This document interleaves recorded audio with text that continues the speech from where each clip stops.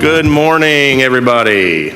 Sorry, we're running a little bit late, casual Tuesday morning workshop, no big deal. All right, so commissioners, thank you all for being here. I assume the rest of our colleagues will join us shortly.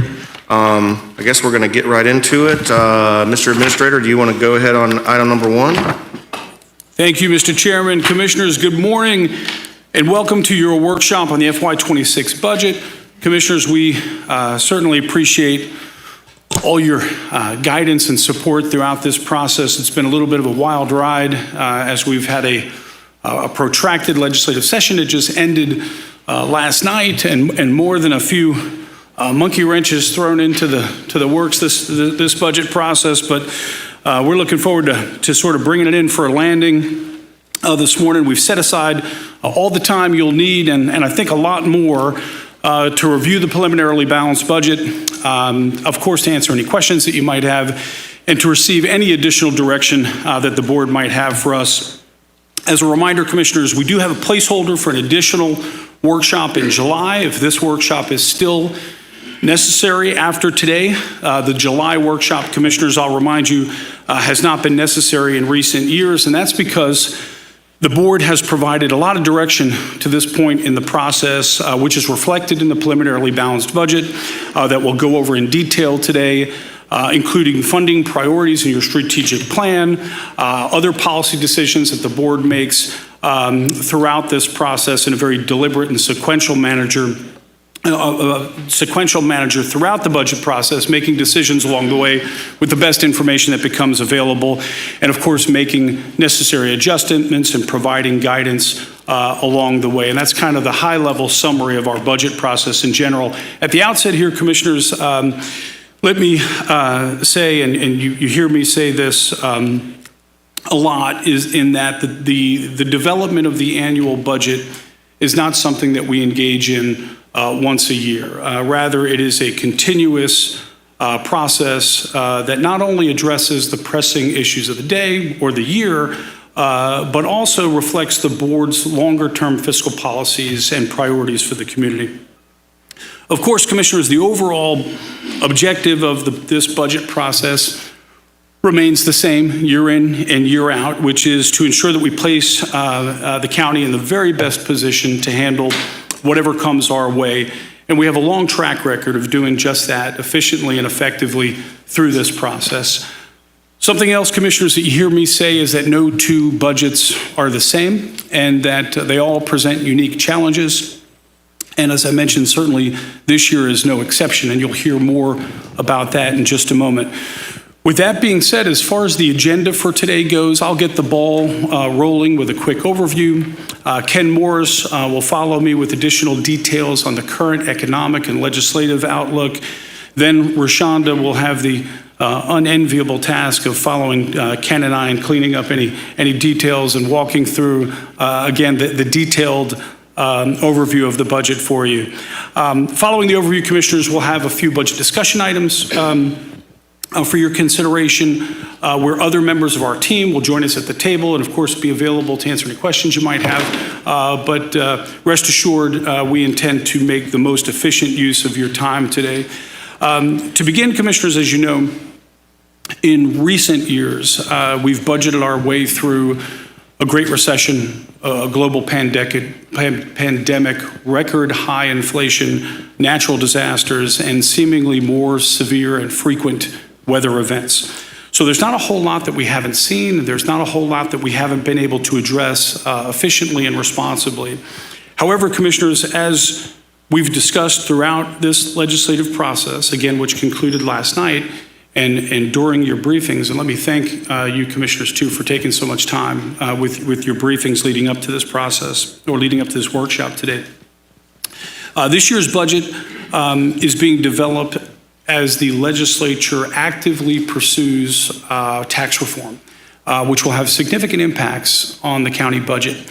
And if approved, could cause a fundamental shift in the county's revenue structure. So this is something that we're paying very close attention to, especially potential constitutional amendments next year.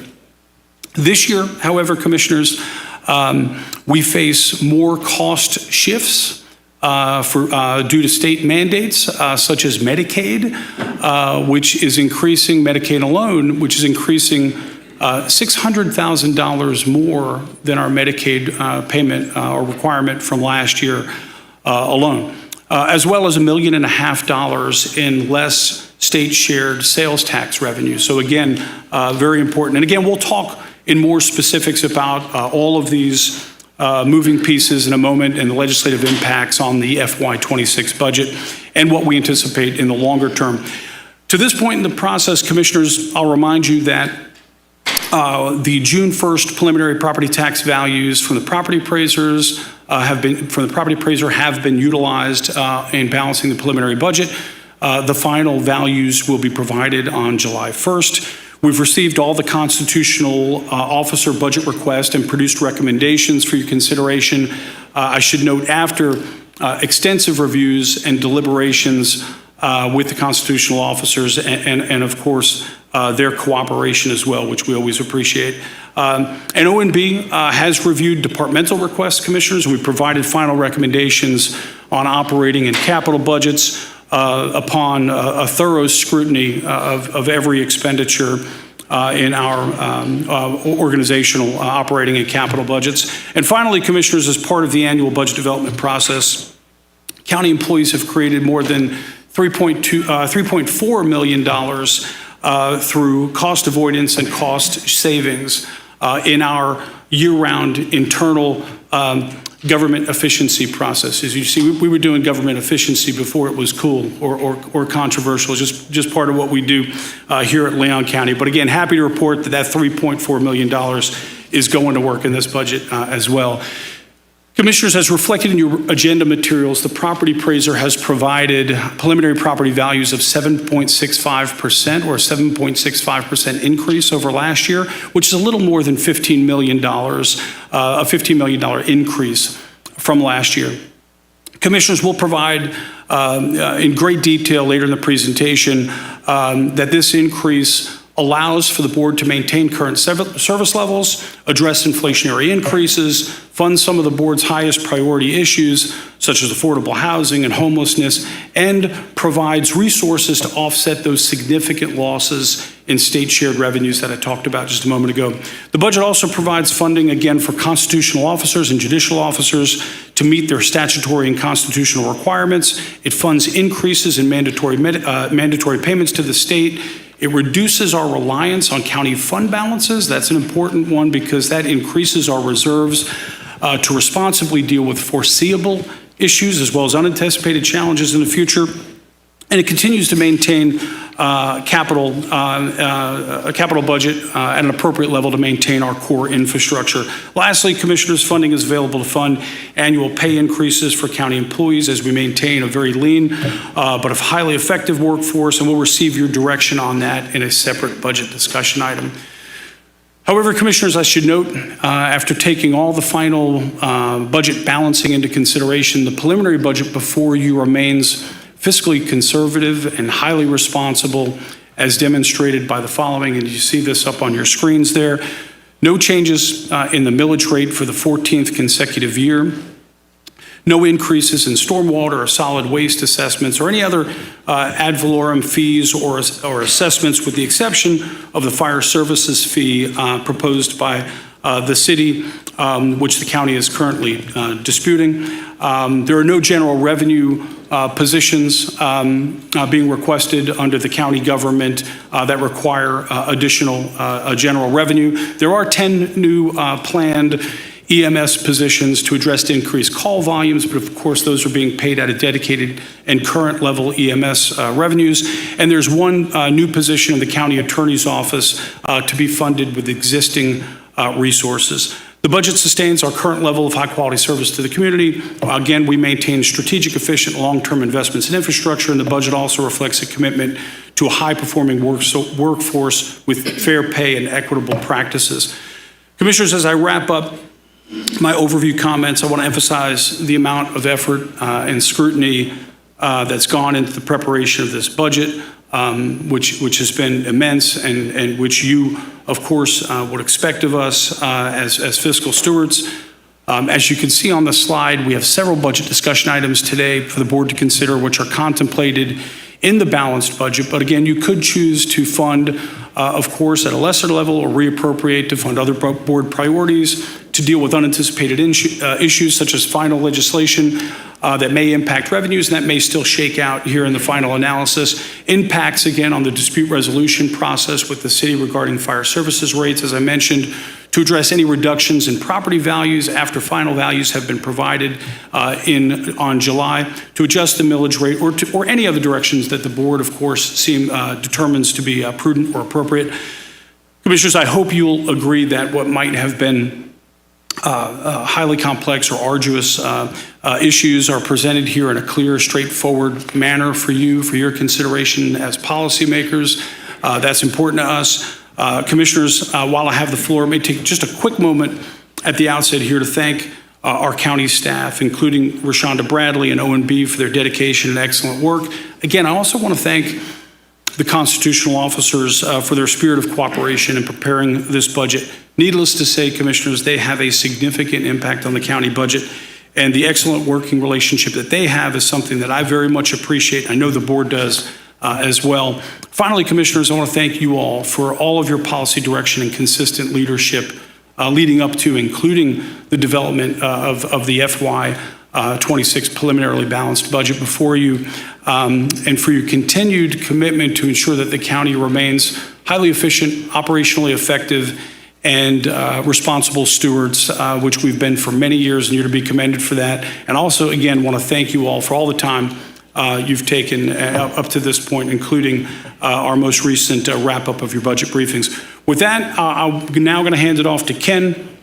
who will provide a quick overview on the current state of the economy and some of the impacts of the legislative session, and a look ahead at the legislature's continued focus on property taxes collected by local governments. After that, Rashonda will provide a little more budget detail. Then we'll hand it back to you, Mr. Chairman, and be available to answer any questions you might have, and then jump right into our separate budget discussion items. So with that, Ken Morris. Good morning, Commissioners. I don't know how we timed this so perfect with the legislature adjourning last night, and here we are ready to present the budget for you. Preliminary budget continues to contemplate higher than normal costs and inflation based on what we see nationally, from labor shortages to continued price instability. Locally, the cost of materials and supplies we continue to experience in our construction bids. All of that is contemplated in your budget, including your capital improvement plan. Inflation is still above normal rates as of April, but we're a far cry from just 3 years ago. In 2022, we had a 40-year record high of over 9% inflation. So we've seen it come down a lot, but we're still not back to what we consider normal rates. The decline in inflation over the last 3 years is attributed much to the decline in the post-COVID consumer spending boom, if you will. As you had a lot of federal money infused to businesses, to individuals, people improving their homes, buying products. And then when the travel restrictions lifted and a lot of people wanted to get out and travel, that created this inflationary environment that we experienced in 2022, 2023, and so forth. Today, you've got a confluence of issues. You have state and local governments like us preparing to set their budgets for the first time without temporary federal ARPA funds. You also have intentional efforts in DC to reduce federal spending. Shifting tariff policies, raising prices on foreign goods, and the price instability associated with that. All of this is a recipe for supporting national forecasts that anticipate a slowing down of our economic growth. We've experienced a lot of these national trends in our local market, from purchasing ambulances to heavy equipment and vehicles, and we've tried to adjust our capital budgets accordingly. Cuts in federal spending don't just impact agencies and people in DC, but also grants for research funding at our local universities in Leon County. Notably, FAMU has lost $16 million in federal funding for pharmaceutical research. FSU's reported over $50 million in lost research funds. Research funding is the lifeblood of universities and an economic driver in our community. If this trend continues, we're going to see these impacts throughout our community. I mentioned labor shortages a moment ago, commissioners, and just a few weeks ago, as you all know, we had immigration rates at some of our local construction sites. This certainly had a chilling effect on an industry that was already short on labor. Since that time, this weekend, in fact, the Trump administration announced that it would refrain from targeting certain industries, specifically farms, hotels, and restaurants. Construction industry was not cited among those industries. Time will tell how these raids will continue to be carried out and the impact on those industries, especially in Florida. Again, all of this creates uncertainty about the cost of projects, the time it takes to complete a project, and we all bear those costs. Bringing this back to the county budget, we're seeing a decline in our state shared revenues as the state finished balancing its budget last week. And the annual growth in property tax revenues are slowly returning to normal. And what I mean by that, a few years ago in the post-COVID spending, we saw annual values in property taxes reach 9.5%. That's very high for our community. The following year, 8.5%. This year, 7.5%. So you're seeing a steady decline, about 1% a year. The outlier being last year. Last year we did reach 10%, but that was really the Amazon effect. That was new construction more so than a reflection of property values. So while we have state shared revenues declining, we also have property values just returning to normal. Nobody here is going to say that it's bad. It's just we're going to see ourselves in that 4 to 6% range very soon, if not next year, by the year after that. Across the street, the legislature is expecting a $7 billion shortfall in 2 years. That's why there was all this tension during the legislative session. It was about how big or how small tax cuts are going to be. Are they going to be permanent or temporary? You had a lot of legislators that didn't want to put themselves in the position of cutting taxes this year and 2 years from now having to raise taxes to maintain their level of service at the state. Nobody in the legislature wants to talk about the R word, recession. I'm sorry. And they shored up that stabilization fund as well, Ken. That's wrong. Yeah. Nobody wants to talk about recessions. But if you observe the actions of the legislature and what they did with their budget, facing a $7 billion shortfall in 2 years, the legislature added about $750 million to their budget stabilization fund. This is a fund the legislature hasn't touched since the Great Recession. They did $750 this year, and they've indicated they want to do another round of funding again next year and possibly put an amendment on the ballot in 26 to continually put a minimum amount into the budget stabilization fund. The state also added $23 million for the Florida Guard due to FEMA uncertainty. As you've all heard, what's going to happen with FEMA reorganization, staffing levels? Will the feds be there to support state and local governments after an emergency? Right now, the state is anticipating having to stand up the Guard post-emergency to help citizens, and so they've added $23 million this year to their budget. They've maintained funding level for their immediate response, about $500 million for emergency post-disaster response. In the budget this year, commissioners, again, finally approved last night, there were 3 projects of note regarding Leon County appropriations. The first being for Crawfordville Road. This is a project that is in the FDOT work plan.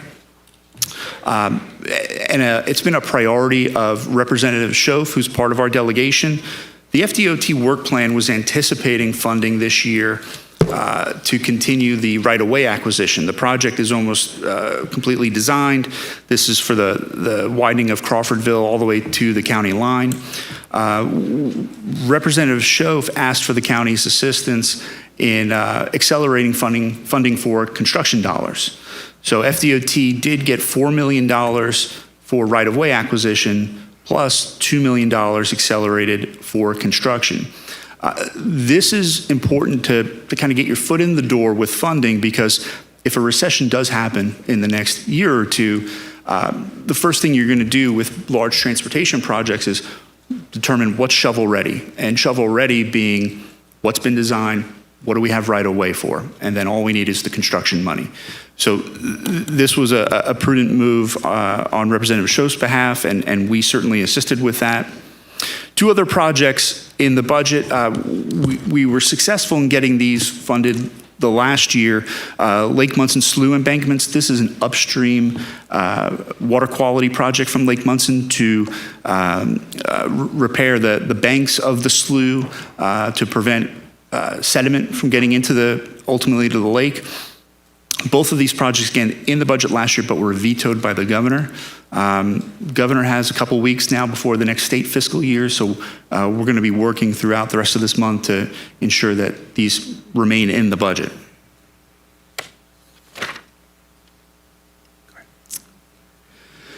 Some of the other legislative impacts this year, commissioners, we've explained that property taxes were first and foremost on legislators' priority this year. We've avoided all of the property tax proposals thus far this year, but I think they are right around the corner. Some of these impacts would have netted a $100 million reduction to the county's budget. And all of this is being done, commissioners, before we've even implemented the 2024 constitutional amendment that was on the ballot.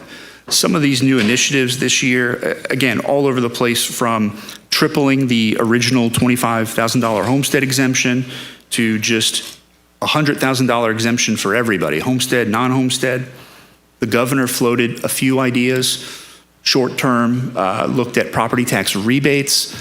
Long-term, full elimination of property taxes to replace it with sales taxes. And then more recently, the governor supported getting rid of property taxes for homestead properties, even ran the numbers to determine what the fiscal impact would be for fiscally constrained counties, which is about $300 million. And he was prepared to support supplementing those counties with state revenues so that they would be held harmless, but other local governments would have to balance their budgets without homestead taxes. Some of the other impacts, commissioners, here, we've got the relocation of telecommunications equipment. When local governments have a public infrastructure project that requires the relocation of utility equipment in the right-of-way, today that cost is borne by the provider to relocate that equipment if we're, again, building sidewalks, widening a road. When this bill was initially proposed, it was going to shift the cost to local governments. As it got amended throughout the process, the legislature created a grant program to help telecommunications companies and support their costs for locating only for local government projects. Ultimately, that's going to come out of our pocket, commissioners, because that's going to come out of state shared revenues, and that's going to be a reduction of about $300,000. This passed during the regular legislative session, early May. So this was calculated into the materials you have before you today, and it's part of the $1 million decline in the state shared revenues that we're anticipating. County administrator talked about some of the mandated payments we pay, and I know Rashonda will cover this as well, like Medicaid, Baker Act, Marchman Act, DJJ. That's formulaic. That's a bill we pay. We detail that in your materials. And then just last week, as the legislature was finalizing their budget, they repealed the business rent tax, the commercial leasing tax, if you will. It's a sales tax on commercial leases. Again, that's another impact to our state shared revenues. That's about a $500,000 hit. So in total now, our decline in the state share revenues is not 1 million, but it's going to be closer to 1.5 million. Again, significant hit to us. It's also going to hit Blueprint's local option sales tax. Next, I want to talk a little bit more about property taxes, believe it or not. As it was clear that the legislature wasn't going to wrap up their budget in early May and the tax proposals between the two chambers, the House Speaker appointed a 37-member panel, a select committee on property taxes, with the goal of providing some recommendations back to the Speaker in time for the January legislative session. The Speaker wants to approve a bill in the House or approve a proposed constitutional amendment in the House the first week of session in January. Speaker also provided some guidance, some proposals for the committee to consider. They're before you here. One is require every local government to hold a referendum on the elimination of property taxes on homestead properties. Another would be a constitutional amendment to authorize the legislature to increase the homestead exemption by general law.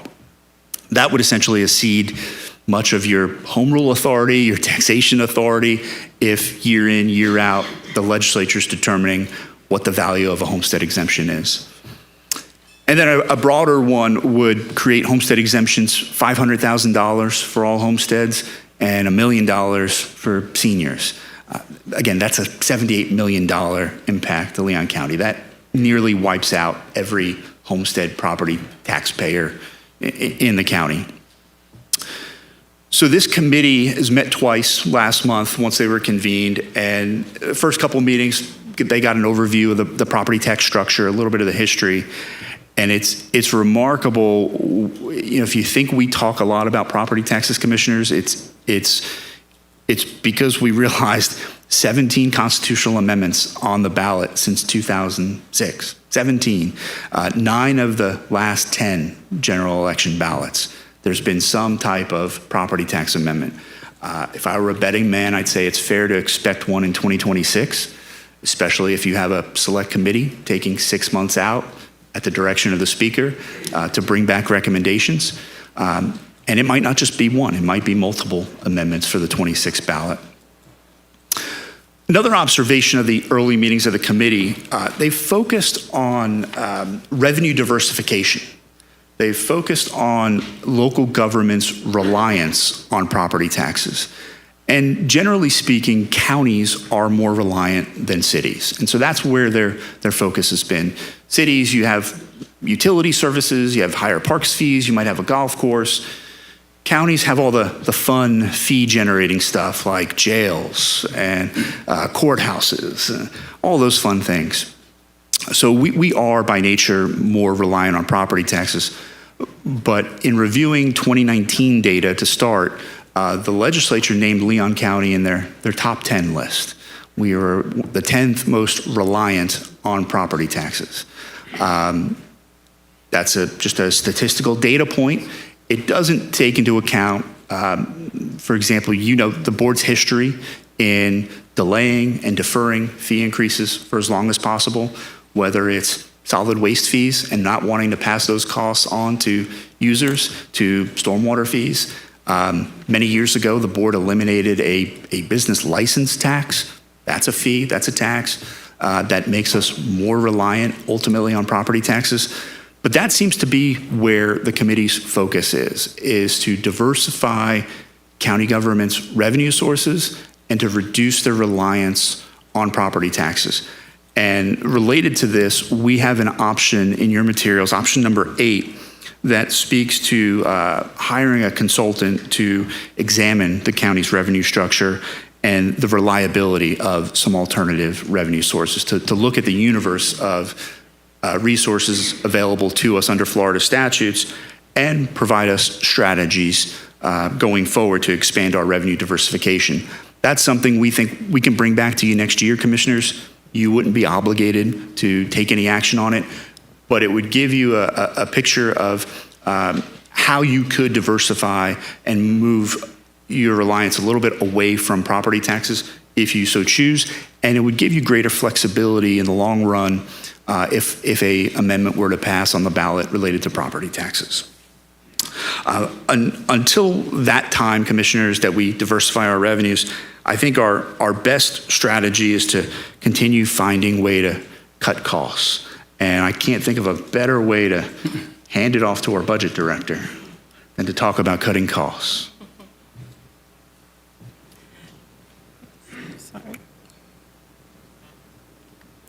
Good morning, Commissioners, and thank you, Vince and Ken.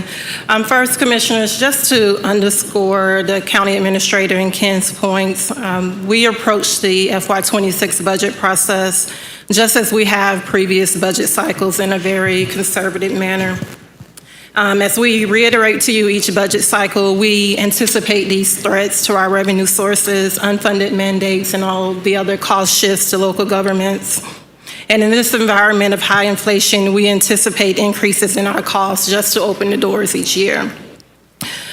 Commissioners, as we continue to address these ongoing threats to the county budget, we're constraining increases in costs to the smallest level possible while our employees are seeking opportunities to cut costs. Consistent with our lead structure and direction from the county administrator, employees are empowered throughout the year to seek and implement cost-saving measures throughout the organization. These recommendations are brought to you prior to seeking any new taxes, fees, or positions.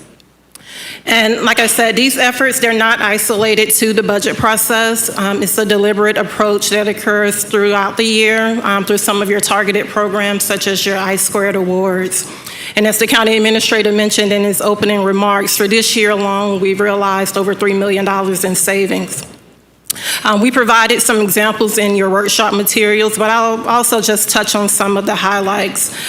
These efforts range from public works employees negotiating bid prices for our landfill closure projects, which saved over $2 million. MIS employees developing state-of-the-art applications in-house, which eliminated over $200,000 in contractual costs. And just to brag on my team in OMB just a little bit, we've identified nearly $600,000 in recurring operating savings that were used to offset increases in other areas of the budget. Overall, Commissioners, the FY26 budget is approximately $404 million. This equates to a $26 million increase from FY25. We're just going to hit a few of the high points on the budget, and of course, we can answer any questions that you may have, and all the materials are in your agenda as well. Commissioners, before we transition to the overall budget, on the screen is a summary of projected revenue and expenditure changes for your general revenues. It's important to review these revenues and expenditures isolated from the full budget because they're primarily supported by your property taxes and your state shared revenues. Other revenues that we'll discuss next, such as tourism and EMS, can only be spent on those dedicated programs. As reflected on your screen, our general revenues are projected to increase a little over $16 million from FY25. Based off of our June 1st numbers from the property appraiser, property taxes are expected to increase about 7.6%. That will generate an additional $15 million in property tax revenue. Last year, as Ken mentioned, as you'll recall, values increased by 10%, so we are starting to see that normal level of growth. We anticipate modest increases in your other general revenues, such as the PST tax and gas taxes. However, as Ken touched on, you'll see a big takeaway from this chart was the nearly $1 million in our state shared revenue decline. Of course, we learned late Friday evening that the legislature has repealed the business rental tax, so that $1 million has increased now to $1.5 million. And we'll talk later on how we can cover that additional decline. Commissioner, switching over to the expenditures, you'll see what the additional $16 million in revenue support. The largest increase in general revenue expenses, as reflected on your screen, is related to the sheriff's budget, which is about $10 million, and we'll discuss that later on in your budget workshop. County government personnel costs, which includes our healthcare costs, our mandatory retirement, FRS payments, and this also contemplates the 5% raises, which the board will also consider later on. Your other constitutional officer budgets is projected to increase by about $2 million. The biggest increase here, commissioners, is related to the supervisor of elections budget. Of course, as you know, his budget fluctuates each year depending on the election cycle. So this year we have additional funds in the budget to hire temporary staff to conduct the 2026 elections. Other constitutional officer budgets, the clerk's office is requesting 2 positions, which we split fund as well. Other increases, commissioners, are related to our capital improvement program to maintain our infrastructure and inflationary increases in our contracts and those state mandated payments such as Medicaid, which we touched on, are projected to increase over $600,000 this year.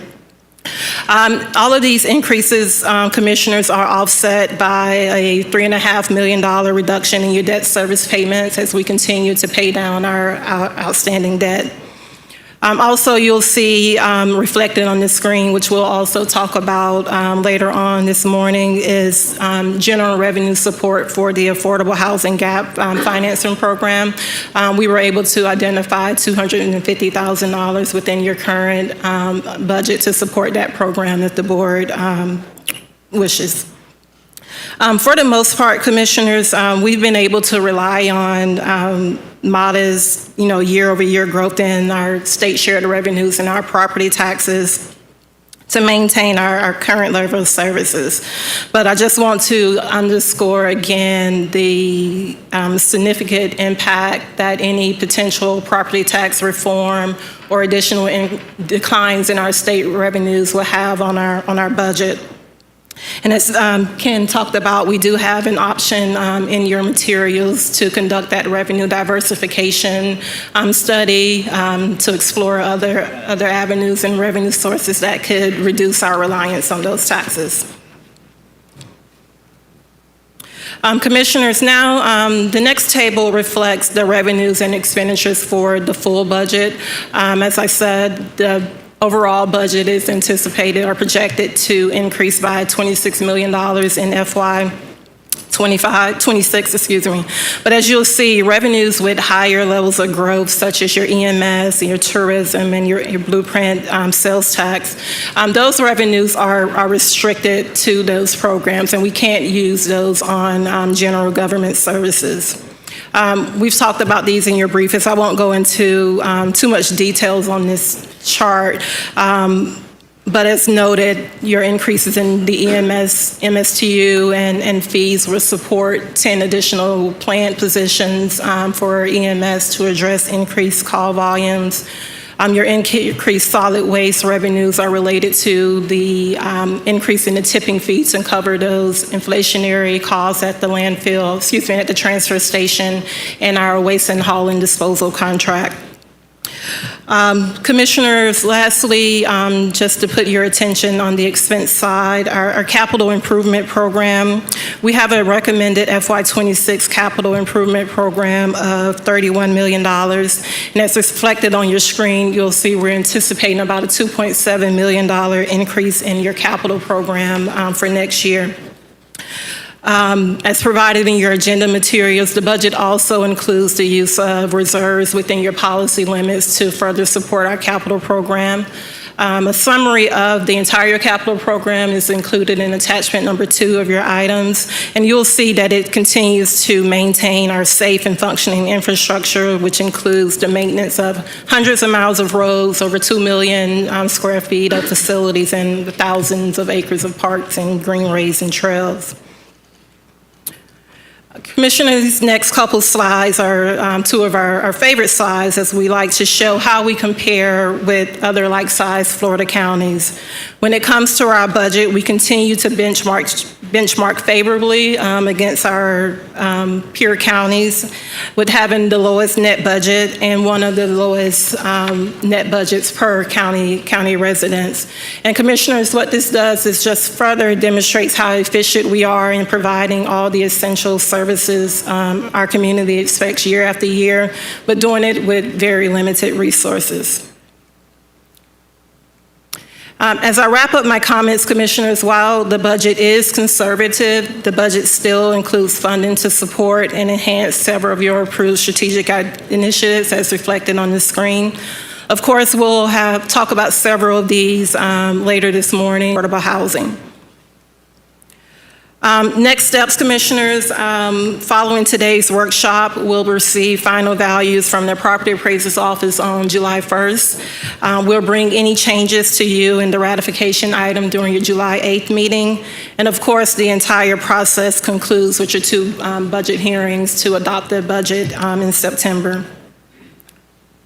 And as we discussed, Commissioners, in your Commissioner briefings, we have several recommended options for your consideration. And with that, we'll turn it back over. Thank you, Rashonda. Thank you, Ken.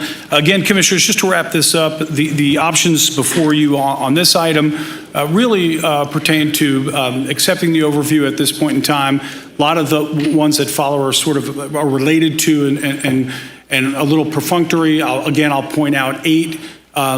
Which we've spoken about in terms of the study. I'll just reinforce what Rashonda said, that up until yesterday, we were in balance in terms of the preliminary budget. We are 565 out of balance currently, which isn't too bad when you think about all the moving parts. But again, we'll hope to have that addressed per your direction today. Again, as Rashonda said, we do have a ratification item coming to you in July. We'll have the benefit of the July numbers to deal with that. And of course, Mr. Chairman, following your direction on this item, we do have 3 separate budget discussion items. And Mr. Chairman, I'll hand it back to you. Thank you, Mr. Administrator. Thank you, staff, Rashonda and Ken, and everybody in the budget staff who's not at the table for all of your hard work. This is, I think it's an understatement to call it a dynamic budgeting environment. I sort of equate it to scientists, engineers in the 1960s trying to put people on the moon, right? You're shooting from a moving target at a moving target that is, millions of light years, but millions of miles away. Commissioners, on the first item, as the county administrator said, those are kind of perfunctory items. So I'm certainly willing to entertain any discussion you guys want to have on those, but obviously we've got some items coming up after that I think we'll have some pretty healthy discussions on. So it's kind of whatever y'all prefer. Certainly I'll entertain motions on all the options in item 1. I'll move options 1 through 8. Mr. Okay. Chair, I second. Okay, we've got a motion and a second. Commissioner Maddox, did you need a recusal? I do, actually. So, Commissioner O'Keefe, would you amend your motion to be options 2 through 8? I'll have to recuse myself from option number 1. Absolutely. Are there anyone else that will need recusal? Okay. I'll amend my option to do move options 2 through 8. I second. Okay, we've got a motion and a second for options 2 through 8 on item number 1, staff recommendations. Is there any discussion? Yes, Commissioner O'Keefe. Thank you, Mr. Chair. I want to thank staff for this thoughtful budget. And as someone whose career is a CPA and a budget person, I appreciate not having to create this one because you face a lot of challenges.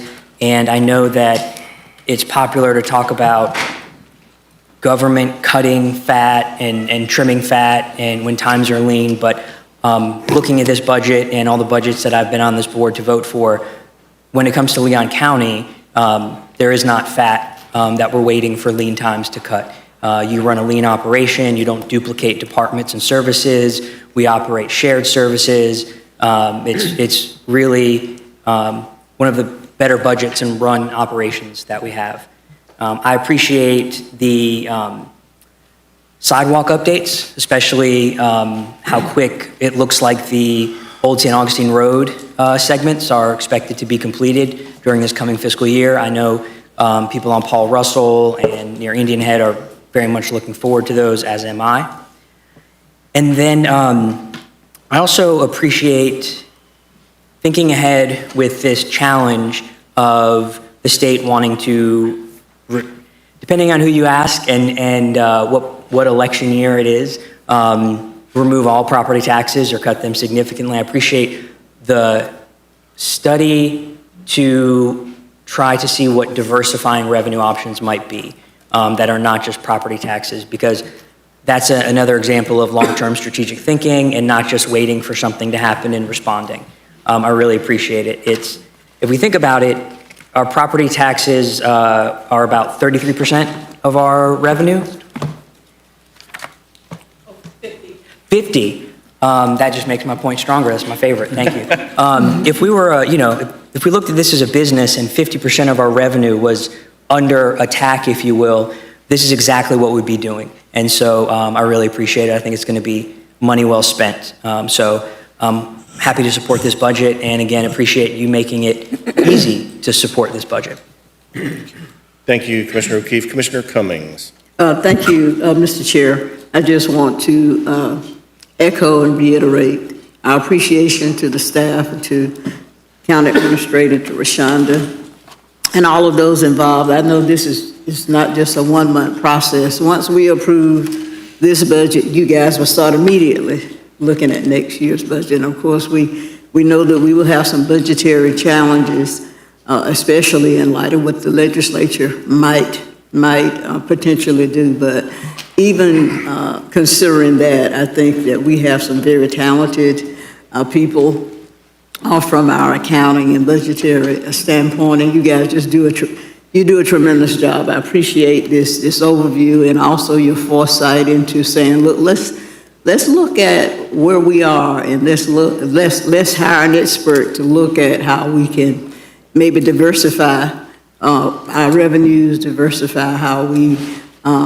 have income so that we can serve the best interests of our citizens. So I certainly appreciate that too. Now, I know when we get into these specific items, we'll do a little bit more getting into the weeds, but from an overall standpoint, I certainly appreciate your presentation, appreciate what you've done, and I certainly support the motion and the recommendation on the table. Thank you, Mr. Chair. Thank you, Commissioner Cummings. Commissioner Proctor. Thank you, Mr. Chairman. I agree with all the appreciations that have been extended, ditto. I want to ask the Sheriff's Office if they could please answer the question for the $10 million. I want to know specifically with this kind of... Commissioner Proctor, the County Administrator would like to... And Commissioner Proctor, if this is helpful to you, of course, they're available. They're ready to go. You see they got guns on. I see they're looking dead at me, you know. But I just wanted to remind the board in terms of the layout today, they're up next and they're going to be coming to the table to discuss their budget in case you wanted to. But of course, we can take any questions that you might have. I was going to offer a substitute motion that we just vote for the whole book. And I offered a motion, then I was going to offer an emotion that we put Chauncey on probation for a couple months and just hold him out for a little bit, because Chauncey be trying to tell me what to do. And I got an aide that tells me what to do. And he just need to do something with that. All right, Mr. Chairman, I'll wait for the sheriff's office, its presentation. It's the next one. All right. Thank you, Commissioner Proctor. Commissioner Minor. Thank you, Mr. Chairman. Rashonda, would you or someone from staff bring up that really informative slide you had about per capita expenditures by county comparing to other similar counties? There you go. Well, one more. There you go. Yes, that's the one. This slide, I want to hit on this slide again because it's incredibly important. This shows similar counties to ours in the state of Florida and the net budget cost per county resident in Leon County as well as the other counties. This shows it, you're right here on one slide, just how effectively run this county is. We've got one of the best run counties in the state, if not the best in the state. That is not by accident. We've got incredible staff. We've got a great county administrator. This is not by accident. This is because of an incredible amount of hard work, smart work over years that shows how efficient this county is being run. That's great news. Now, what we're seeing in the legislature, though, and some of the talk that's being undertaken about different cuts, different ways to cut the quote-unquote fat from local government.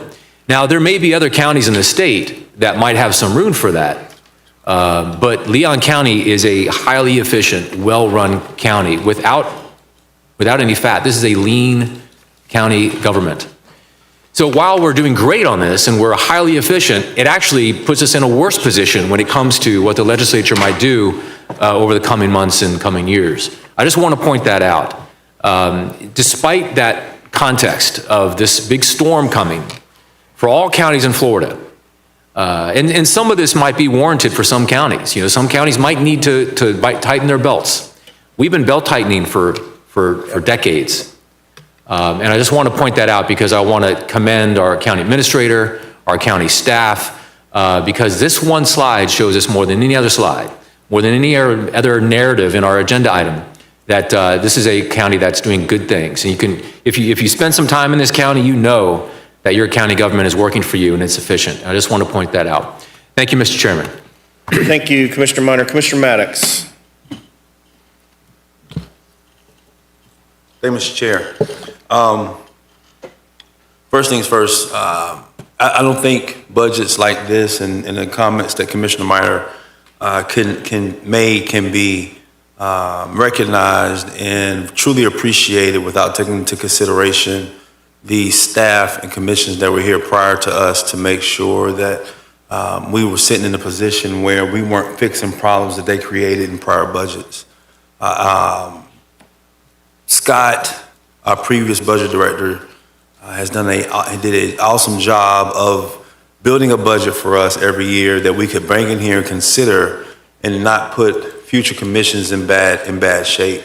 I would say that Scott has taught you well, and I think it says a lot about who we are as an organization, that we can continue to go down the path that we've been going in building responsible budgets and having our staff give us responsible budgets each and every year. I'm going to brag a little bit on our county administrator to say, I think that's a function too of just how much I would say, raise our employees from babies to be able to be the future directors within the organization. As I look across at the people sitting at the table in front of us, they all started at the lower ranks of county government, and now they sit before us as our directors and folks who are helping us get through our legislative process. And that tutelage they received from their predecessors is going to pay off for us for years to come. And so I did want to say that I appreciate you guys and I recognize your growth as you sit before us and make these presentations. I tell you, every year as we begin to see some of our more experienced and seasoned county employees retire, I always think to myself, we're in trouble. Who's up next? How are we going to figure this out? And time after time after time, we see our now more seasoned folks who used to be young, as I'm looking at Shinkton with that gray hair over there, step up to the plate and get the job done. And so I didn't want to let the opportunity pass without saying that and making that plain. There's a couple of things I think we have to consider here. We had a balanced budget prior to what happened last night happening. Now we're looking at $565,000 that we have to find in our budget. And that's not something that we're just going to have to sit up here and casually just think is going to appear. We're going to have to make some hard decisions about how we deal with that within this perfect budget that we have. And I do think it's a really, really well put together budget. And so, Commissioner Pryor, as much as I would have liked for you to make that motion that we accept everything across the board on this budget, unfortunately we can't. We're going to have to make some decisions here today.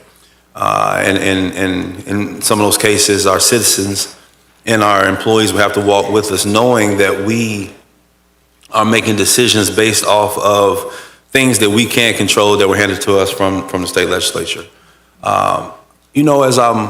As as I'm thinking about what Kim was saying about the diversification of our revenue sources, I'm a fundraiser by trade. I've been doing it for a long time. One of my first jobs was fundraising with Seminole Boosters.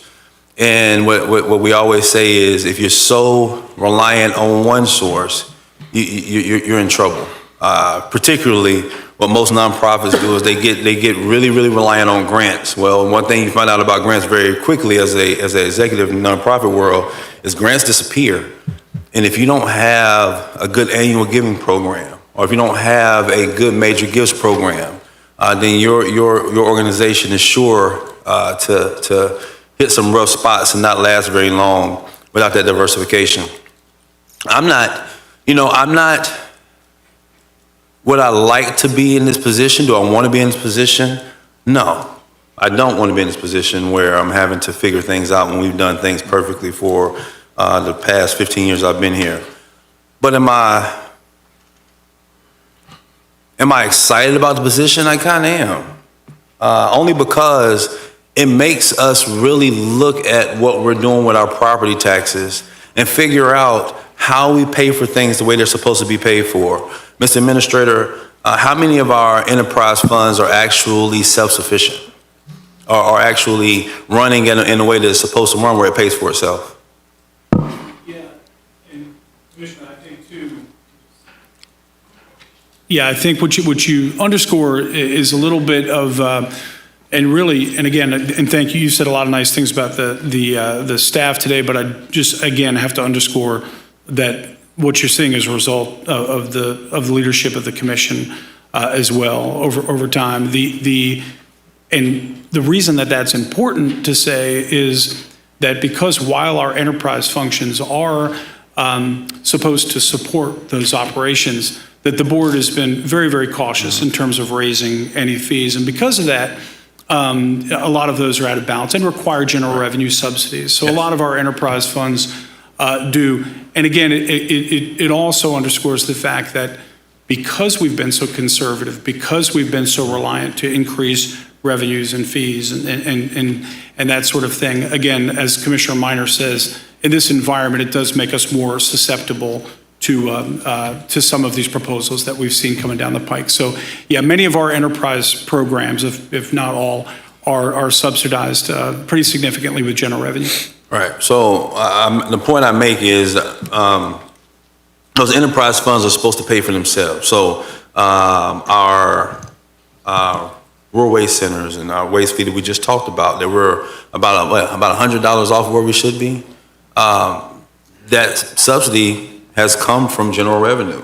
I think what ends up happening here, Commission and citizens and staff, is I think if we're forced in a position, what you'll see is that, yes, property tax revenues may be impacted, but fees will have to go up to be what they need to be in order for us to maintain the level of service that we have provided throughout the years here at Leon County. So, I mean, is there a net savings there for our citizens? Maybe there is, but at the same time, you know, there's functions of government that we absolutely have to do, but there are also revenue sources that pay for those functions without them having to be subsidized by general revenue. Would you like?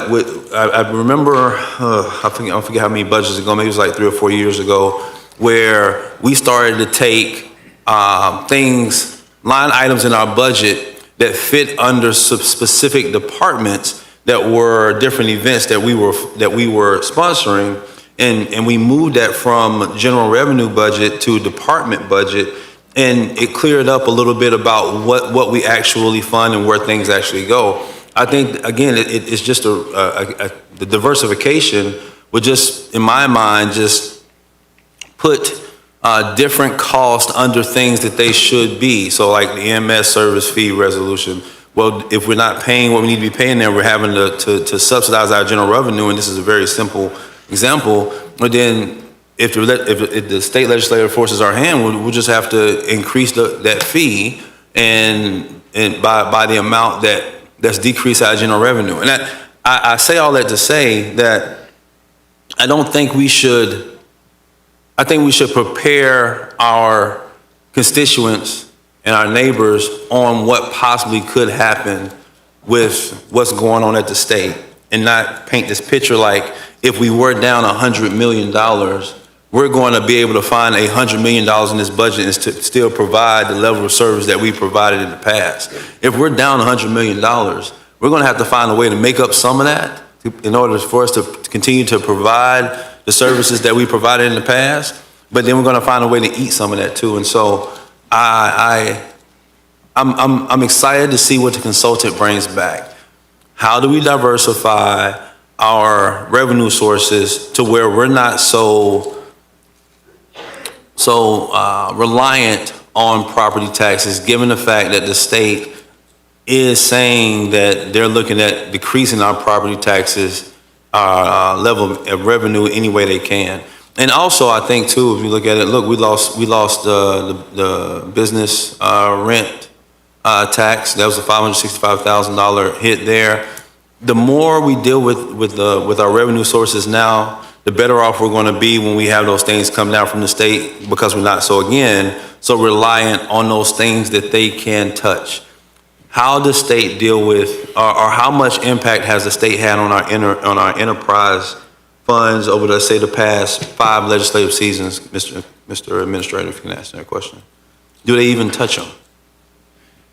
In terms of, they've pretty much kept our authority in place, again, to levy fees to support those functions. Again, it's primarily been a decision of the board to not do so, or to defer those fees, again, as long as possible, because that's just been the prevailing philosophy of the board, is to defer those as much as we can. And so we've used a lot of management techniques to get there. We would draw down reserves as much as we could, and again, just optimize those resources as much as possible.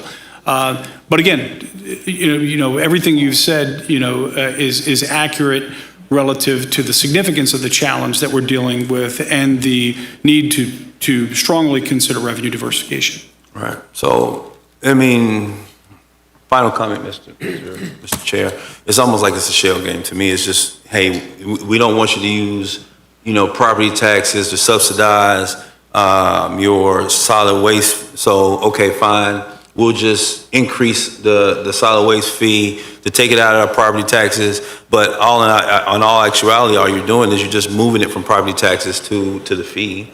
I just want to ask that as we move forward playing this game that we're about to play with the state legislature, that we do it keeping our constituents in mind, our neighbors in mind, and shifting those costs, not increasing those costs. So if it's one of those things where they're taking money out of property taxes, so we're more reliant on our fees and enterprise funds and other revenue sources, but then let's not increase those fees while also watching an increase in property taxes that hurt our constituents both ways. Let's figure out a way that as we diversify, that we're not so reliant on property taxes, that we can move those costs in other places or those revenues in other places.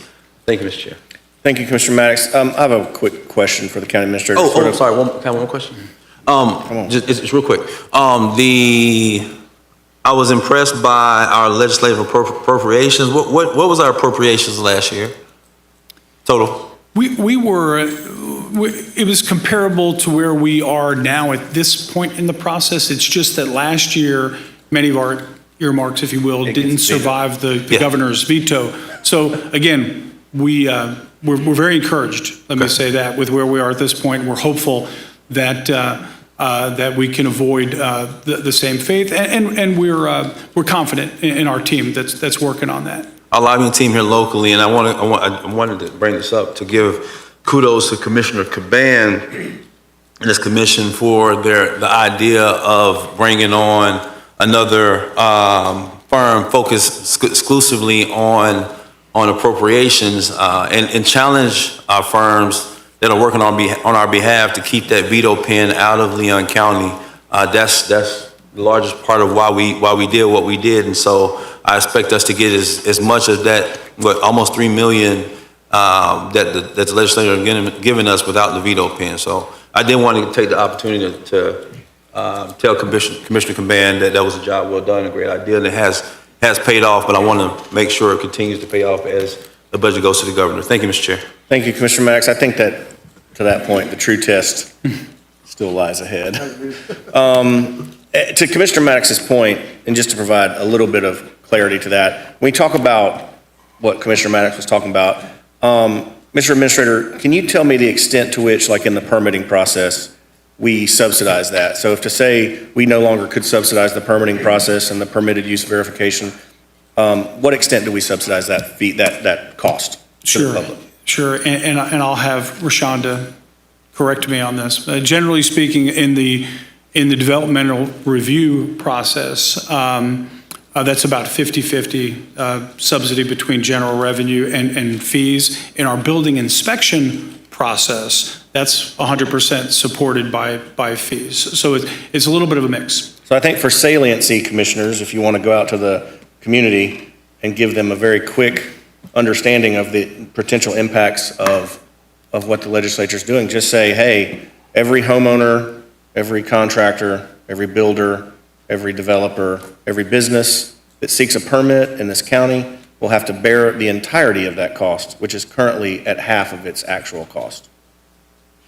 I mean, I think that kind of encapsulates it pretty well, and that impacts everybody. If you get a new air conditioner at your house, like I just had, somebody from the city of Tallahassee or from Leon County, somebody's got to come out, make sure that meets code. Currently that process is X amount of dollars. That process could become double X amount of dollars, theoretically. So I think that kind of speaks to Commissioner Maddox's point. Commissioner Proctor, can you close us out so we can move on to our meaty items? Well, Commissioners, I look at today's decision as merely temporary. The missing information, not here.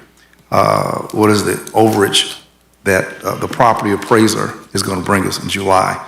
So our numbers are tentative, contingent on what we hear.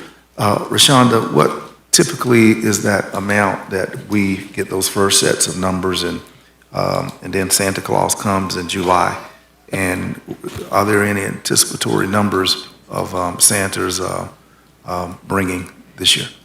Well, Commissioner, it depends. I'll tell you, last year, between our June 1 and July 1st number, we lost $500,000. So that number could go up, and like last year, it actually went down by $500,000.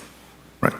Well, to Commissioner Maddox's point, and this is not shade, Commissioner Maddox, but you know as well as I that, yes, we do all we can, and we treat the citizens of Leon County like children.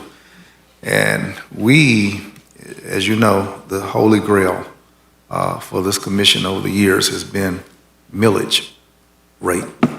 And Vince, has it been how many years in a row that we held the millage rate in place?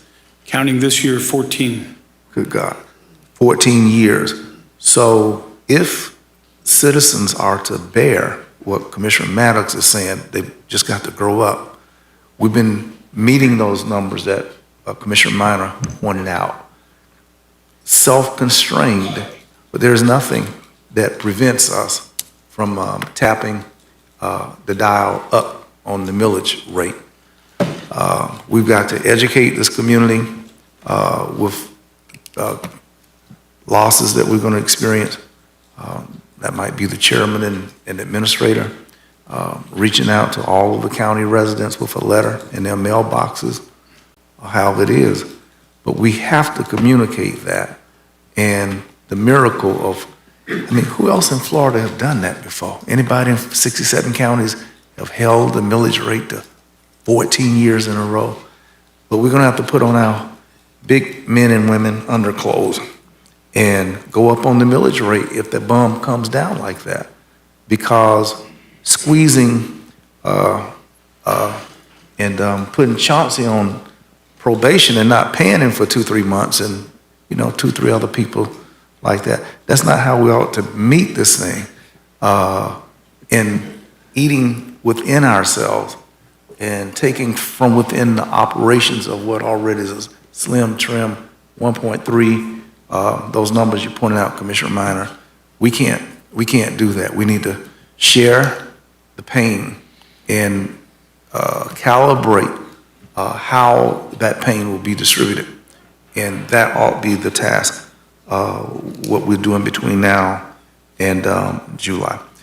It's important to note, and Ken, I would ask you, what justifies the state's budget being $3-point-some billion less this year than last year and the previous year or so?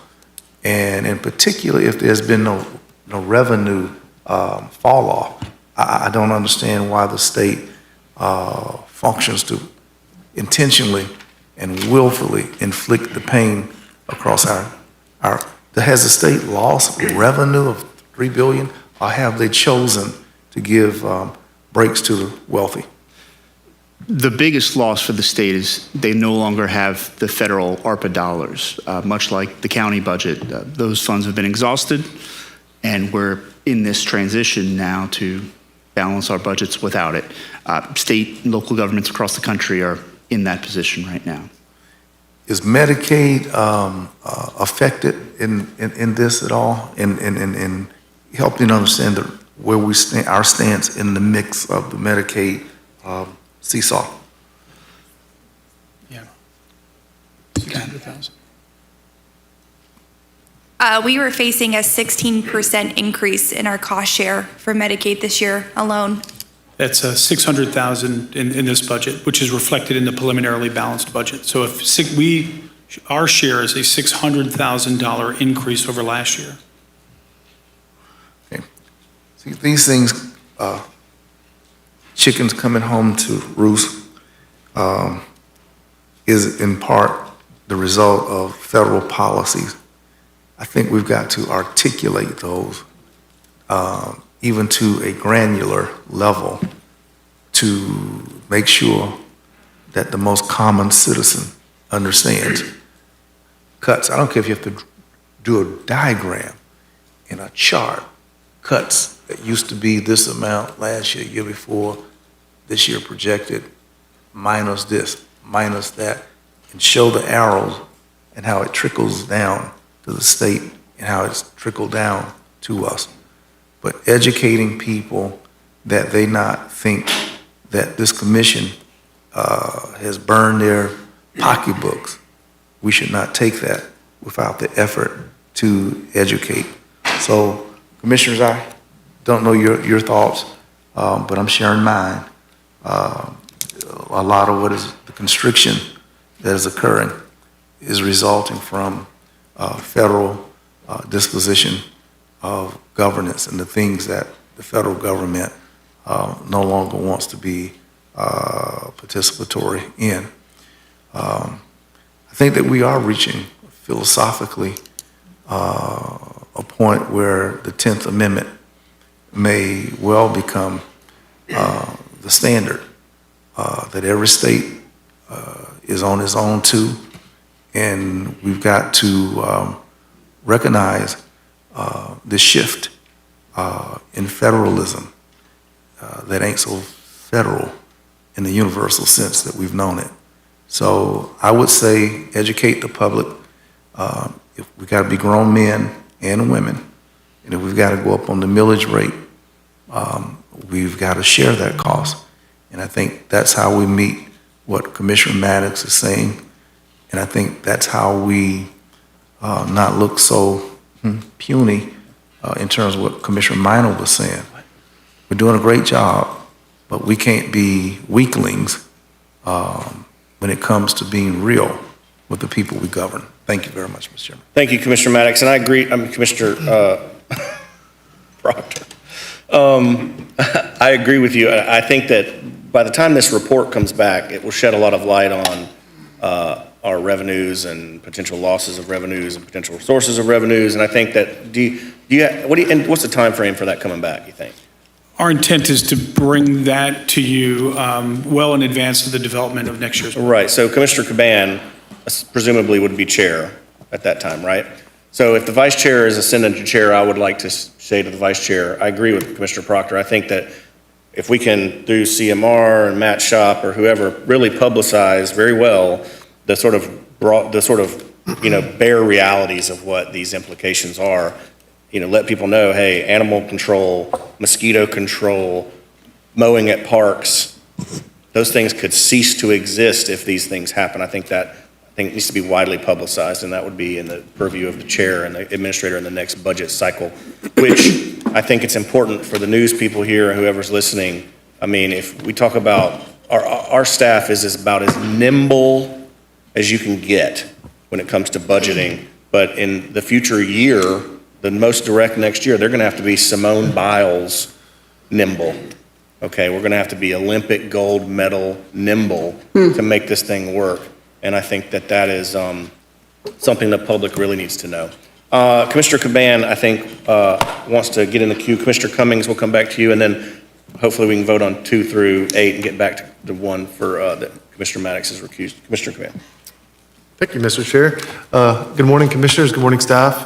Before I get started, I just want to give a quick shout out and thank you for preparing this budget. I know that there was a lot of moving parts, down to the wire with session extending and some infighting in state government, but I really appreciate how the budget was laid out.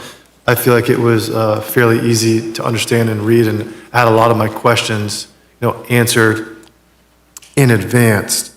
I wasn't going to initially chime in on this particular item, but just listening to the dialogue from Commissioner Maddox and Commissioner Proctor, I think about this often, and for our colleagues up here, I don't think this is going to be a surprise, bringing Blueprint up. But one thing to keep in mind is other counties across Florida use their sales tax dollars to supplement a lot of services, whether it's public safety or infrastructure projects or even public safety equipment. And one thing that I think really handcuffs us is we are allocating funds at an extensive inflationary amount on these large infrastructure projects, which prohibits us from using some of these funds to increase the quality of life for taxpayers in Leon County. A good example of this is the fire services fee. We need 2 new fire stations in Leon County, and there's a claim that there's no funds available on Blueprint. So instead of building fire stations with their sales tax dollars, the city is saying, hey, we need to increase the fire services fee. And I think it's important to understand that, when was the referendum of Blueprint, Mr. County Administrator? Is that 2018? 2014. The economy has changed drastically since 2014. And we're seeing road projects that were, 25 million, 55 million anticipated, being projected to go up to $150 million plus. And I bring this up because, and maybe who of us, if we are going to look at a property tax restraint to potentially taking some of these items back to the voters and saying, hey, this political landscape, the economy has changed. Is it really necessary, and is it in our best interest to move forward with these 20 projects that are going to exceed over $1 billion? Or would you like us to take a portion of this money and use it for fire services, use it to build new fire stations, use it to supplement the sheriff's budget? So I think it's really important, as we bring on the consultant, we look at all avenues. And let me be clear, I think there's some really, really good projects that are going to benefit the community.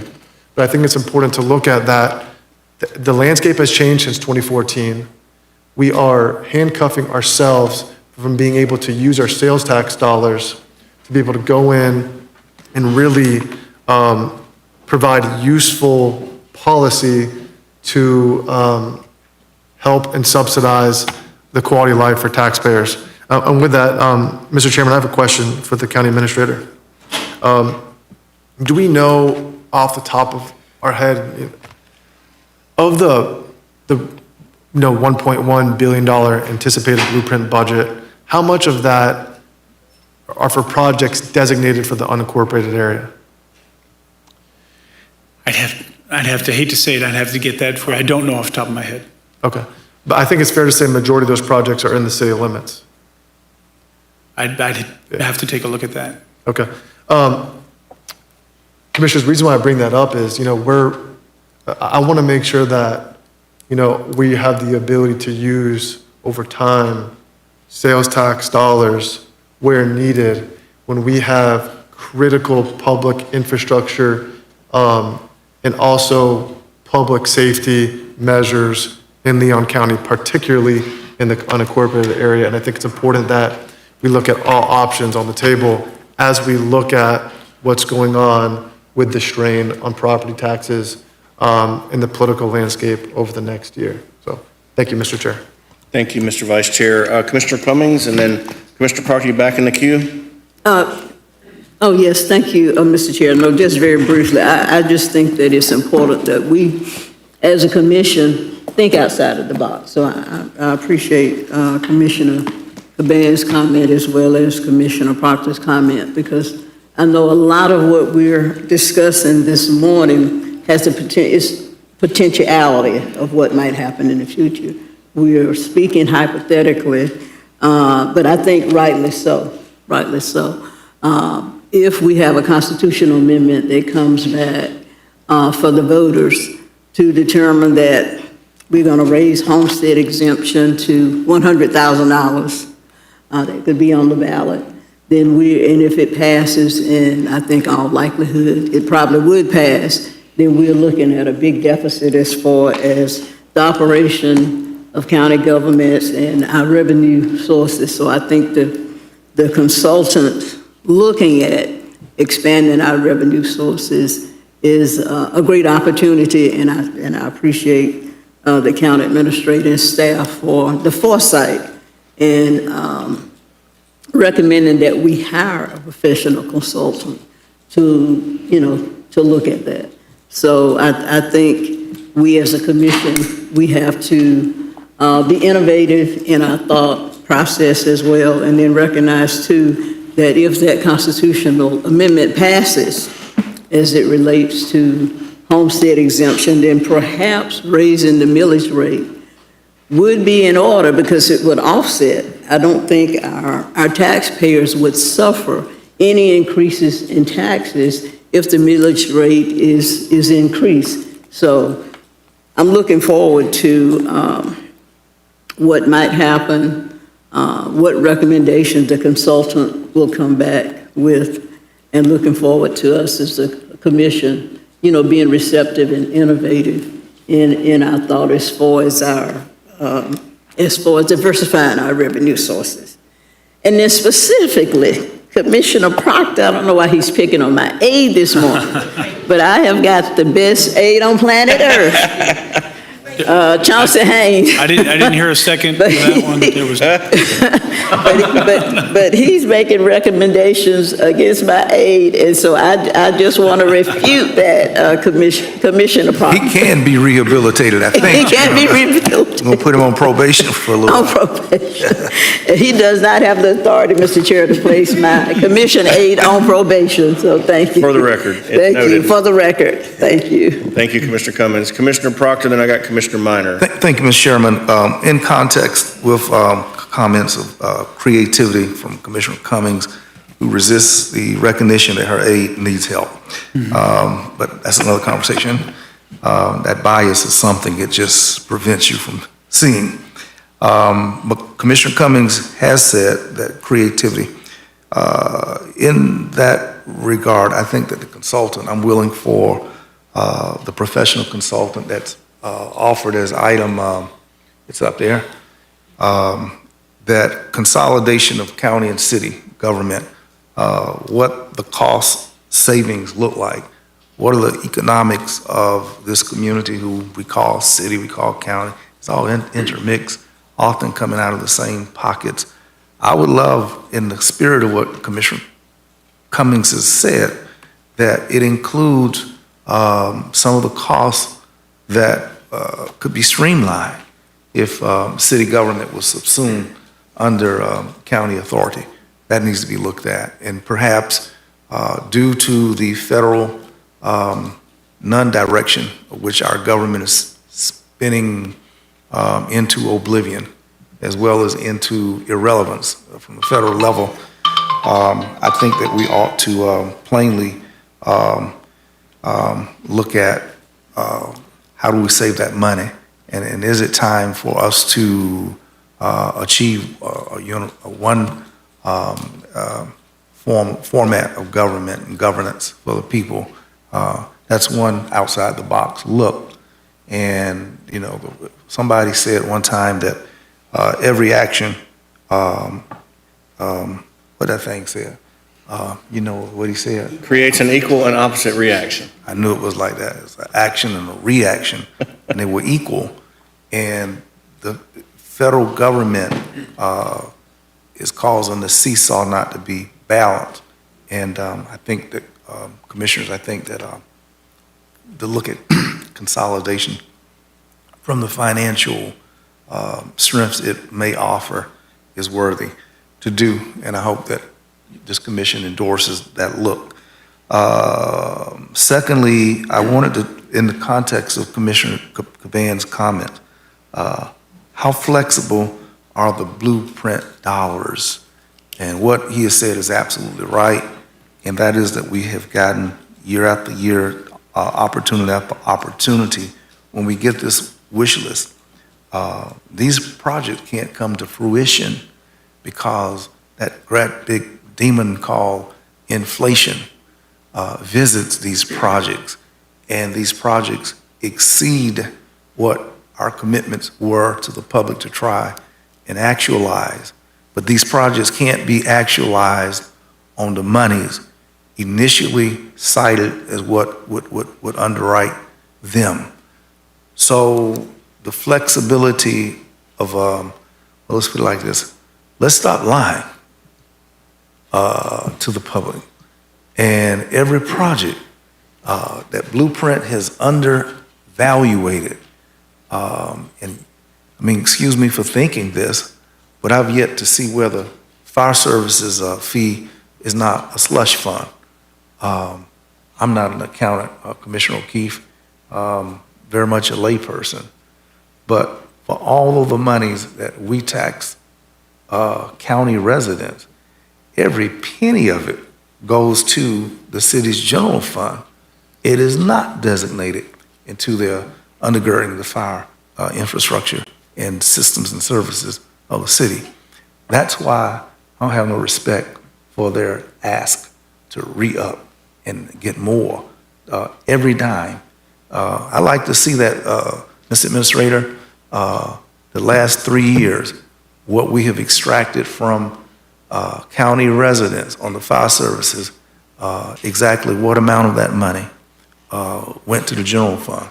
And then you will know this is totally a hoax. So, Mr. Chairman, thank you for allowing me to say, in reaction to Commissioner Caban, maybe this is a county attorney's question, but how flexible are Blueprint sales dollars that we might utilize them for the uses of which he has articulated? Go ahead. Chairman. Good morning, Commission. I have not looked at the Blueprint agreements in a while, since I don't give legal advice to Blueprint, but I believe those funds are constrained to specific projects that were approved by voters, approved by the Blueprint Board, and so there, to my understanding, there is not a lot of flexibility unless the Blueprint IA goes through an extensive process to amend said list. So what we need, when a project accelerates to being 25, 33, 40% greater than what was on the books, we need an escape clause that says that when this project initially adopted in 2020 and before construction begins, and it now is a cost 40% greater than initial, we hold the option to not do it or to delay it, to kick that can down the road, and to take the available monies and to apply and use them in categories which we can, for which they may qualify to soften. And I think what Commissioner Caban is saying, we have a revenue stream. How do we take those streams which obviously going to dry up for some of these projects? Not enough water to float the boat. Boats in the water dry, on dry land, because there ain't enough money. So I'm with that. I like the creativity of all of that. But for sure, do we need to pay for two governments around here? Do we need two of this and two of that and all of that? We got the greatest administrator in the world, and he was recognized by the city, county, International Administrators Association, looking at all of them from an aerial view way up. And we know if he can run this county, we got a administrator who can run this city as well. We ain't even got to go nowhere, do we, Chauncey? To find him, we got him. So I'm well pleased with what I just said, and that's all I'm gonna say. Thank you, Commissioner Proctor. Commissioners, hold on one second, Commissioner Minor. I would remind us it's 10:30 and we have three pretty weighty items specific to the budget to get through. I'm fine pushing through lunch and that's what y'all want to do. But before I get to you, Commissioner Minor, Commissioner Caban had an on-point comment to Commissioner Proctor or the county attorney. Go ahead. I'll defer to Commissioner Maddox. It's okay. He was in the queue. I don't know if you were talking about Commissioner that. Minor's ahead of him, so I got to go to Okay. Commissioner Minor next. I was just going to respond to the public, the fire services fee comment that Commissioner Proctor made. Mr. County Administrator, I have a question.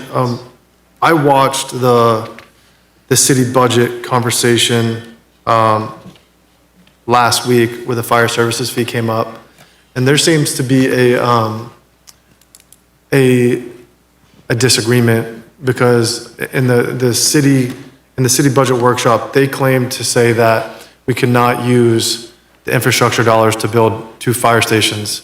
But in our last meeting, I believe you said that it was an infrastructure item and would be applicable, obviously it would take a super majority vote.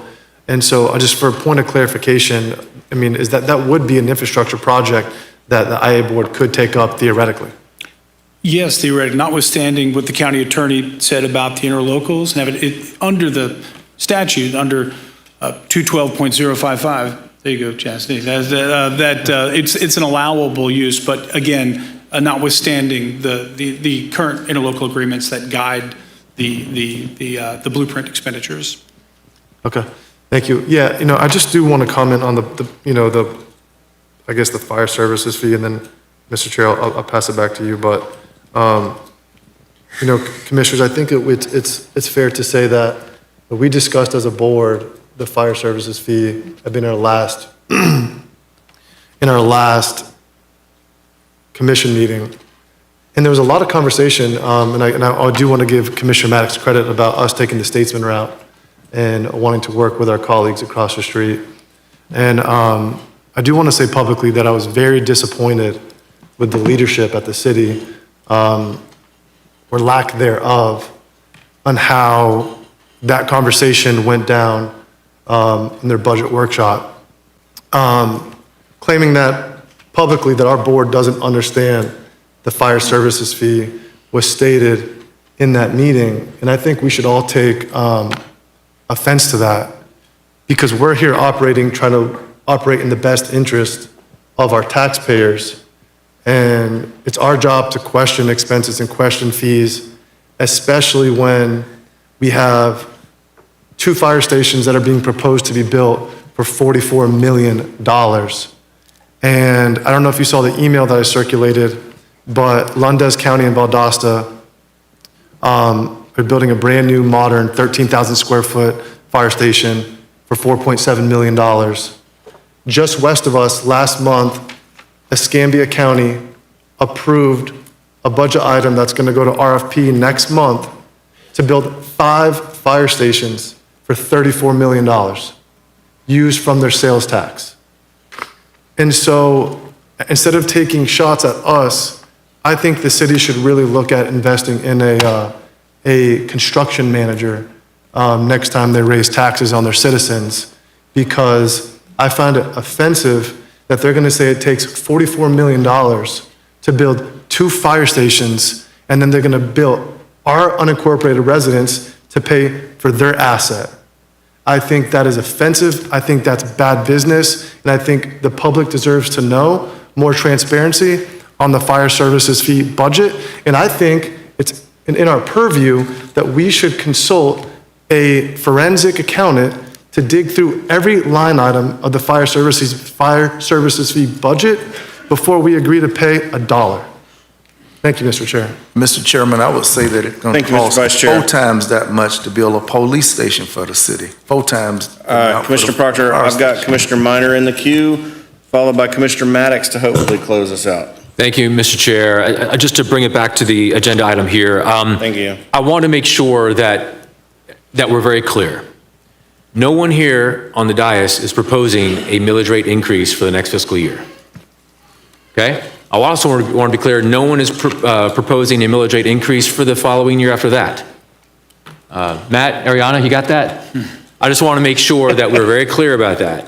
We're voting for the consultant to take a look at what potential revenue structures might be available to us because of what the legislature might be doing on tax reform. This is a highly efficient, very lean county.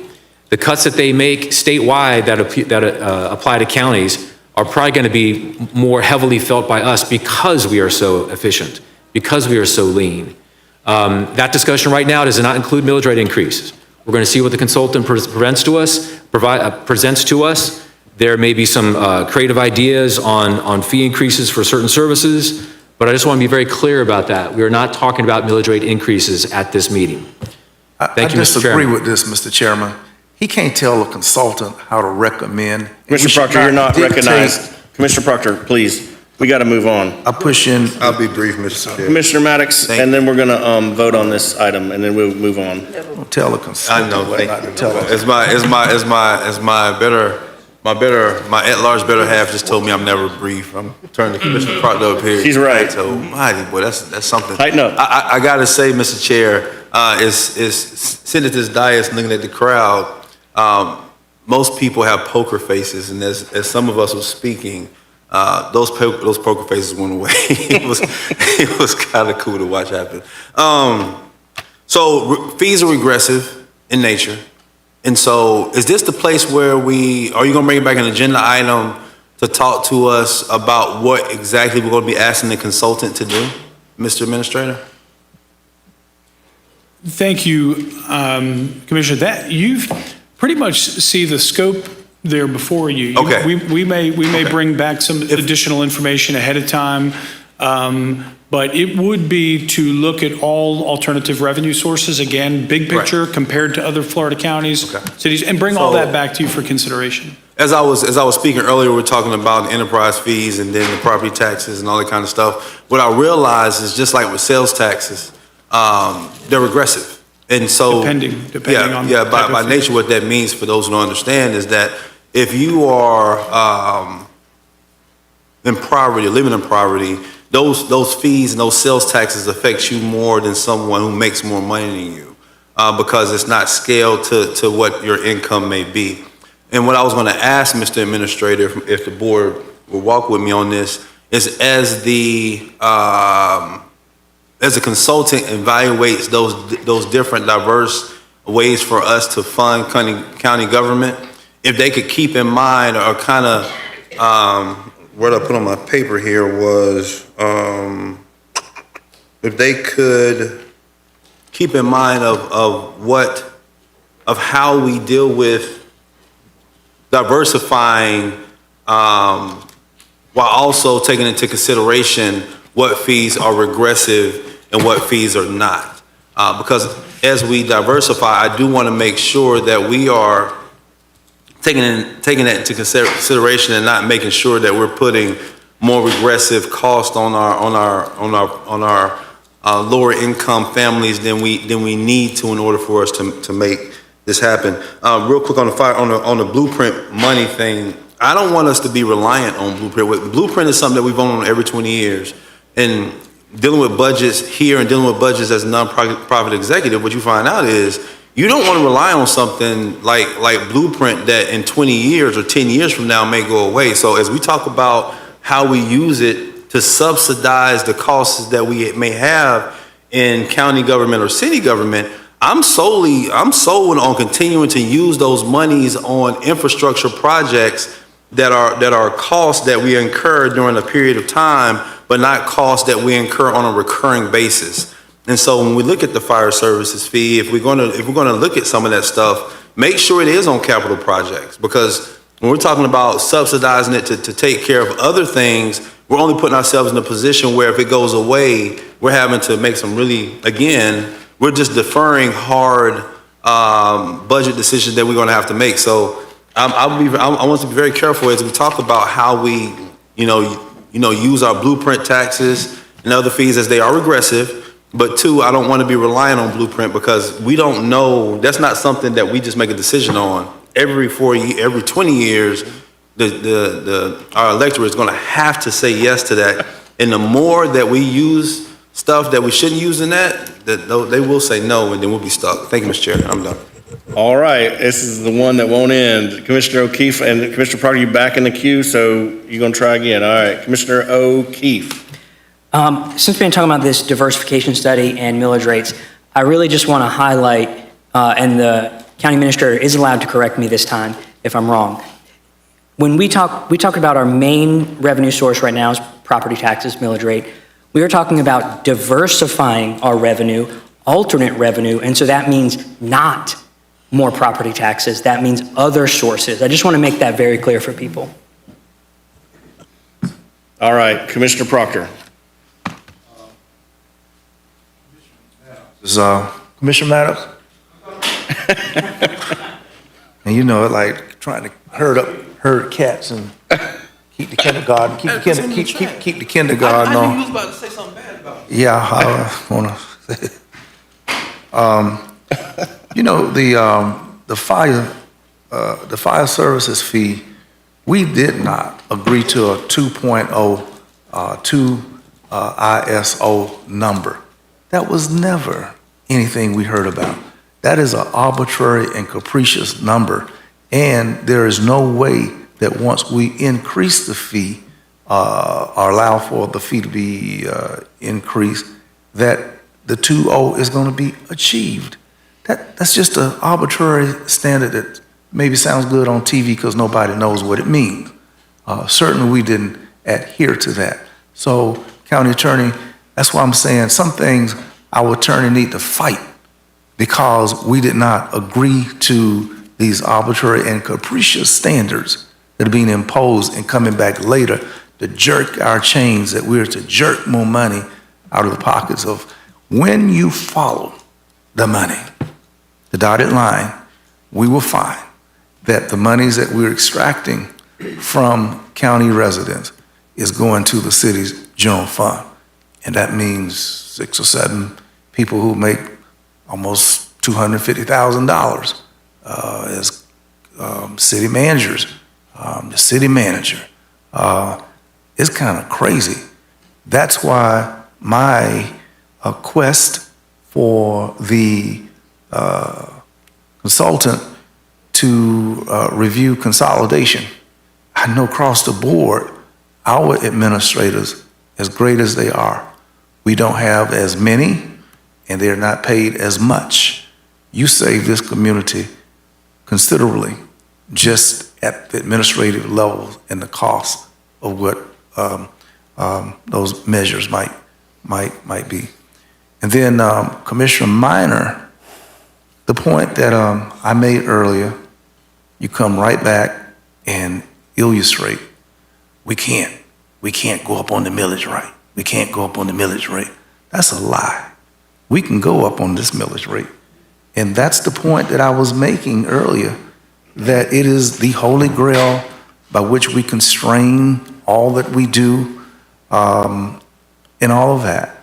And it goes to Commissioner Maddox's point that I was saying, that we got to be big boys and big girls and big men and women, and wear big underclothes, because what we have not done is treat the citizens of this county with the raw impacts of constrained dollars, and we have not gone up on the millage rate, consistent with the demands that have been placed on this government.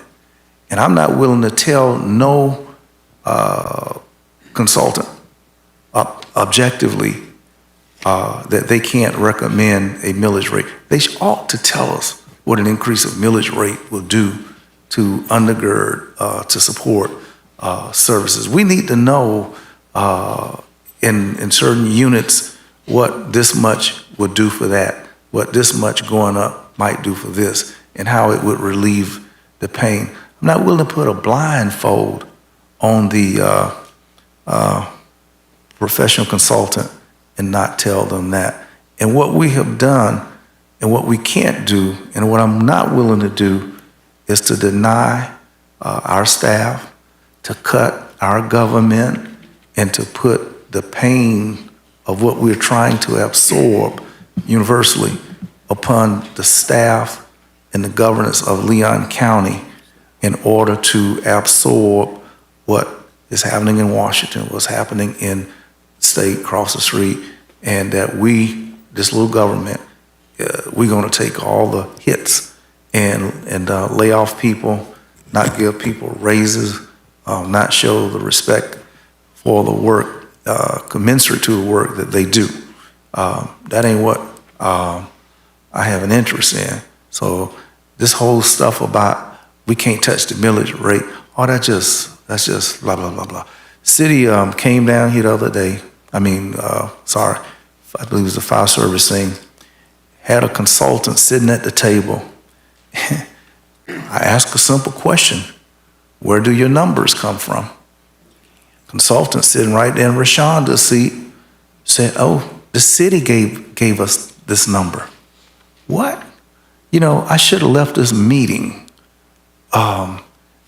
We all should have left the meeting when this third-party consultant is not thinking for themselves objectively and is being fed numbers of which their names are being used as if they're two entities thinking and have synthesized their thoughts as one. But that ain't what happened. Consultant said, I don't know. City gave us these numbers. So yeah, they got our number, our name, our credibility, and who we are. And it gives the city the look as if it's the city and an outside consultant. But the consultant said it's not our numbers. And when it ain't the consultant's numbers, you know you've been had. So one house done burned up in the last numbers of years. We do better just to replace somebody's house for $11-some million a year. We can replace every house that burned down for probably $5 million over the next 17 years. If you look at the reality of what's occurring. So, Mr. Chairman, those are two things I want Commissioner Minor to know. We cannot tell a professional consultant, don't tell us this, and we too simple and weak-minded to hear that and what we don't want to do. These people is the most intelligent community in the state of Florida, is in Leon County. And if anybody can absorb crunch numbers, understand this and that, for every action, equal opposite reaction, I think that our county can handle it. Mr. Chairman, on point. Yeah, go ahead. Thank you, Mr. Chairman. Commissioner Proctor, I think you either mischaracterized what I said or misunderstood it. Sitting right here by you. No, I did not lie. I didn't say we can't raise the millage rate. Okay, listen, I always treat you with respect. I expect you to treat us with the same respect. I'm just talking. So I'm just clearing the air on that. What did you say? Repeat it so you heard what I said. Commissioner Proctor, please let Commissioner Minor speak. I'm asking him to repeat what he said. I said being that, very clear. I said that no one here is proposing a millage rate increase for this next fiscal year. That is correct. I also asked, I said, no one is proposing a millage rate increase for the year after that. That's what I said. But you don't know what I'm going to do. You have no idea. You say no one is doing that. You don't know what I'm going to propose. I said the consultant is going to provide us with some creative options, which include fee increases for certain services. But that could also include millage rate increase, possibly on the palette of things that are on there. But I did not say we can't raise the millage rate. I said that no one here is proposing that for this Right. next Well, fiscal I year. want to or the make year after. clear that you That's don't know that's what I'm I going to said. do. Gentlemen, please, That's what I please, said. please. You don't know what I'm going to So, propose. Commissioner Proctor. You can't, you're when speaking for me. Gentlemen, I've got the please. floor. Commissioner Gentlemen. Proctor, when you say that one of your colleagues is lying, you mischaracterize what I say, and then you say I'm lying? You didn't hear nobody say you was lying. Guys, don't make me use the gavel, please. Please, stop. I'm We just- got to move on. Be just professional. Give us the respect that we give you. Thank you, Mr. Thank you, Chair. Commissioner Minor. You guys can Well, I talk do. about that I do. in closed quarters if you need to. Chastity won't let Well, us. respect-wise, you can, but listen, we got to move on, okay? All right, we got to move on. Chastity won't let us talk. Yeah, sorry, the county attorney says do not talk about that in closed quarters. I take that back. But please, gentlemen, please, we got to move on. We're doing a good job. All right, we've got a motion for option one and a second. All those in favor signify by saying aye. Aye. All opposed? Okay, passes unanimous. We are on option one now, which is Commissioner Maddox's recusal on her staff recommendation. Do I have a motion? I move option. No, motion by Commissioner Cummings, seconded by Commissioner O'Keefe with Commissioner Maddox in recusal. All those in Chair, favor? I have to state for the record. Oh, yes, go ahead, I'm please. recusing myself from item number one as I am Executive Director of and CEO of Family Promise of Big Bend, which receives CHSP funding. So rather than bifurcating the item in a abundance of caution, I'm just going to recuse myself from the full item. Thank you. All right, we've got a motion and a second with Commissioner Maddox in a stated recusal. All those in favor signify by saying aye. Aye. All opposed? Passes unanimously. Thank you, staff, for that presentation. We are now on item two. Commissioners, again, I would remind you, these are going to, I think, promote some pretty healthy discussions. So let's please be respectful of each other and do our best in good faith to try and debate these as efficiently as we possibly can. Look, I know y'all think I'm trying to hurry us, but what I'm really trying to do is allow our staff to have lunch and/or go home on a Tuesday night is what I'm really trying to do at any given time. So please be mindful of the brevity and length of your comments. We are on item number two. Mr. Administrator, go ahead. Thank you, Mr. Chairman. As you can see, Commissioners, we're joined by Under Sheriff Ron Cave and Chief of Staff Argatha Gilmore and CFO Elise Gann from our Sheriff's Office. This item before you, Commissioner, presents for your consideration the FY26 budget request for the Sheriff's Office. It also provides information that the board's asked for leading up to this point in time, which includes a strategic priority to address graffiti and litter. It also includes the budget request and aligns with certainly the board's previous actions on host deputies. And as I've said, Commissioners, big picture, and it probably can't be overstated, that we work very, very closely with the Sheriff's Office in the development of the Sheriff's budget.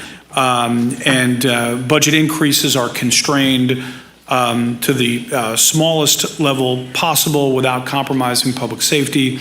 I can tell you, Commissioners, that this level of cooperation, again, is not necessarily the case for county governments and sheriffs across the state. And I'm not just saying this because they've got guns, I promise. But we've maintained a great working relationship, and that working relationship, most importantly, I can tell you benefits the taxpayers of the community.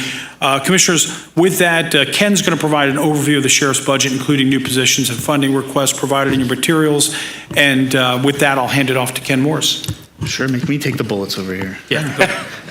Commissioners, the sheriff's Tasers. The sheriff's FY26 budget request is approximately $125 million, 9% increase over the prior year, and about 2/3 of the new property tax revenue collected.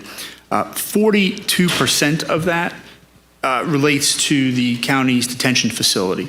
And as you know, the county commission is statutorily responsible for the operations of the jail, but like most counties in the state, designates the sheriff to operate it through an interlocal agreement.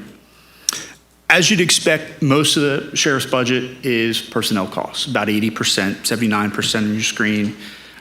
Beginning in FY23, the board made a commitment to increase the starting pay of sheriff's deputies, to move it from the high 40s to $60,000. That was achieved this year, FY25.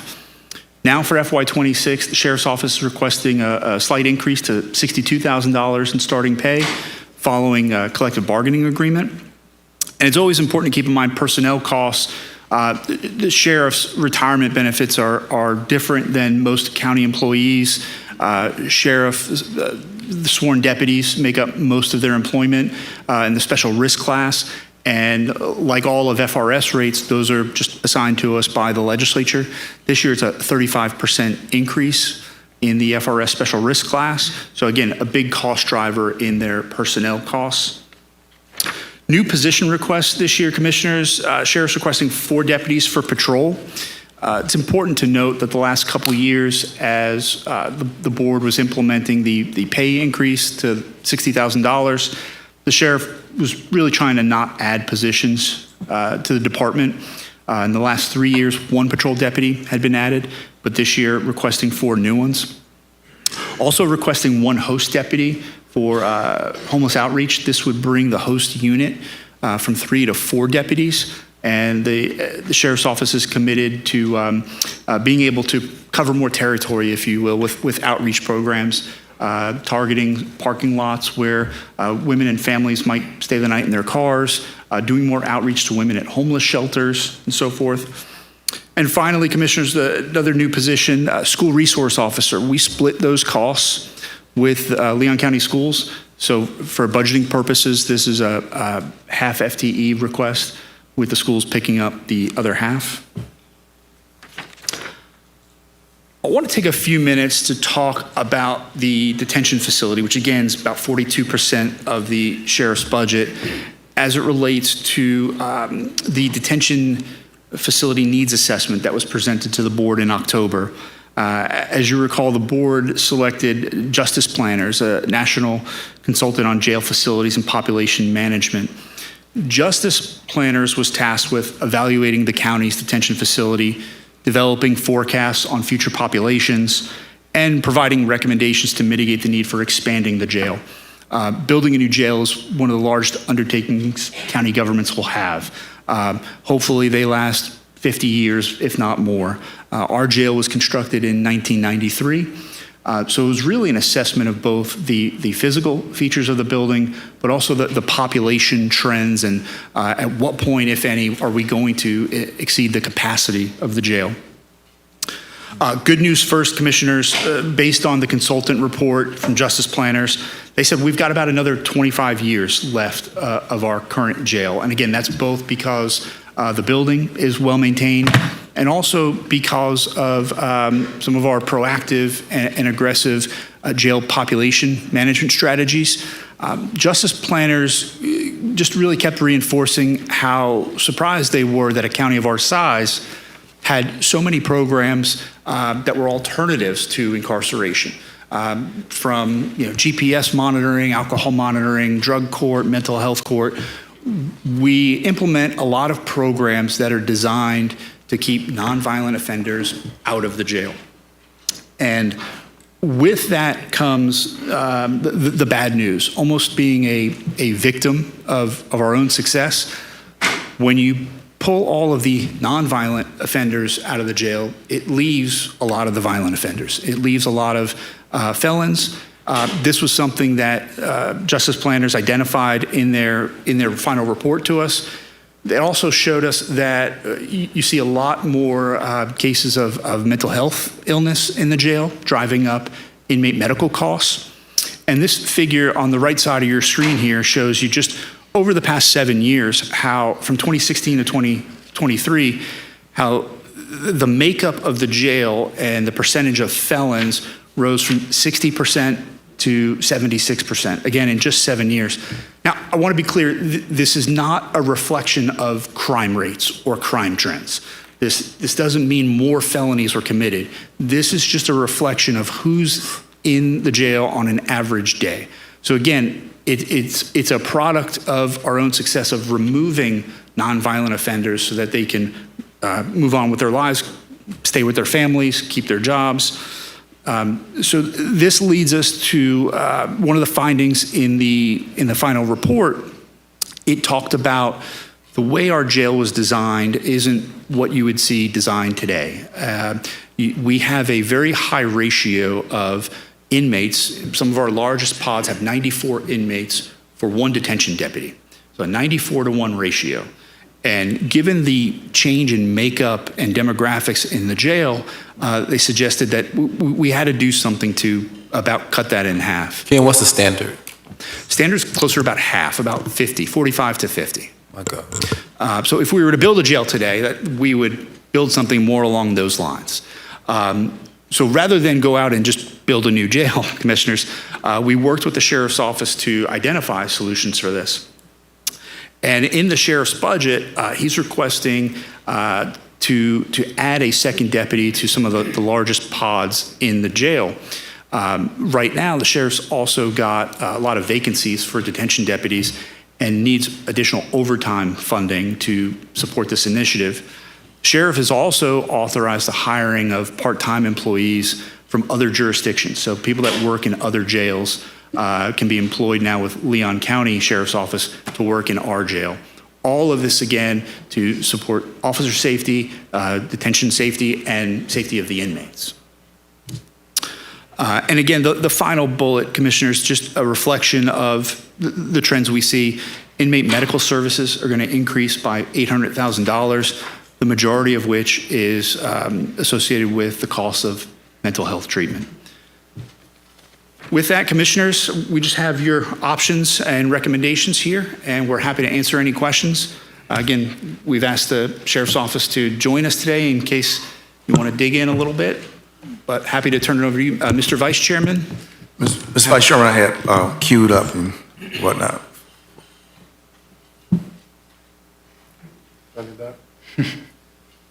Go ahead, Commissioner Proctor. Thank you, Mr. Vice Chairman. Good morning, Sheriff Cave and Gilmore, and thank you all for being here. I know you didn't expect Mr. Morris to speak for you. Are there any highlights that you, in first person, desire to tell this board?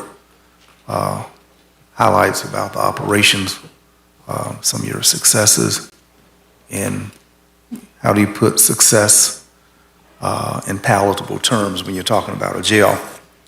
But I wanted to hear some of those things as one inquiry.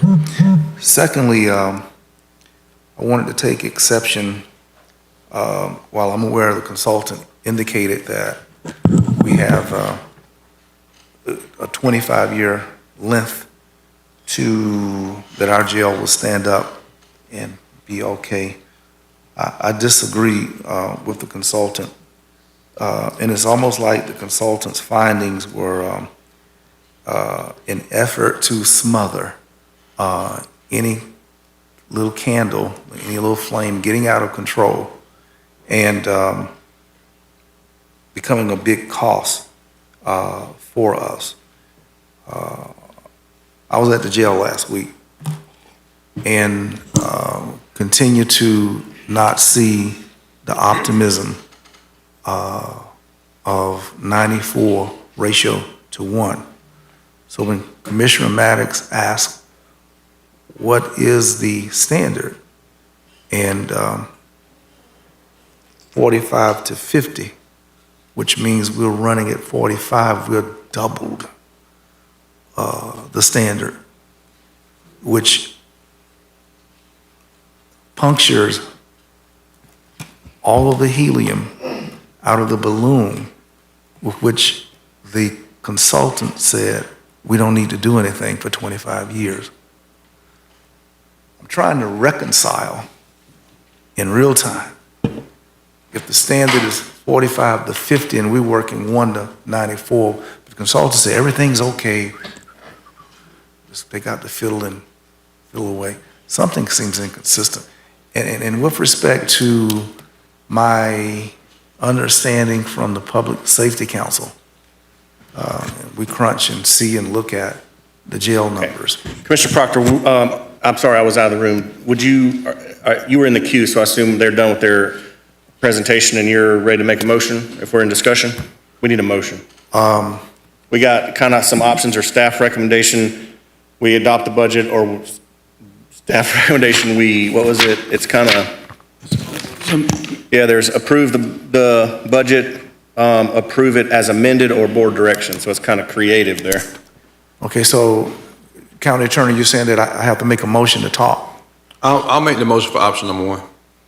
Okay, so we've got a motion for option number one, Commissioner Proctor, in a second, so that's just approve the budget. Now you can make substitute motions or whatever you need to do. Go ahead. No, this is inquiry of Robert's rules. Do you have to make a motion before you can talk with the sheriff? Under the board's meeting policy, yes, a motion has to be made before discussion is held, under your own policy. Okay. That's our rules. And that has occurred now? Yes. Yes, sir, so you can discuss. Okay, great, thank you. And retroactively, what I've already said, place that on this side of the motion, if you will. I mean, what I said is not negated that I didn't have a motion, but if you just tried it on that. All right.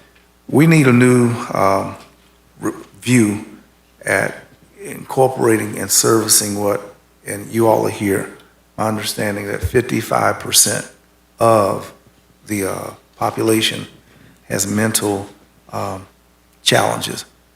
And our current facility is not designed. And with 94 folk in a pod, and half of them, over half, in there with mental challenges, that creates greater danger. And I'm just, Mr. Cave, wanting to hear your reaction, because we never have heard the sheriff.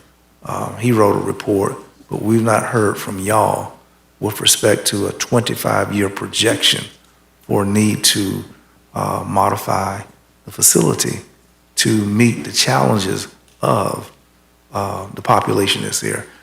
On top of that, your budget is stressing to us the continuing push to engage the community as it is and to create another resource officer to meet the social dynamics. And I salute that all day long. We appreciate that and understanding that some behavior is not criminal, but it's illness. And the willingness of y'all's department to modify your stance, or to balance it rather, with illness versus criminality is a great standard. But I'm hopeful that you can help me feel comfortable with the ask that I've made. And then my final question, in light of the $10 million that was flashed on the board this morning, I'd like to know, how has this office invested in the ideals which came to the fore when George Floyd was killed in 2020?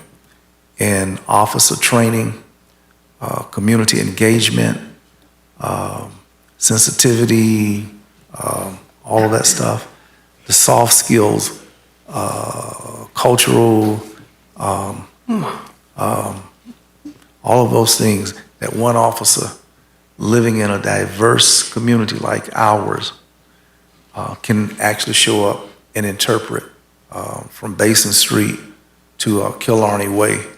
How do they process what they're looking at? And have you all, and does this money include that kind of dynamic? Thank you very much, Mr. Chairman. Thank you, Commissioner Proctor. Would y'all like to answer, Commissioner Proctor? Yes, sir. Yes, Thank you, Dave. Commissioner Proctor, and good morning, Commissioners. I do want to echo what Ken said and the great relationship that we have with the county. It's a tremendous partnership, and like many of us know, if not all of us, that is somewhat unique in today's world of government and how the sheriff's offices and the county commission and the county governments work. So we're proud of those relationships. Commissioner Proctor, I know you had a lot of things to unpack, so I'm going to certainly try to answer all those along with my colleague, Chief of Staff Gilmore. But if we miss anything, please let me know. One of the first things you asked about was, as it relates to detention, what are some of the good things that we're doing? So I want to touch on that. Obviously, we do have a high vacancy rate, so we are looking to be a little creative there by hiring part-time persons from other communities. We're hoping hopefully no other sheriffs are hearing this, but as we get them in a part-time capacity, they'll say, hey, this is a great place to work full-time, and that we could possibly get full-time staff from that. We are also with the pay increase. That is a significant issue impacting our vacancy rate on both the law enforcement side and the detention side, and that does help, and we could not do that without your support. The state is just approved an increase of 15% for their state law enforcement and a base rate of $60,000. So we're trying to stay in line competitively with them, along with the city. One of the things that we're very proud of on our detention side is reentry and our reentry program. I actually happened to had served as the first reentry director for the Leon County Sheriff's Office in 2019, and that program has continued to grow so that we can not just simply have people in our detention facility, lock them up and expect them to change, but rather provide opportunity for them to change, whether it be through vocational program, other needs that they may have, social needs, job placements. We also have instituted an incentivized pod, where you're seeing the state do that in the state correction system. They're creating incentivized prisons, very much on that same model. Mental health, Commissioner Proctor, you spoke to that. It's really now about 60% of the last point in time survey that I had, that we have persons that's on psychotropic. So of the 1,000 individuals that we have in our care and custody, about 600 of those are receiving psychotropic medications. How many more have undiagnosed mental health illnesses and issues? So that is a significant focus that you see in this budget, you saw in last fiscal year's budget, and we're continuing to work with local partners such as Appalachia and Tallahassee Memorial Healthcare to address those critical needs. So those are certainly some points there. Commissioner, I know you asked some questions as it relates to the training and de-escalation perhaps, but I will add this one statistic before I turn the mic over to the Chief of Staff, talk about the training. We encounter, I think it's around 102,000 individuals on an average year. Of those, 1.7% ever result in arrest. So it's not, enforcement is not our primary go-to. It's not our first go-to. We try to look for situations and solutions to de-escalate and not make arrests when possible. So Chief Staff? Thank you so much. Turn this on. There you go, you're good. Okay, good. Thank you so much. Good morning, Commission, and Commissioner Proctor, your question is right on point in terms of what is happening not only locally, but also in our country. You mentioned George Foreman. Yes, and the others that has been happening across the country. I want to tell you and everyone here that our Sheriff McNeil is a visionary leader. And so not only did he look at that, he said, let's look at what's happening locally. So we want to be on the research part of this as well as the training. So since 2022, we started with data analysis of using research and looking at our own in terms of what we were doing with de-escalation. 104,000 just about in that time period from 23 to 24. And of that, 92% of those, the citizens were acting calmly, were acting well when we had interaction with them. About 3% we had a little bit not very cooperating. 0.05% of that is that when we had to escalate our forces, use of force to handle the situation. One of the things that I think we all should be proud of your sheriff's office is this. Based on the research, based on the training for all districts, right now we have 40 train-the-trainer de-escalator folk within our Leon County office and our agency. 255 of those we were looking at in terms of overtime to ensure that the training was happening with that. So when our initial contact is made with a citizen in our Tallahassee Leon, we're training our people what to do, how to do in terms of de-escalating situations. And that's from uniform, from our school resource deputies, as well as our correctional deputies. So we're on the cutting edge of making sure that we handle our citizens with care based on the totality of circumstances that are going on in our city and county. Your specific programs of officer training, officer cultural, I can't think of the word, indoctrination or development. Y'all got anything like that? And are you doing it internally? Are there external experts that come and help these police officers to distinguish dynamics from Basin Street from dynamics of Killarney Way? Yes, sir, we do, internally as well as external. Blue Courage is one of our hallmarks. We have consultants to come in to talk to us about internally how to look at how we interact with each other and also how we interact outside of our agency. So yes, sir, we're on the cutting edge of that to ensure that we're having that training, because we understand that the tide and the climate of our times changes from, as you already mentioned, from Basin to Killarney. It does not matter where we are. We're training our officers on how to interact with our citizens. And we're very, very, very much target specific with that. Very good. My final comment, Mr. Chairman and Commissioners, excuse me, law enforcement is probably a little bit more acute in District 1 than maybe other commissioners' district, and a high percentage of the arrests are coming out of this urban core, which I represent. So my sensitivities, excuse me, very much. I was shaken. It doesn't have anything to do with y'all, but I was shaken over the weekend to see the escalation, that's the right word, in Los Angeles when the sheriff came on the scene, and how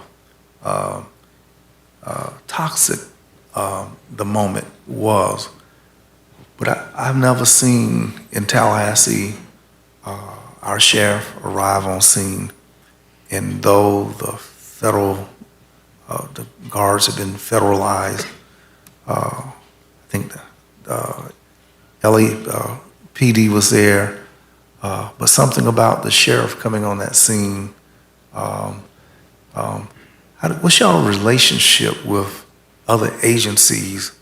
And everybody, is they on the same topic of de-escalation, the sense of Hispanics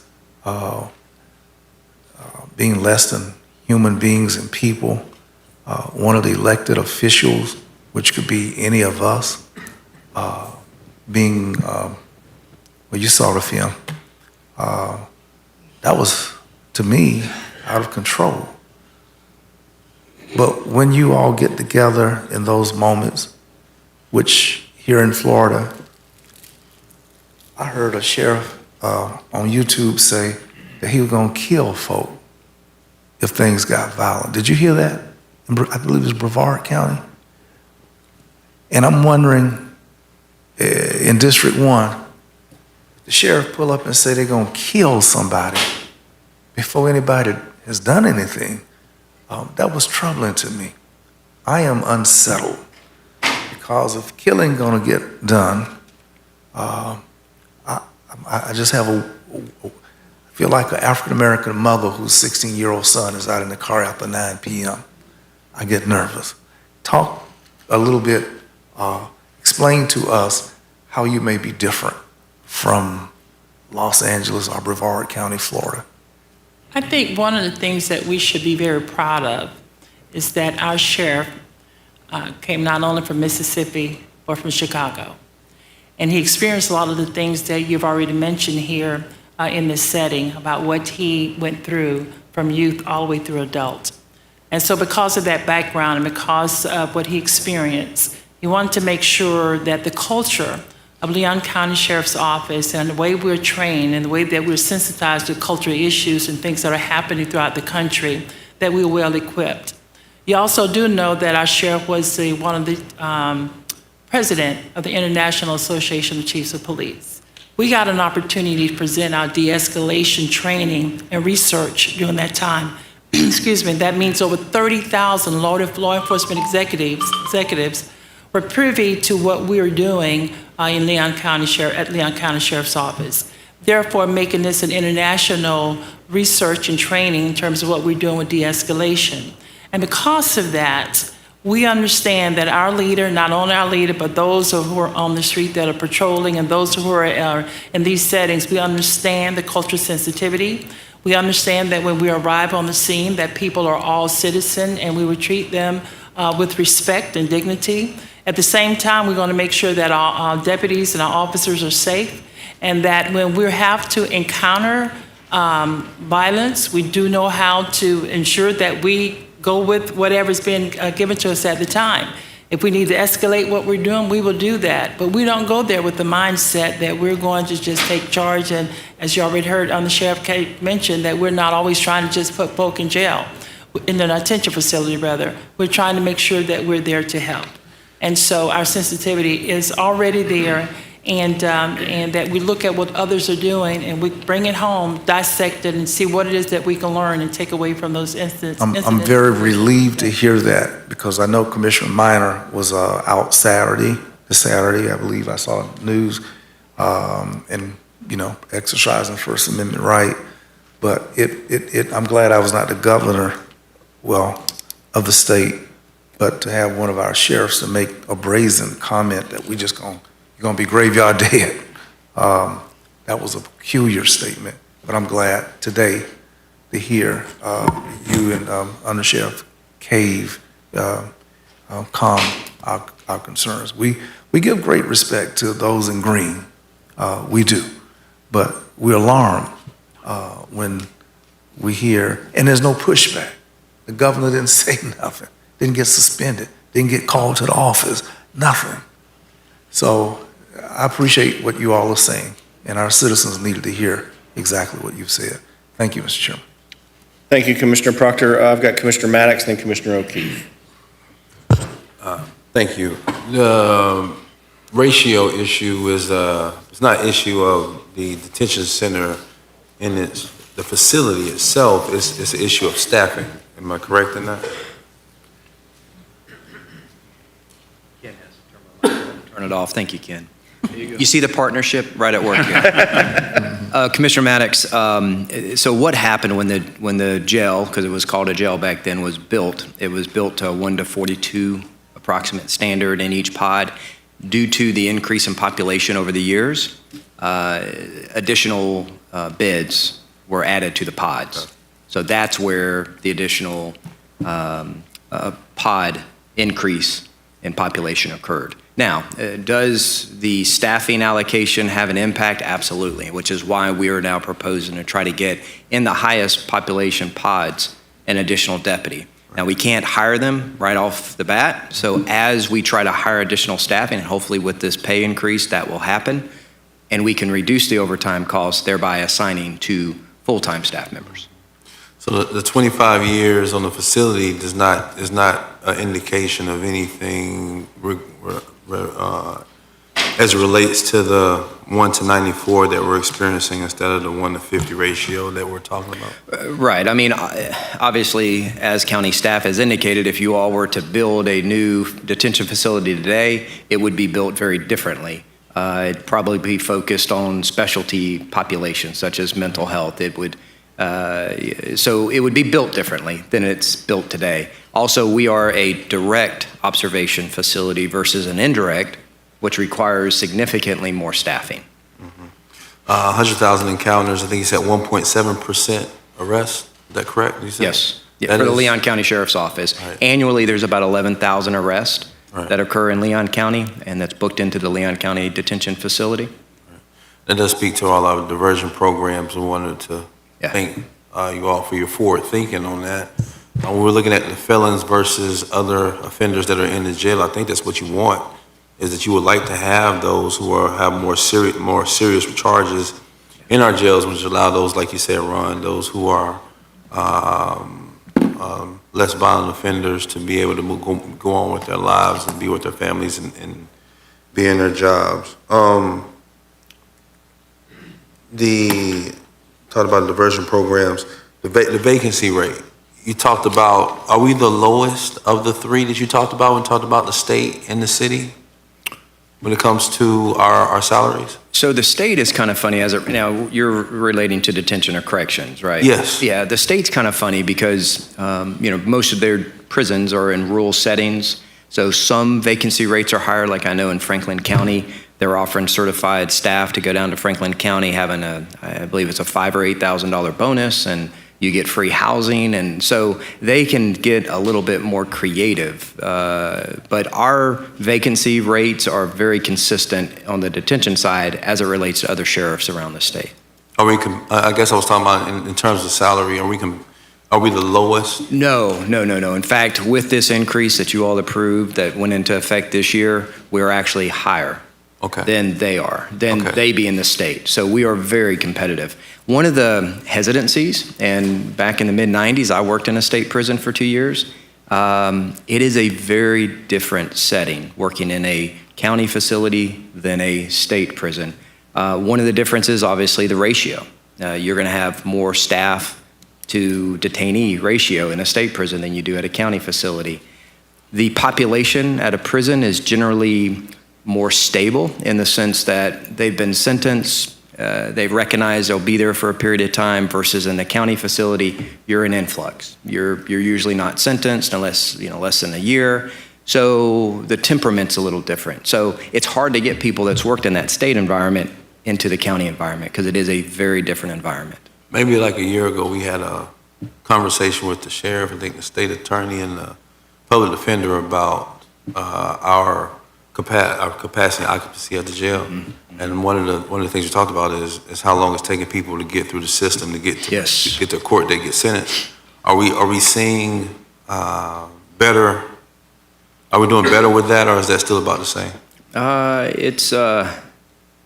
It's still a very much challenge. Okay, last question, Mr. Chair. What percentage are we occupied at our detention facility right now? Our capacity is about 1,240. We're close to 1,000 right now.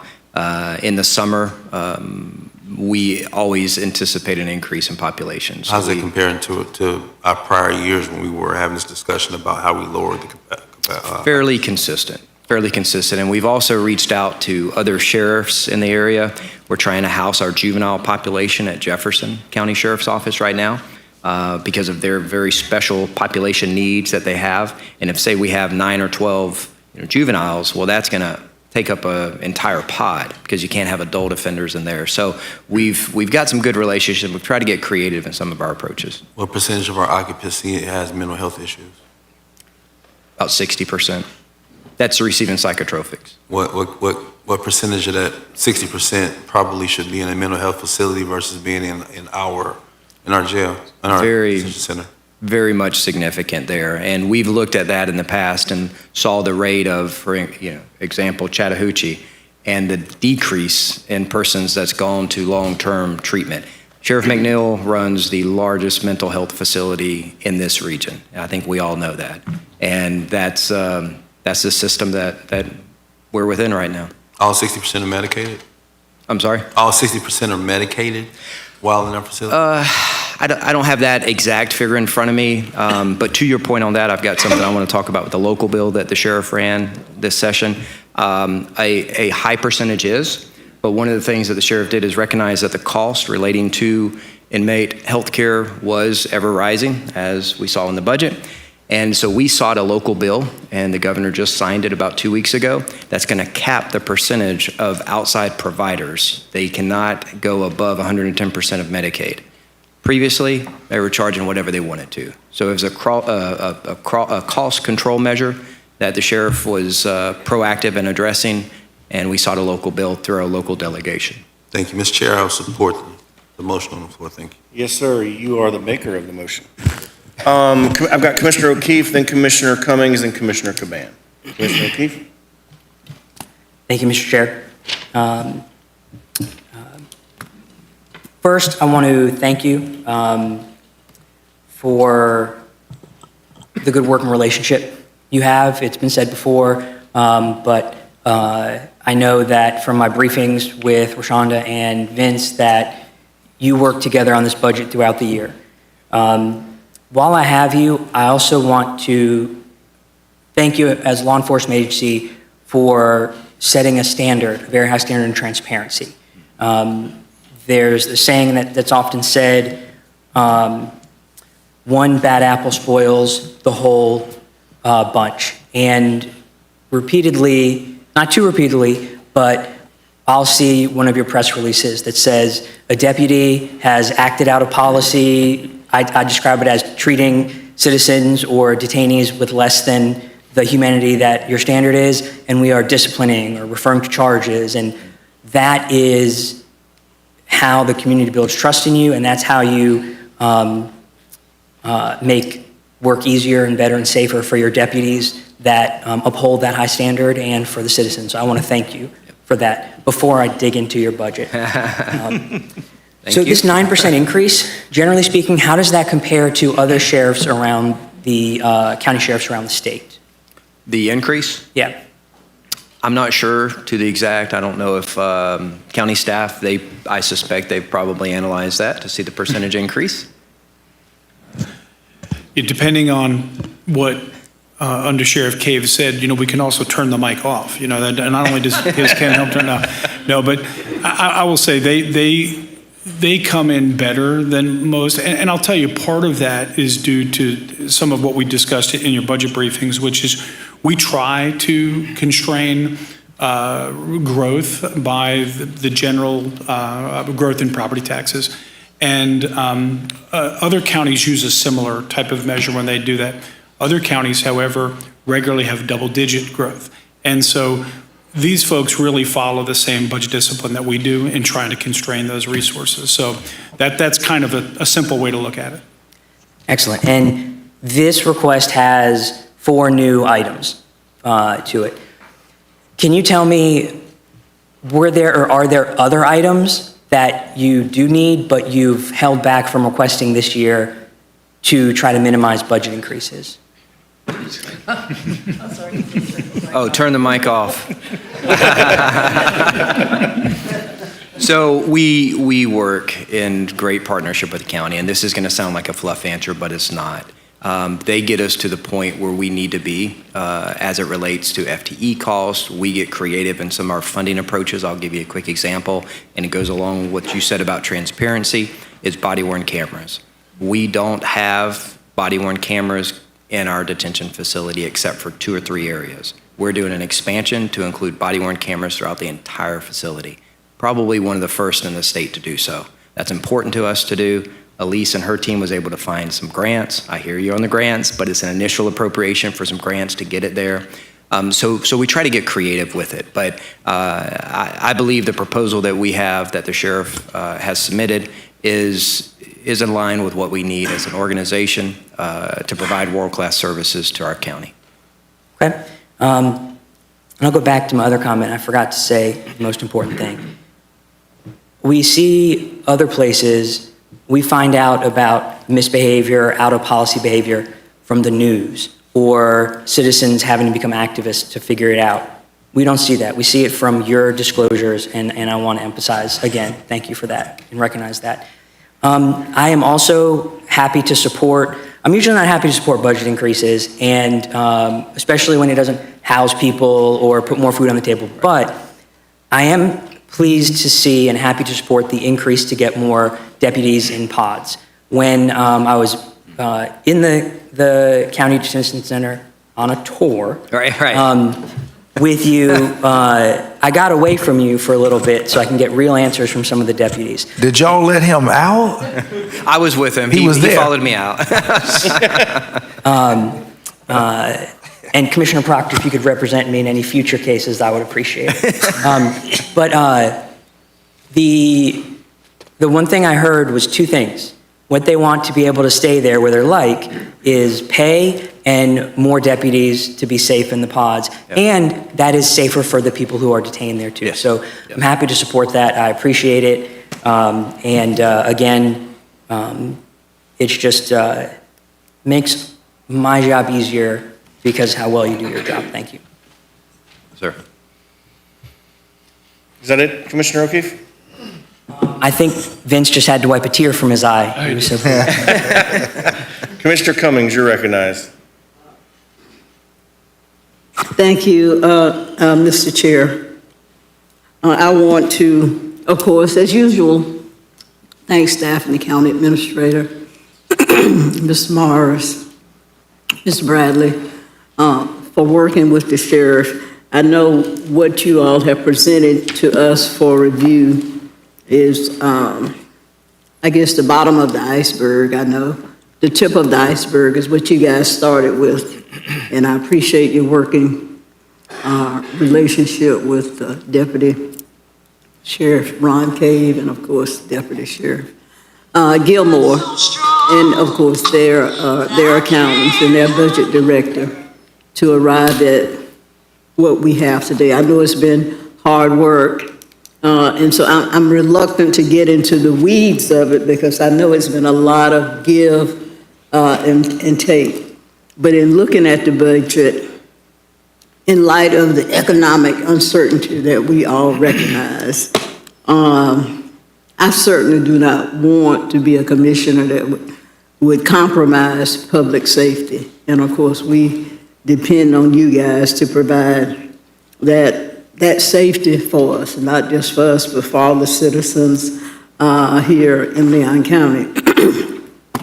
Recognizing all the hard work you do with the detention center and the individuals you come in contact with, over 104,000 contacts this last fiscal year.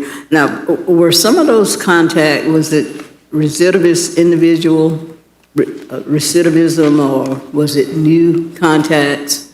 You just, I guess, take a tally of the number of contacts that your officers come in contact with. Yes, ma'am. And then I think you told us about, out of that, a little more than 10% results in the arrest of those individuals.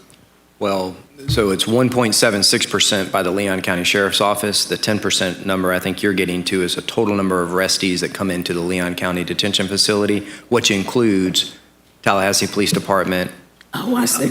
City agencies, other state agencies. So it's anybody that comes into our facility. Oh, I see. Okay, that's Yes. a global number, and of course, that's fine. But I think you guys do a great job. I certainly am supportive of increasing the minimum pay for the deputy sheriffs. Of course, we've got to be competitive with the city, and then, you know, the universities, they all have law enforcement officers as well. But just a couple of questions. You recommended one school resource officer, just one. And I know you work closely with our school system. What is our sentiment and our feel as far as the safety of our children at school? Do you all get into that more than the superintendent and school board does? Just in light of, you know, the number of school shootings that we have seen over the years, and concerned about the safety of our children, how do you all feel about the status of our school resource officers here in Leon County and working with the Leon County school system? Thank you, Commissioner Cummings, and thank you for your comments and your support that you always do. As it relates to school safety, we have around 25 staff members in that program. That's obviously split funded between the county and school board. And we have one of the oldest relationships in the state with the school resource program, dating back to Sheriff Boone in the early 80s. We believe, 2 years ago, we put 2 deputies in every high school. And we have seen a significant increase in proactiveness at the high school level there. You all also see the press releases and things that we push out as an agency when we do get guns or other weapons or firearms or unlawful items from students. So we're very proactive with that approach. This new position is a relief position, because if somebody calls out sick or is off, what we're having to do currently is pull from uniform patrol, which is not ideal. So we're trying to backfill and have a relief position there. So we believe that the schools are fully staffed, and with the resource officers, this is just to relieve. Yes, yes. Ma'am. Okay, awesome. And I know when school first started last fall, there were a number of incidents where guns were found in the school, is there a surveillance at the schools that the deputies do, or? So there is a lot of proactive measures that's done by both us and the Office of School Safety with Leon County School Board. So it's a partnership that we do both with the schools and with our deputies. Awesome. part of the budget is asking for 4 new deputies to work on the street. Is there a correlation between that request for 4 and, I guess, crime or percentage of increase in crime that we've seen the last year? Not a direct correlation necessarily with a crime increase percentage, but right now we have on average a 19.25 deputy positions per shift, that's allocated. And we're just trying to be proactive. Obviously, there's growth here and coming. We also have a very transient population, which we all know, between the universities and the legislature. And a lot of times the population factor is not considered for staffing allocation. So we've tried to be very conservative over the last several fiscal years and not asking for deputies. When the sheriff first took office, he had 4 deputies and 4 detention staff every year for the first, I think it was 3 years.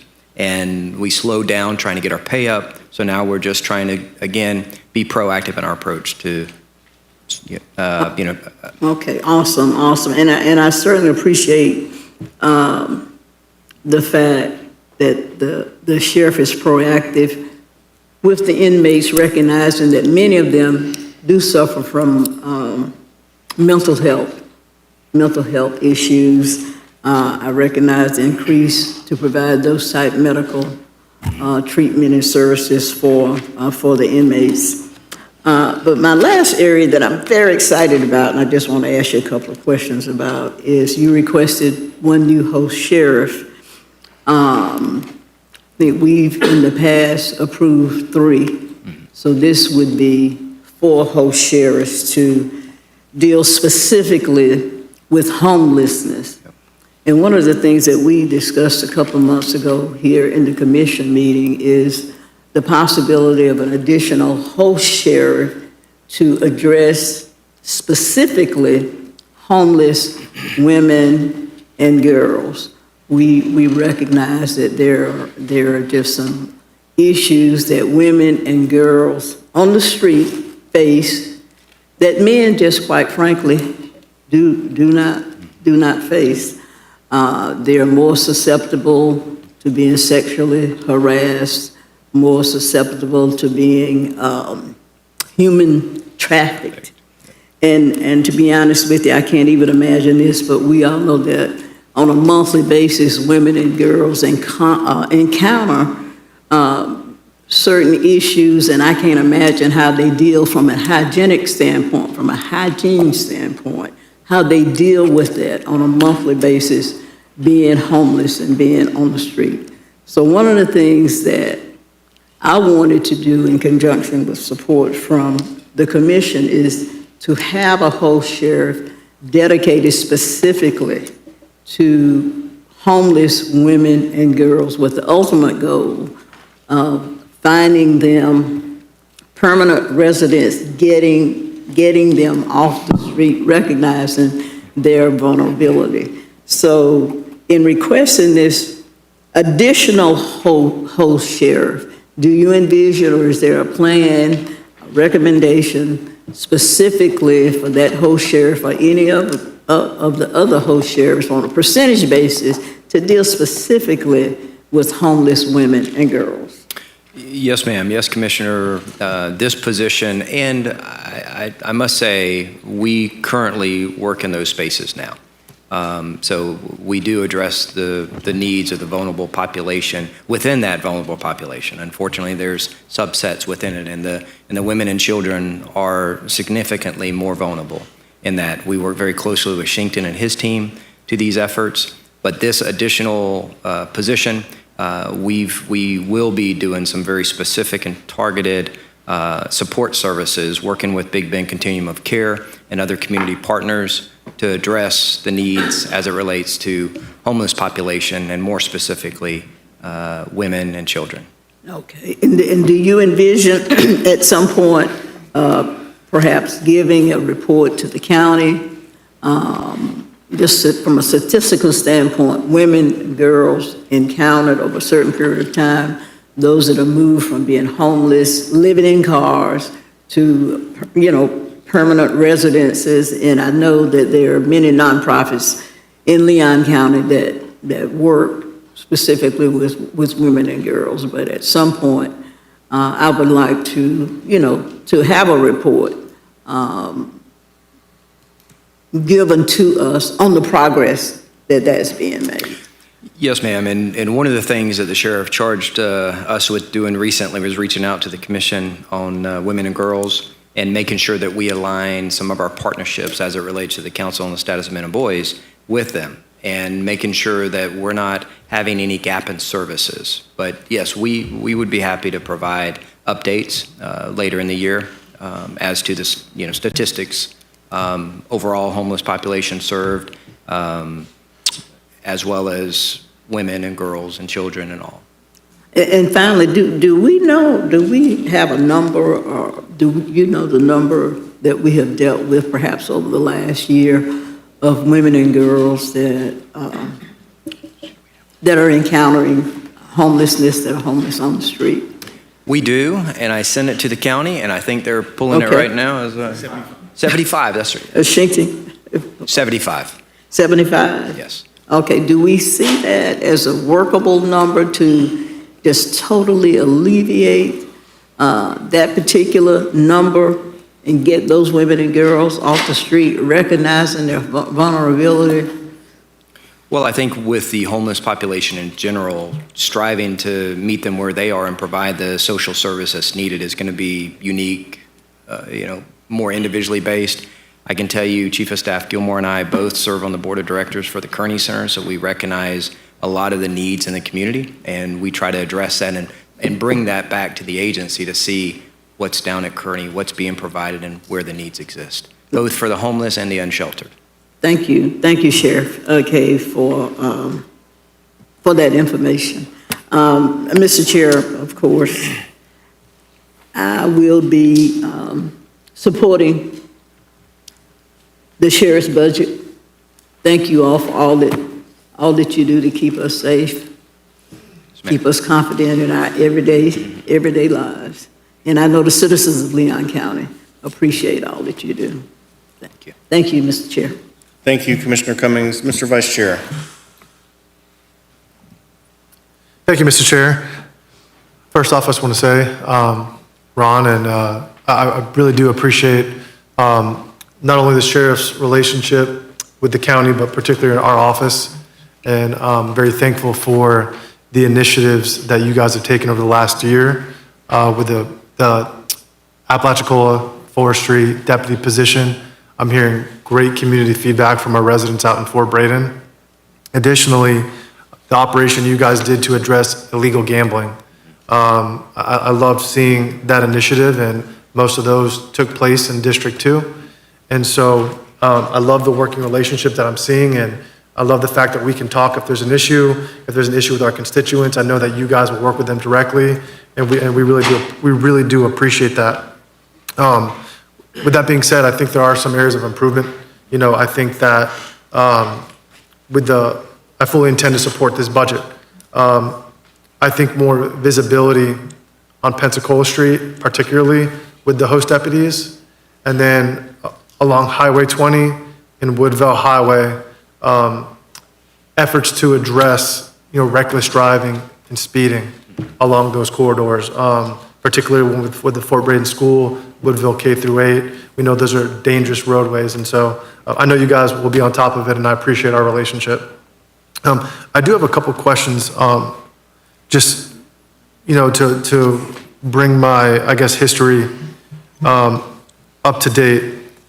Where did the initial funding come from on the Leon County Detention Center? Is that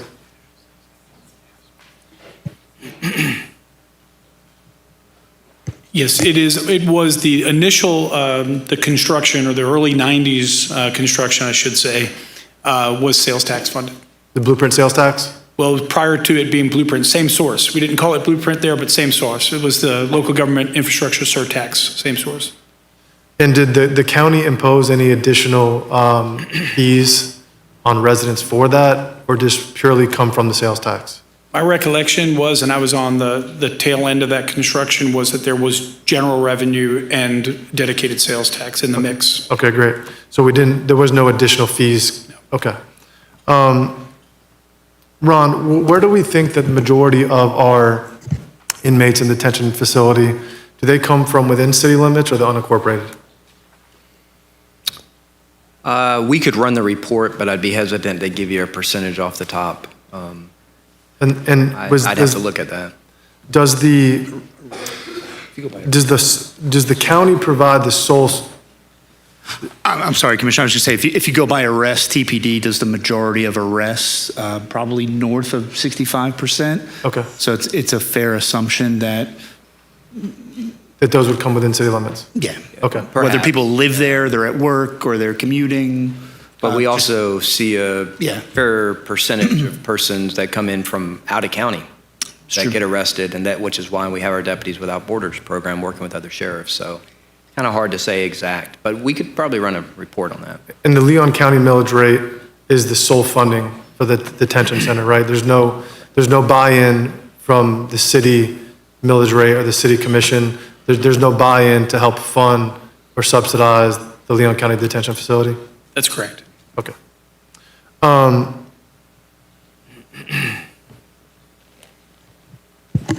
Vendor agreements in regards to that we have within the detention facility, who manages those vendor agreements? Is that the sheriff? Is that county administration?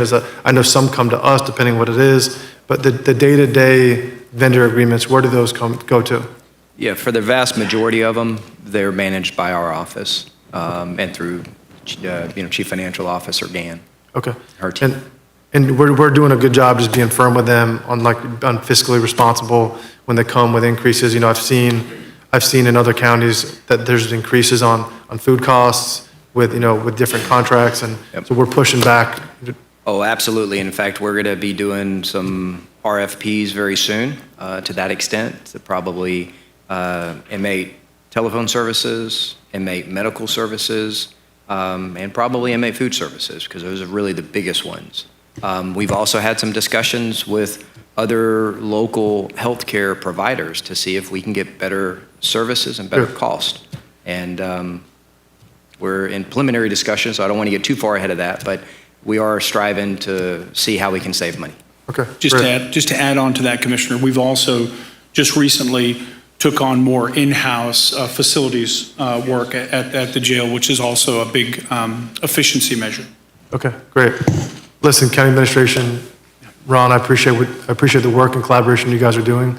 I feel confident that we are being responsible with our spending within the detention facility, and let's continue to work on our building relationship and keep costs low while providing good, safe services across Leon County. So thank you. Yes, sir. Thank you. All right, Commissioner Proctor, are you back in the queue? Yes, sir. Thank you, Go Mr. ahead. Chairman. Scave, I really want for us to look each other in the eyeball, and I want to ask you from the bottom of your heart, what is the status of the reentry program which the PSCC is funding? Will there be love and continuation for the reentry program 25-26 fiscal year? It better be, otherwise you probably won't be looking at my eyes next year. This is absolutely one of the primary goals and objective of our sheriff. He started the reentry program in state prisons when he was the state secretary of the Department of Corrections. We are making a difference in the reentry program. I believe you're going to see, and you really already are seeing, some of the goals and objectives achieved from that. Something that we're doing that we just are starting is the incentivized pod that I mentioned. But yes, sir. And I know the PSCC funds. We also have the Inmate Welfare Fund that funds additional services for that program.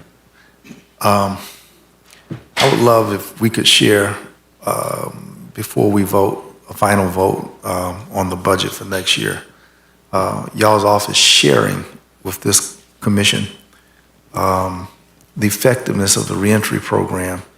And I've seen that data before at the PSCC. Right. And I really believe that when this body sees the success rates measured by whatever constructs of measure, we would be inclined to put more money into it. But Rashonda has not told me that you've made an additional ask. But when the success rate is that great, I think it compels more investment. And I was pondering why there's not a new ask for supporting it. Well, I think I can answer that. All of the funding that the reentry program comes from is direct funding from the inmate welfare funds, which is money that the county receives for commissary, inmate phone calls, those types. We can't use that for general funding. So almost exclusively, the reentry program is funded through that source. So we don't have to come to the county and ask for additional funding. Okay. I got this inquiry. You have no idea how many inquiries I get. One of the recent ones is the inmate tablets.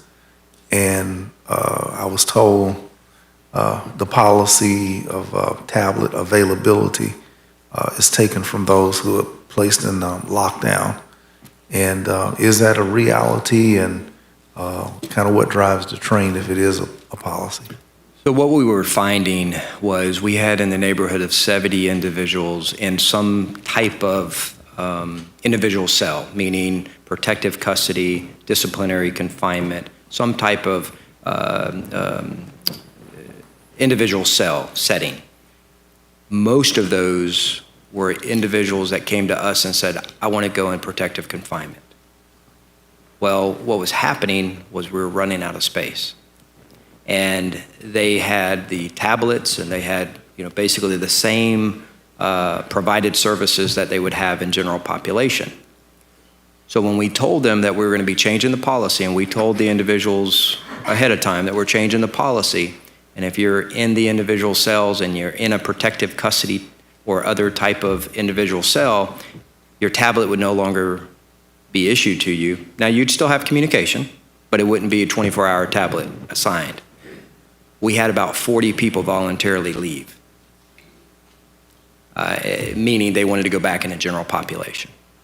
So it was purely we were out of room for individual cells. Going back to how our facility is constructed and how it's been changed over the years since '93, that was the issue. Yeah, and that underscores my disagreement with the consultant's projection that we have a facility that could go another 25 years before we get serious about looking at it.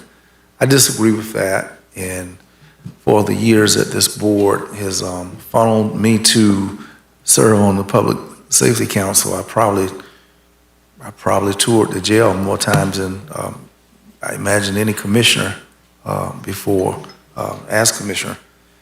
I wanted to ask finally, you all considered a county agency, or are you an agency of the state of Florida? I know you're a constitutional officer, so how do we see you? Well, we're a constitutional agency, a constitutional office, supported and predominantly funded by the county. We obviously receive supplemental funding from other sources, such as federal government, state funding, but we're an entity of the county. Well, I want to join the complimentary board for y'all's work, but when that Brevard sheriff nutted up and said what he said last week, I want you to know that the anti-DEI that resonates from the state, how it filters down, and how some parts of our population, be it Hispanic, be it people of color, we recognize DEI means black, brown, everything not white. And for the anti-ness of, and how it may harden practices, operations, perceptions, application of a uniform policing effort, we're very sensitive to. And has you all's department think I heard you say today that some element receive 35%. I think, did you say 35% increase for a certain category? What was that 35% number? The FRS rates, the retirement rates Special risk imposed by the state. Okay, special risk class is getting a 35% increase. That's pretty special. And yet, do you swallow the hook, the line, and the pole on anti-DEI? How does your agency balance the common sense of the 14th Amendment, equal protection and due process for all citizens? Well, it's And very important. I'm that not we're- bringing I'm in, sorry. I'm not bringing in the ICE. Sure, I understand. But certainly ICE is a dynamic for which some people on Saturday stood up in this community, very empathetic toward the existence of diversity. Is y'all's department, is y'all pro-DEI or anti-DEI? And is you driven by the governor's office or by the sheriff? Well, I'll answer that last question first, which is obviously any state law that's provided through the legislature and signed by the governor, the sheriff has to follow, and we do follow. But as far as our diversification of our workforce, I think we're very proud of that. We have a 46% population that's non-white for our entire agency. We're very representative of the community that we serve, and we're very sensitive to that. Obviously, we pride ourselves in our hiring practices and our protocols. We have tremendous recruitment efforts that we go into all communities to try to, again, further enhance our representation of the community that we serve. My final question, Mr. Chairman, thank you for patience. And I've heard it said you can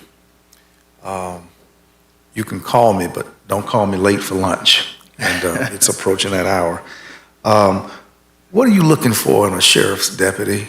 And what are the minimal standards for one becoming a sheriff's deputy? Can you articulate what you're looking for in somebody that you put a badge on in our community? So every individual that's hired as a deputy sheriff has an individual meeting with the chief of staff, with the sheriff and I. And we meet with them and we look for care, compassion, empathy. Somebody that's not there just wanting to make arrest or lock everybody up, but understands that we meet people where they are.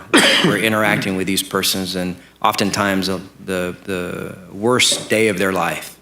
And we're a service provider. And we provide service to the community that we serve. Whether you violated the law or not, we still provide a service. And so empathy, care, and compassion are obviously some of the primary components to that. We also look for who's going to represent the office of the sheriff, because this individual represents the sheriff in their official capacity representing the community.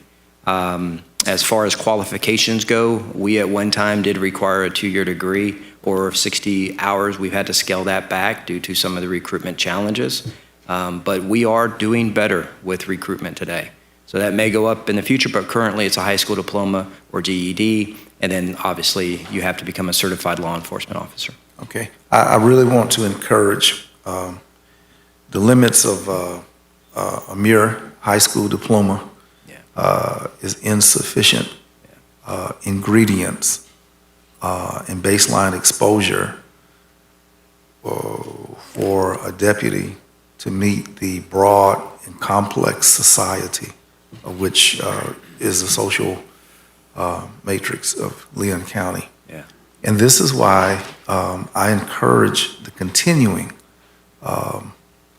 curriculum of sensitivity, cultural, women, men, LGBT, mental health, all of that has got to be a continuing emphasis, part of the fabric of what y'all would do with these minimally educated people that wear a badge with a gun. Yeah.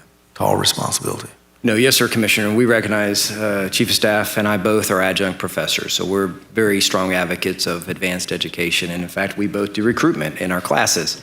And Jim Marana knows that at Tallahassee State College. So we do get some students that apply.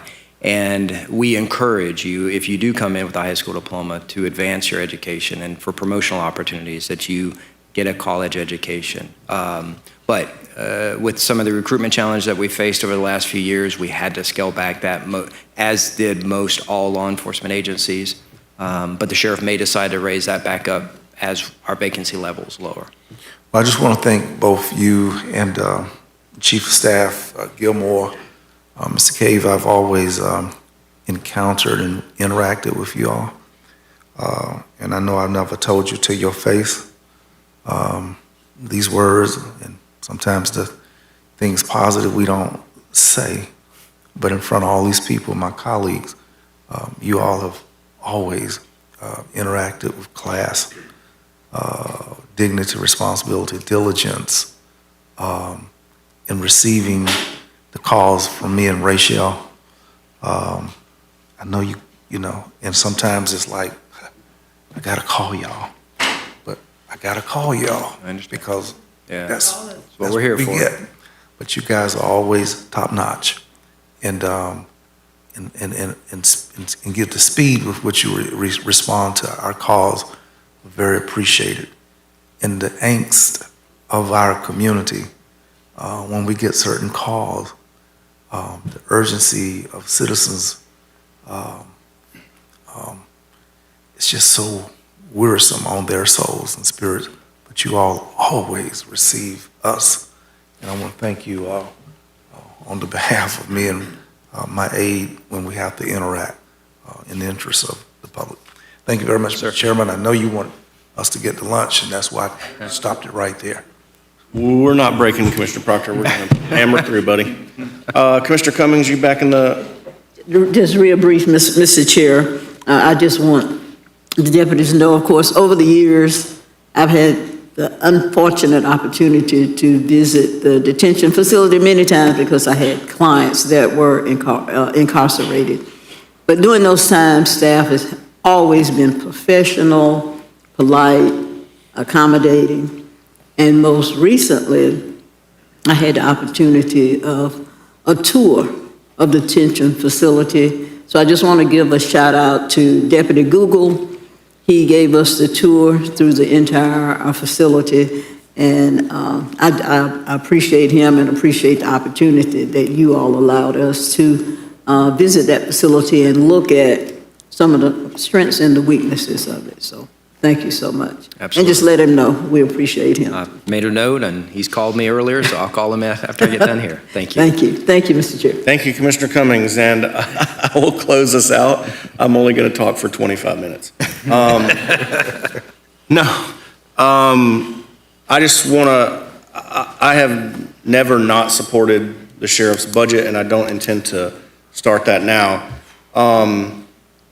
I think that it's important for the public to appreciate the fact that our staff at the county has been working with you for a long time to already beat this budget up, to sort of give it a haircut to the most reasonable extent possible. And I think if you look at the numbers within your budget, obviously it's a large part of our increase every year. And I think it's important for the public to understand that a large part of the county's overall budget goes to the operation of the jail and the functioning of our, what we would all agree is a world-class sheriff's department. I would put it, I can't fathom one in the state of Florida that rivals you in terms of excellence and professionalism and budget consciousness in terms of ensuring that we provide you the resources you need to be successful. Now, with that being said, I'm not saying there won't come a time where we have to tighten your budget up. And I think, as we talked about earlier in the day, we are anticipating significant budget ramifications over the next cycle. And it would be irresponsible of us as commissioners to not ask you to please keep that in mind as you prepare your budget for next year, as you go through negotiations particularly with your union, because that, as we established, is a significant portion of your budget. We need to make sure that our bargaining units understand that the county is in a very precarious budget situation, and depending on what the state does, is going to have an impact on the increases that you ask for and/or negotiate with your bargaining units. As I said, as we've established, our deputies are already being paid at the top tier in the state within law enforcement. And I think we're all proud that we've brought those salaries to where they are. And we want to make sure that we're competitive, but we have a responsibility as commissioners to look at the big picture and make sure that we can still fund the things we need to fund. And then in that same vein, and I think we've all expressed that, we would appreciate it if we could work with our, other elements of the Public Safety Coordinating Council, the state attorney. Let's find ways to minimize the population in the detention facility.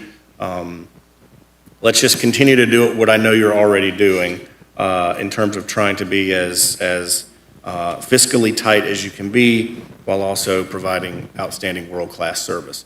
So that pretty much captures my comments. Commissioners, again, I will reiterate, we are certainly proud of our sheriff's department. We are certainly proud of our sheriff and his leadership team and the service you provide to the community. I hear no complaints about the sheriff's office, okay? And that's unusual because I hear a lot of complaints. And I hear no complaints about any interactions that my constituents have had with our deputies and/or our command staff or sheriff in general.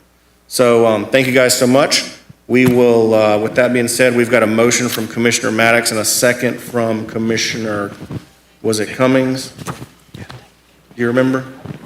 Okay, or vice versa, I don't know. We're going to call it Maddox and Cummings. For staff recommendation to approve the sheriff's proposed budget as presented. All those in favor signify by saying aye. Aye.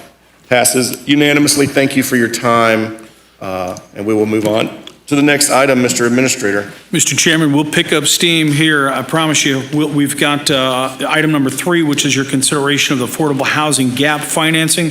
I'll highly summarize this, commissioners, by saying this comes at your direction.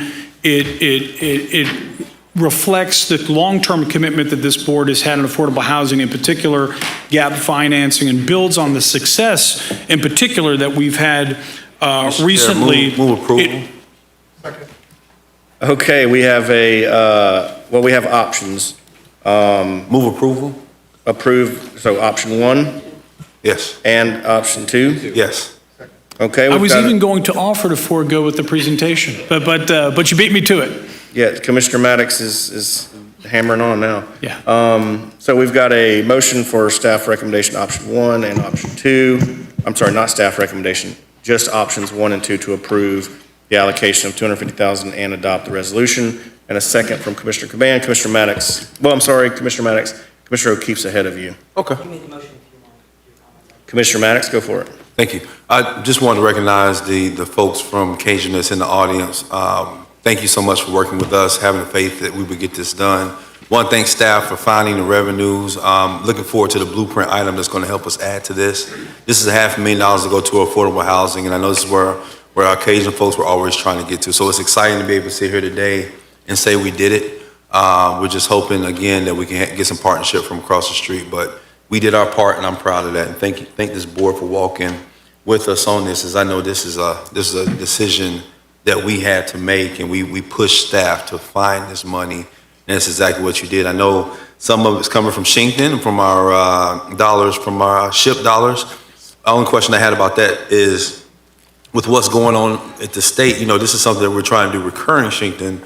Do you see it possibly being an issue moving forward with us continuing to use those SHIP dollars? Because that's about, I think, it was $125,000, I believe we were looking at. Yeah, but we don't anticipate that would be an issue, Commissioner, between what we receive from the state as well as income that we get from the SHIP dollars from previous clients having to recapture some of our dollars. We are very confident that we'll have the dollars needed.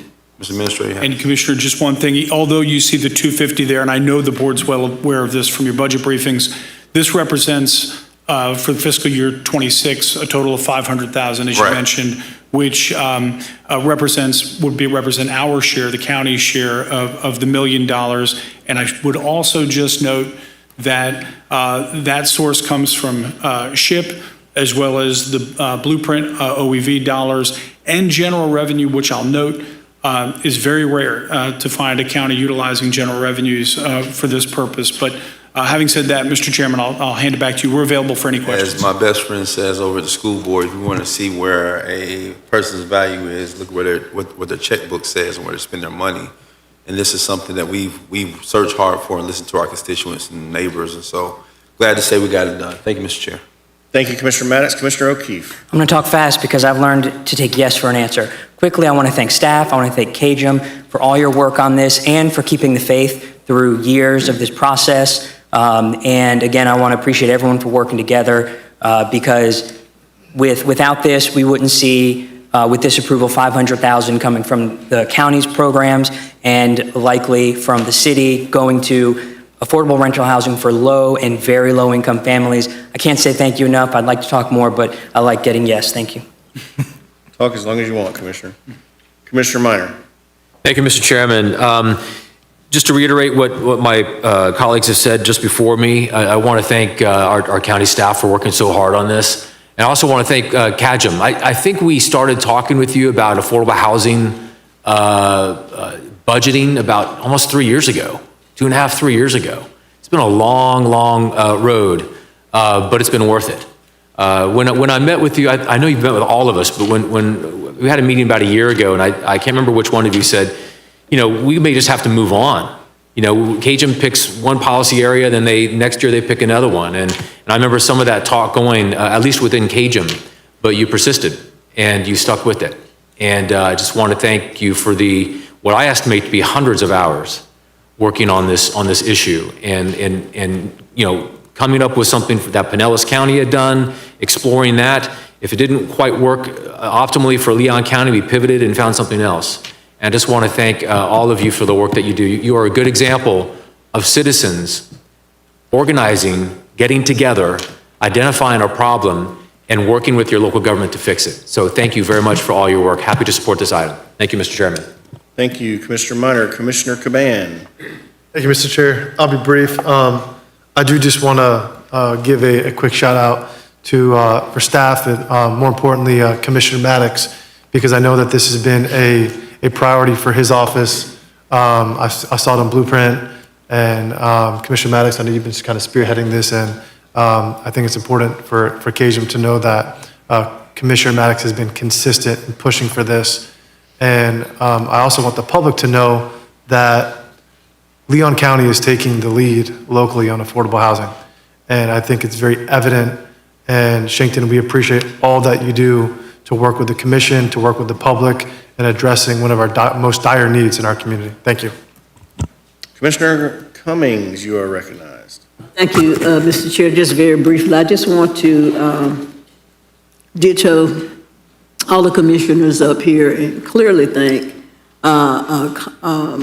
county staff for this particular workshop item. We appreciate the members of KJM, I see John Hendrick, and all of those that have come to us over the last couple of years. I think this demonstrates that the county certainly is concerned about affordable housing. As the county administrator indicated, over the last 4 years, the county has invested close to $6 million in affordable housing.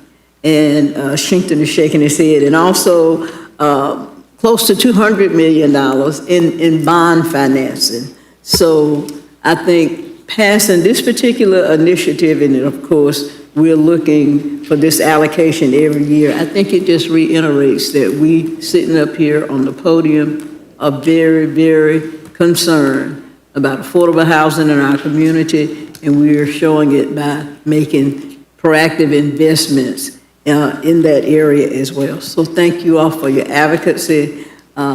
I want to thank my fellow commissioners for their support, as well as the County Administrator Shinkton and staff for this presentation for us. Thank you, Mr. Chair. Yes, ma'am. Commissioner Maddox, you're up again. Mr. Chair, did want to bring up though, when we started this issue, it was a totally different, I think Commissioner Minor or Commissioner O'Keefe might talk about, it was a totally different proposal. Right. And I wanted to thank CAJM in your flexibility in order for us to take it back to staff, for staff to meet with you all and talk about what we were going to do differently, and then be able to bring a proposal back that didn't just allow us to only invest in land, but would allow us to really dig into that gap financing that really is the problem.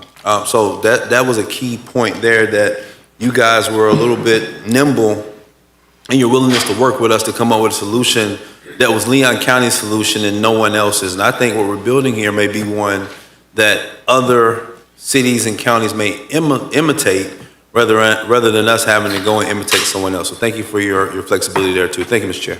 Yes, sir. Commissioner Minor, did you want to hop in, or are you good? Mr. Chairman, I'm good. Thank you. Awesome. Appreciate that. I will just close by saying, I think it's very appropriate that our friends in the green shirts have been here since 9 o'clock, and it's 3.5 hours later and you've hung in there. I think that's sort of a testament to the general notion that we've been working through with you for the past year, in that you've hung in there. So I definitely think the members of CAJM deserve a tremendous amount of applause and respect for your advocacy. It has not always been pretty. It has not always been smooth. I think that I have probably been the most skeptical of your propositions in regards to other issues. I think that Commissioner Maddox phrased it well in the idea that you were able to pivot and work with our staff to get to a position where you have this proposal today, which really sort of is very pointed at the real issues that we face in terms of promoting and creating more affordable rental housing. So I would say thank you to you for your consistent advocacy, and thank you for your willingness to pivot and get to this point.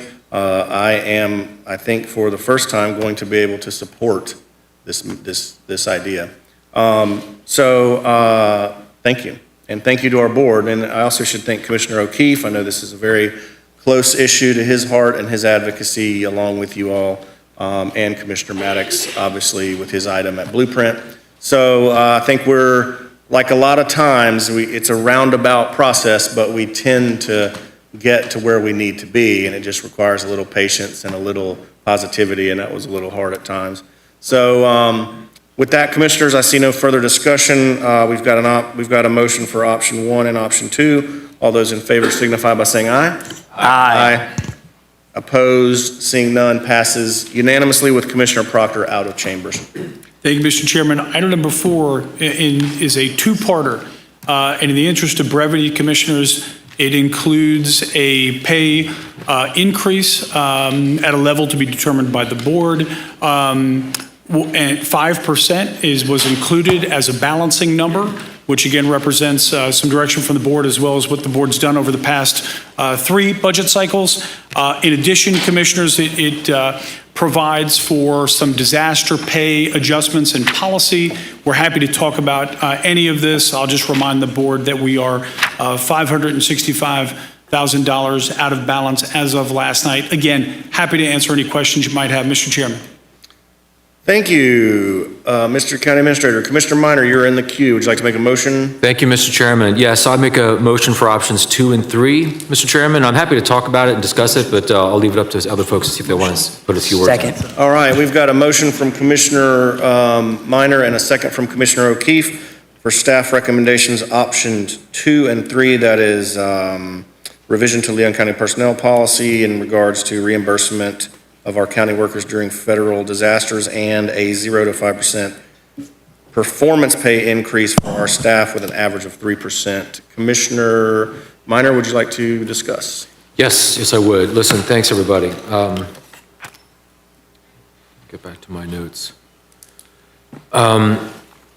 So I know that for the past 3 fiscal years, we've had a different recommendation, different policy for pay increases for our staff, and I appreciate that. I think with the last 3 years, with coming out of COVID, I think it's been a difficult economy.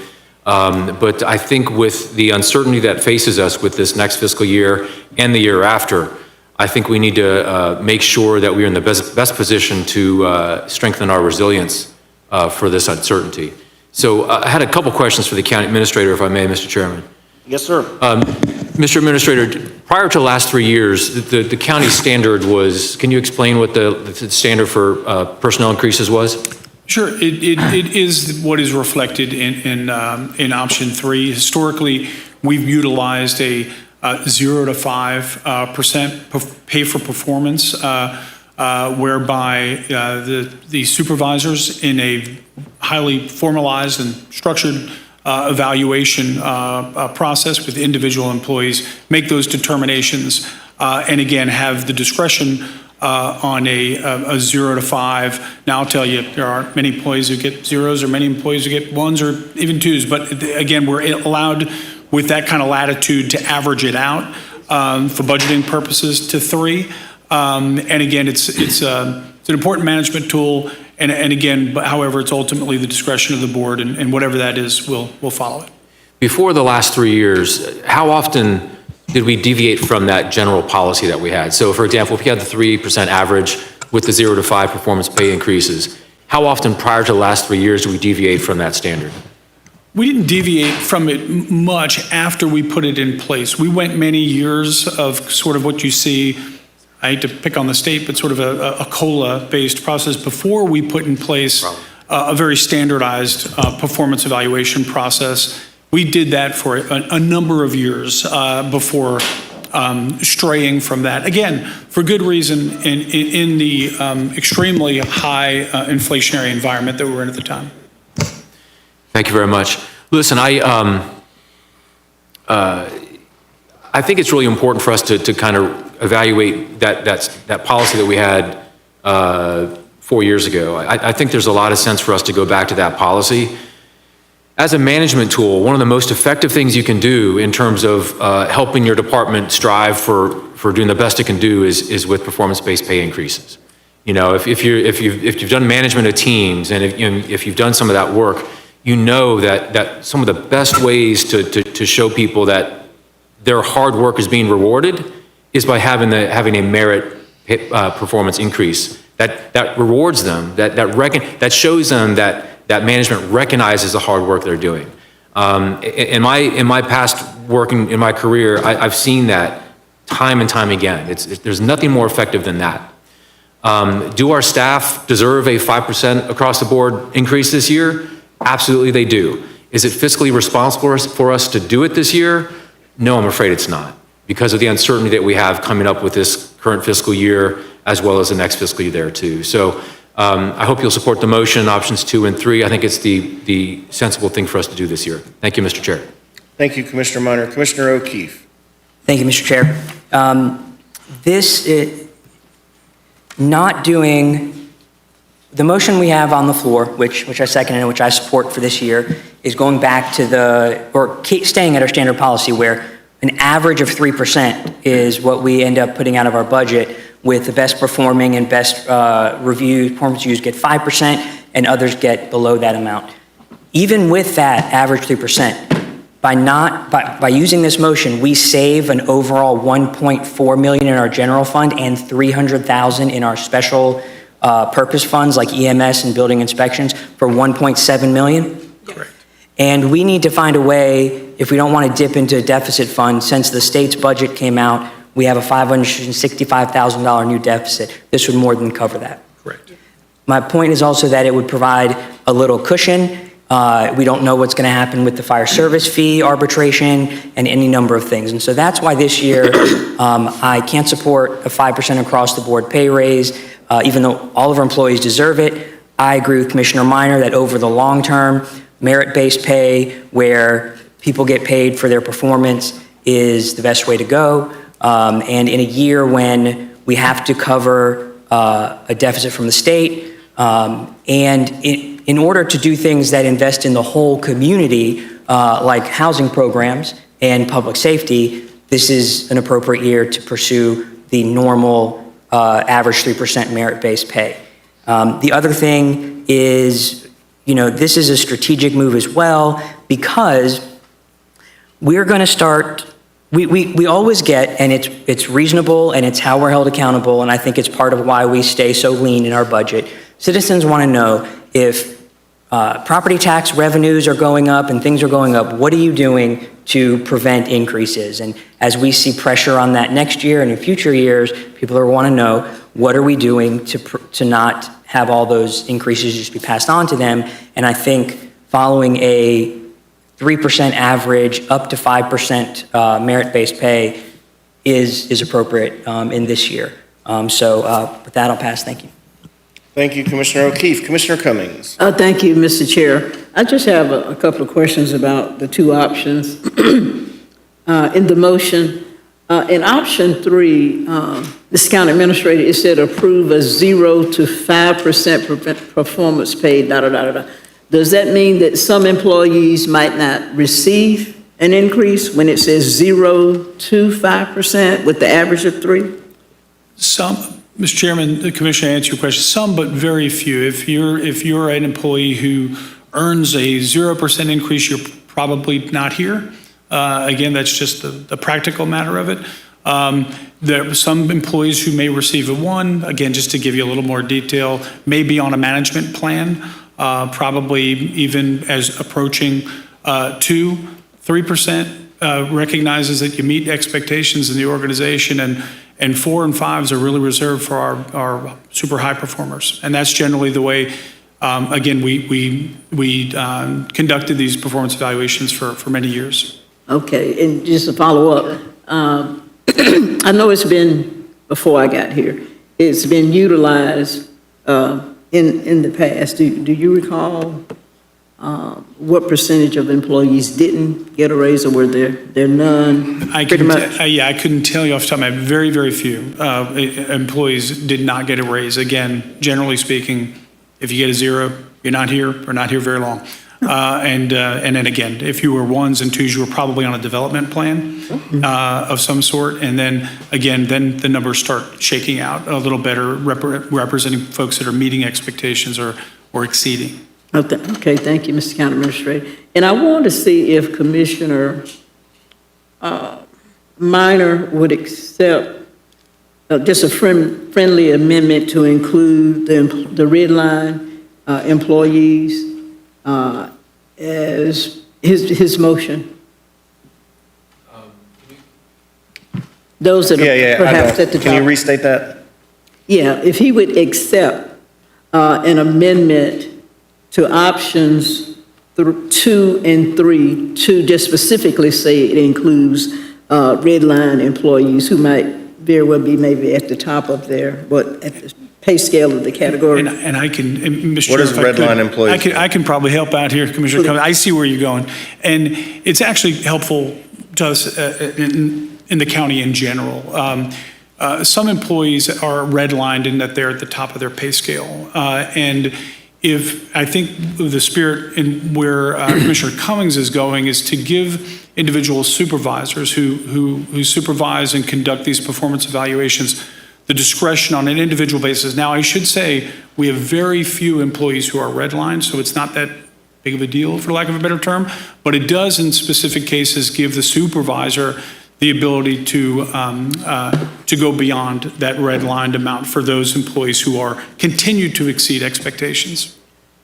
And so it would give that supervisor the flexibility. Yes. Okay. For redlined. And again, I underscore, we have very few employees who are. Very few, and not ceiling. Mr. Chairman? Sure. Commissioner Cummings, thank you very much for bringing that up. I'll accept the friendly amendment so long as the overall community-wide average, countywide average remains at 3%. And I believe that's what's in option 3 as well. Yes, ma'am. I'd accept the friendly amendment. And second. Okay. Awesome. You're good? Yes, thank you, Mr. Chair.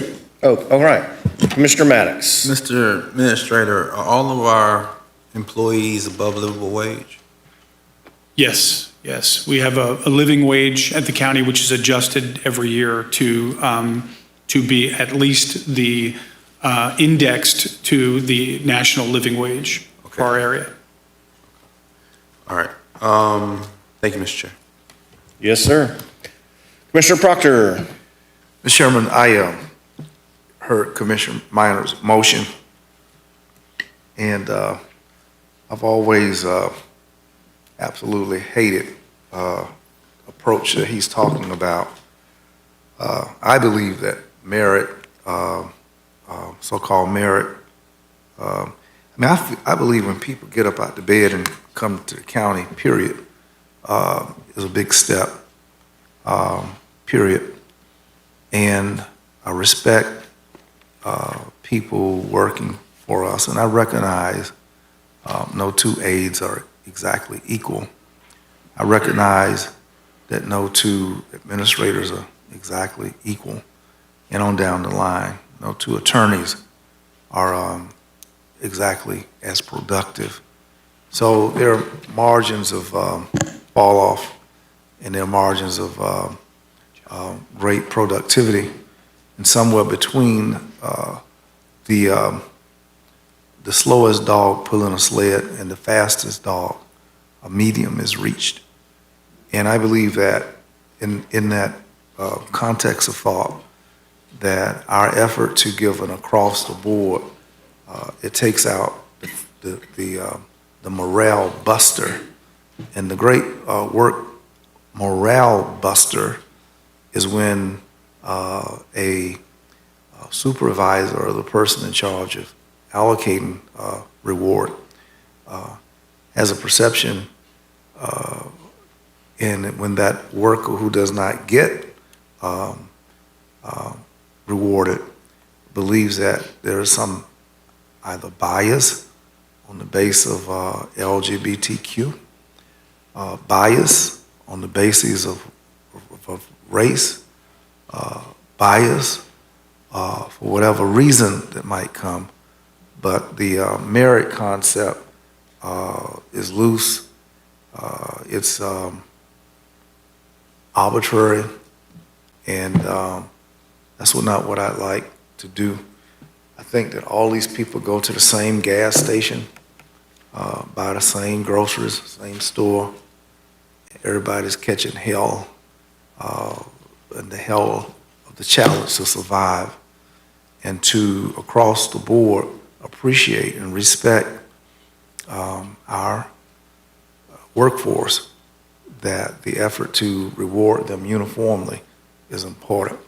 Now, I said at the beginning of the meeting today that I felt, I felt, Commissioner Maddox, that the data that's missing as we hold this conversation, the missing piece is Akiyami's final report and numbers that we've not gotten. And I caution and suggest that on this measure that we maybe postpone it, because making a decision with the insufficiency of data related to, and I heard Budget Director Bradley say that last year we went $500,000 under projection. If that happens today, then I feel that your thoughts of a retreat would be well warranted, and I may retreat with you, though I also know that we have, contingency dollars, reserve accounts, and all of that, if we really want to move the needle and keep our employees at a great pace, if we can, ahead of inflation. We all drowning from inflation. It's just a bad enemy of anybody's economy. And inflation with these tariffs, it's just an amazing impact. And I think that we should do, as the stewards of this county, our fiduciary responsibility is to seek the balanced budget and all like that. But I put people, flesh and blood, I put them above sheriffs, cruisers, body cams, and new guns, okay? And we spending some money for some stuff in the sheriff's budget that he says he needs for $10 million.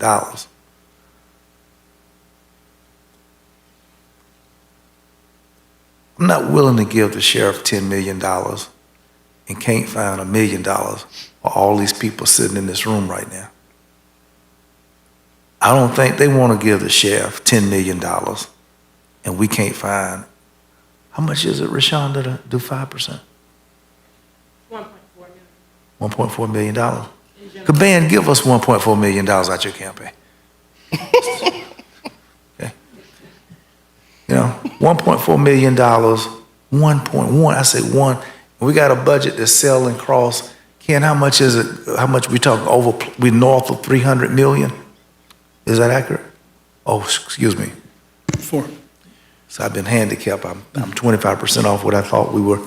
So we're over $400 million in our, look at them right there. Everybody in here supporting the county of Leon. That's what they do.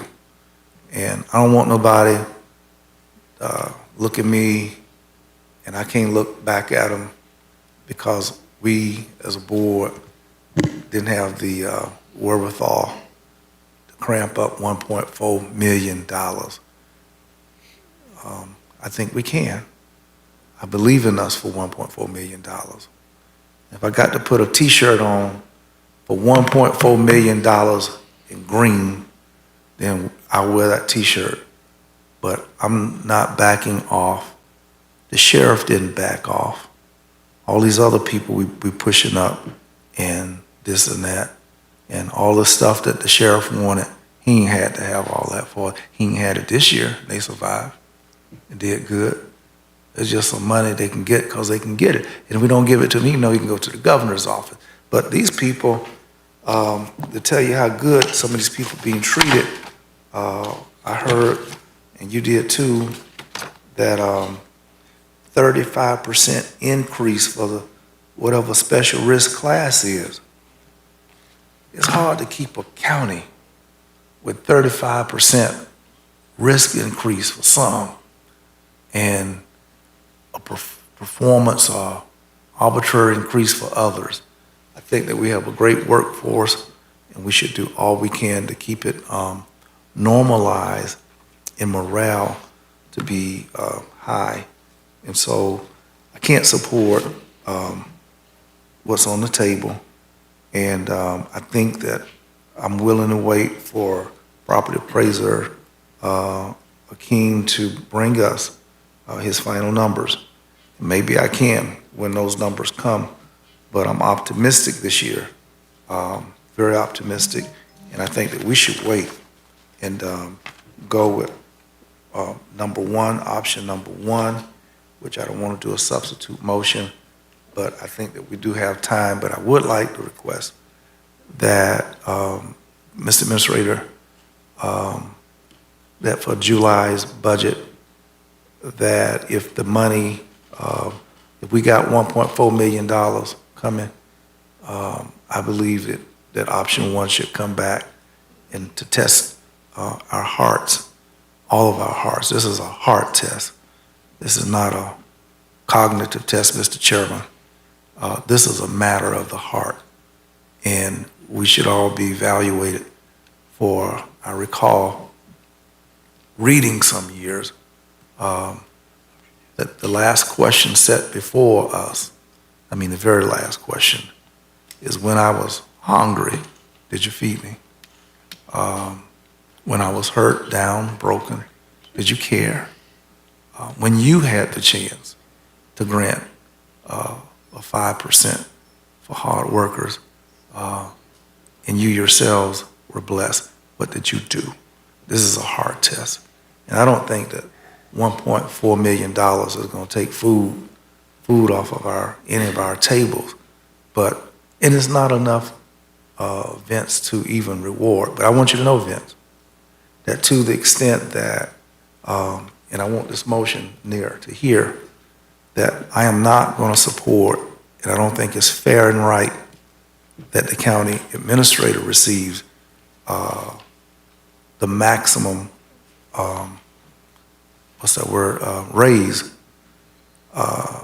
and staff receives less.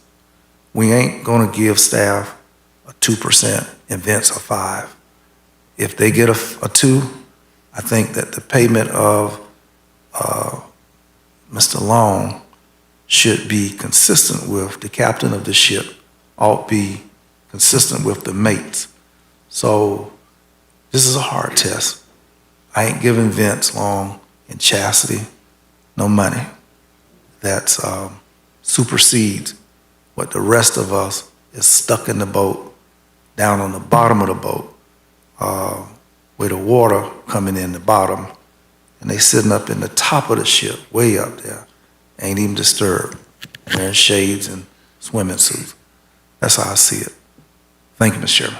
Thank you, Commissioner Proctor. Mr. Administrator, would you like to speak on that? Just a slight clarification. Obviously, whatever the board does, the county attorney and I would be subject to the same policy. So I just want to be clear about that. So I think what you're saying is, Commissioner Proctor, you can reflect that in your review of the county administrator this year if you think he should get 2%. I mean, everybody gonna get the same thing. But All right, Mr. Commissioner Hampton, Maddox. Was that a motion? We have a motion, yes. By Commissioner? Commissioner Minor, seconded by Commissioner O'Keefe No, with no, your addendum. No, was that a substitute motion by? No, he did not make a substitute. Oh, no, he didn't make a No, I motion. just asked that if Akeem's numbers come back optimistic, 1.4, that option 1 would also be I have a available. procedural question to that point, Mr. Administrator. I mean, we're making a decision now. Can one commissioner direct you to bring back the same exact thing when a condition changes in a month? Not unless it's in the form of a motion and supported by a majority of the board. So Commissioner Proctor, you're going to have to make a substitute motion or ask an amendment for that direction to be given. Sure, I make a motion that option 1 be brought back as a part of the package. Do you want to make that, ask for a amendment to Commissioner Minors, or are you subbing the whole motion out? It could be an amendment, Commissioner. Okay. Minor. Mr. Chairman? Sure. Commissioner Proctor, I respect what you're trying to do, and I can't accept the amendment as is. So if you can issue a substitute motion if you wish to. Sure, I move a substitute motion for number 5, and should it fail today, that it come back when Mr. Akeem brings his numbers to us. And I recognize today that we're operating with incomplete budgetary information. So Commissioner Proctor is making a substitute motion for board direction that would be options 2 and 3 with the caveat that so you're just No. doing, which one of the No. 1, 2, or 3 are you picking? I'm gonna vote my heart. This is my heart. Okay. I can't vote for your heart. So you just want to make a substitute Yeah. motion for option 1? Substitute for option 1. Okay. Minor is hostile to what I'm saying. All right. Okay, we've got a substitute motion for option 1. Is there a second? I'll second it. We have a second from Commissioner Cummings. We are in discussion on option 1. Is there any, Commissioner Cummings? Yes, sir, but clarification. Option 1, Commissioner Proctor, you said with the caveat that once we get the property appraiser's numbers, it be brought back to the board. Is that part of your motion? Yes. Option 1, you feel like we have incomplete information, incomplete numbers right now, We do. but at the So end it'd of be option July, 1 with a caveat. caveat that it be brought back once we have the numbers. Right. Okay. All right, I got a slew of clear. people in the queue now. Commissioner Maddox, you are up. I understand the sentiment from which Commissioner Proctor speaks. I understand the caution with which Commissioner Minor speaks.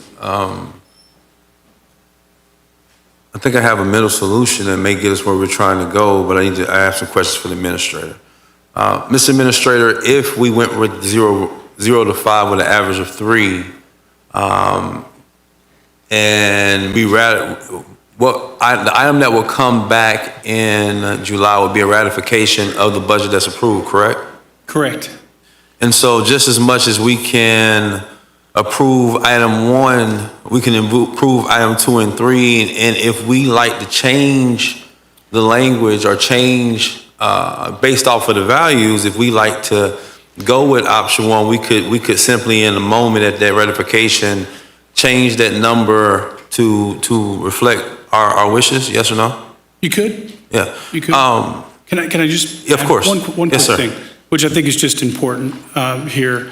Mr. Chairman, Commissioners, this board's always been great when it comes to county employees. I mean, you all have, and I think that just needs to be said, and nobody appreciates that more than myself and the county attorney. So you've been, again, really, really good. I would suggest to you that this motion, again, whether you want to go from a 0 to 5 with an average of 3, or you want to go to 5, is not simply a budget balancing thing. It is a policy statement that you're making. Again, whether we return to a performance-based evaluation of employees, or whether you go across the board. And again, we have great deference to the board, and we've followed your direction on that, and we'll continue to do something. We could continue to do that. Just wanted to say that this is not simply a budget balancing scenario. This is. In other words, staff is not going to hate us when we run into them. I'm just saying that this represents more than balancing. If you're talking about going to a July number to try to, this represents, again, whether the board finds it to be an appropriate thing for the organization to evaluate employees based on performance at 0 to 5 with an average of 3. It's more than a budget. We wouldn't bring you an effort here to balance the budget simply by virtue of the discrepancy between these two numbers. We recognize that the budget balancing is far bigger than that. But however, again, just to point, this is far more than a budget balancing strategy. This represents the board's policy direction on this issue. Thank you, Mr. Administrator. Commissioner Maddox, you still got the floor, I think. Thank you, Mr. Chair. So as I look at it, we're $565,000 down based off of us keeping that 5% in. We're not really taking into consideration that right now, when we're going to be in arbitration with the city, we have planned on doing 17%, and that's what's built into that budget. The difference between that 17% and 22%, if we have to levy that, is how much, Mr. Administrator? $585,000. Okay, so now we're at about 1.1 million if we stay at the 17%. And I'm gonna go ahead and put it out there. Commissioners, that's my preference that we send out a notice that we may have to go up to 22%. But while we're in mediation, charging that fee of 17%. Now that mediation won't be over till December. So when we have to levy that fee in September, I believe it is, we can levy 17% there, see what happens in December, and then make a decision about if we have to go up to 22 the following fiscal year, which again, leaves us at a place of about 1.1 million or so, right? That we're down given the fire services fee and also given this 565 for the yes, ma'am. Madam Attorney? I'm sorry. I just wanted to clarify. I didn't mean to interrupt. So previous board direction was if the city did not agree to the compromise not to include the ISO, we then dispute everything except the cost associated with the union agreements, which is not 17%. How much is it? Yes, whatever it is, again. Whatever it is, we have 17%. Right now, what we have in that budget Yes. is 17%. If we have, and we may have to go as high as 22%. What I'm suggesting is, win, lose, or draw, we charge 17%, and if we have to go higher, then we assess that higher fee the following year. But this year, we let our citizens know that we may have to go to as high as 22%. That giving us the leeway to go ahead and do the 17 this year. And let's say the mediator says we owe it all, then we have to go to 22 next year. But either way it goes, that's still $1.1 million if we're at the 17%, okay? And that's the 565 plus the 585 is probably like 1.2 million actually. And Commissioner, just for clarification for the board too, we'll bring all this back in July with the very specific language that you're talking about. And so just as well, again, as we could approve one and go with 2 and 3 in the fall, in July. For me, because of the situation that we're looking at, if we're not going to push it all and we're going to make a decision right now, given the fact I'm looking at 1.1 and we're talking about 1.4 here, I would almost rather go 2 and 3 with the option of us looking at 5 based off of what the property appraiser brings back. If he brings back something that says, That's exactly what I was saying. I But he understand. didn't accept the motion. I mean, my friendly amendment. No, I mean, honestly, it didn't need to be an amendment. Either way it goes, we go with 2 and 3, instruct staff to bring back, when staff brings back the Commissioner ratification. Commissioner Maddox, that is his substitute motion, as I understand it, exactly what you're. No, it's not. His substitute motion is option number 1. Number 1. Oh, straight up, you went straight up. He went Yeah, straight but up one. initially, I said exactly what he said. Initially, he said what I said. But the maker of the motion did not. So while we want to talk Mr. Chairman, about. on point? Okay, listen, folks, we are getting a little wild here again. So Commissioner Proctor, your motion is number one with the caveat that you want to bring it back at the July meeting to see if we have more revenue to support it. That's your motion. That was You my have a motion. second. Right. Okay, now Commissioner Maddox, you're trying to suggest he change that to 2 and 3 with, I wasn't trying to suggest, I was just merely making a point that for me, what I don't want to do is, I don't want to put 5% in the budget. It comes back, if let's say our revenues drop, we're already at 1.1, let's say it drops another $500,000, then we're at 1.6, and then we have to go back and tell our employees, yeah, we were thinking about 5%, but now we're going to have to go to 0.3, the average of 5. I would rather go up better because we have the money than to go worse because we found out we got a deeper hole. all right, That's all. so let's let some other people chew on this. Commissioner O'Keefe is in the queue. Mr. Chair, will you allow Commissioner Myers? Yeah, I've got something on point, Mr. Chair. Okay, we gotta find some clarity here, though. I'm trying to Go help for you it. out. So what I could do, I could accept the amendment for option 2 and 3 with the redlining for employees, so long as the countywide average was still 3%. I said no to your first request because I kind of think that's a given. You know, once we have more information in July, you know, everything is on the table again. Mr. Minor, the county attorney is reminding me, your motion is not on the floor, so if you could just speak to this motion on the floor, which, I mean, it sounds like you can't support, which is understandable, but you're kind of saying what you can support. So, in other words, Commissioner Minor is saying he can't support your motion, but he could support it on the other side. I don't think that's what he's saying. I think what Commissioner Myers is saying is. I'm trying to work this out. I'm trying to work this out. It's not going well. I can't accept your motion on the floor. I'd be willing to accept your initial request. What I didn't want to do was have the 5% in the budget proposal. So, I mean, if we have option 2 and 3 with redlining in there, so long as the countywide average is 3%, with the idea of us taking a look at the situation in July as we see it, and we can readdress if we need to. No. Okay. What I think, if I might respond to that, is that what we do, you know, it's kind of like, what I've said, we're not going to be knee-jerky because across the street. What we're going to do is take a stand on 5% for our employees. If, in fact, it doesn't come through, our employees, they smart. They know that we can get the money. You can promise your children stuff in July, and when Santa Claus come, you may not have gotten the money. You might have gotten laid off. I get Commissioner that. Proctor, can we go to some other commissioners, please? But, sir? Can we go to some other commissioners, please? I got a lot here that want to talk about your motion. Okay. You've got a second. Commissioner O'Keefe, could you please proceed? Thank you, Mr. I'm in Chair. the queue, Mr. Chair. I got you. You're in the queue. Great. Thank you, Mr. Chair. I'm going to oppose the substitute motion and not recommend any changes. I think the cleanest thing here is we get to vote on the substitute, then we get to vote on the main motion. The reason I support the main motion and oppose the substitute motion is this. We don't know what the change, the adjustment to the property appraisers is going to be. We know the best estimate right now. Same best estimate method we get every year. We just approved all of a $400 million budget except for this 1.4, 1.7 million if you include special revenue employees. And so I don't think that's a good justification to not give the staff the respect to say this is what we want. Now, we know we can change it. We come back and more money shows up.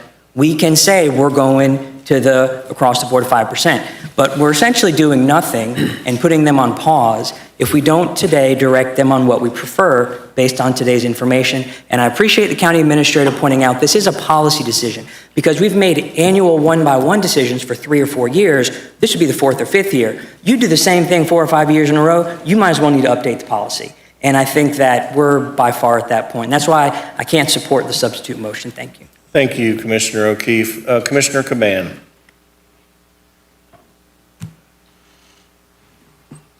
Thank you, Mr. Chair. Commissioners, here's where I'm at. Commissioner Proctor, here's where I'm at. I'm going to support the substitute motion so long as staff brings us back a balanced budget come July that does not have us tapping into our reserve funds. Simple as that. So if as long as the budget comes back, it's balanced in July, and we do not have to tap into our reserve funds to balance the budget like we did last fall, I'm in for the 5%. So thank you, Mr. Chair.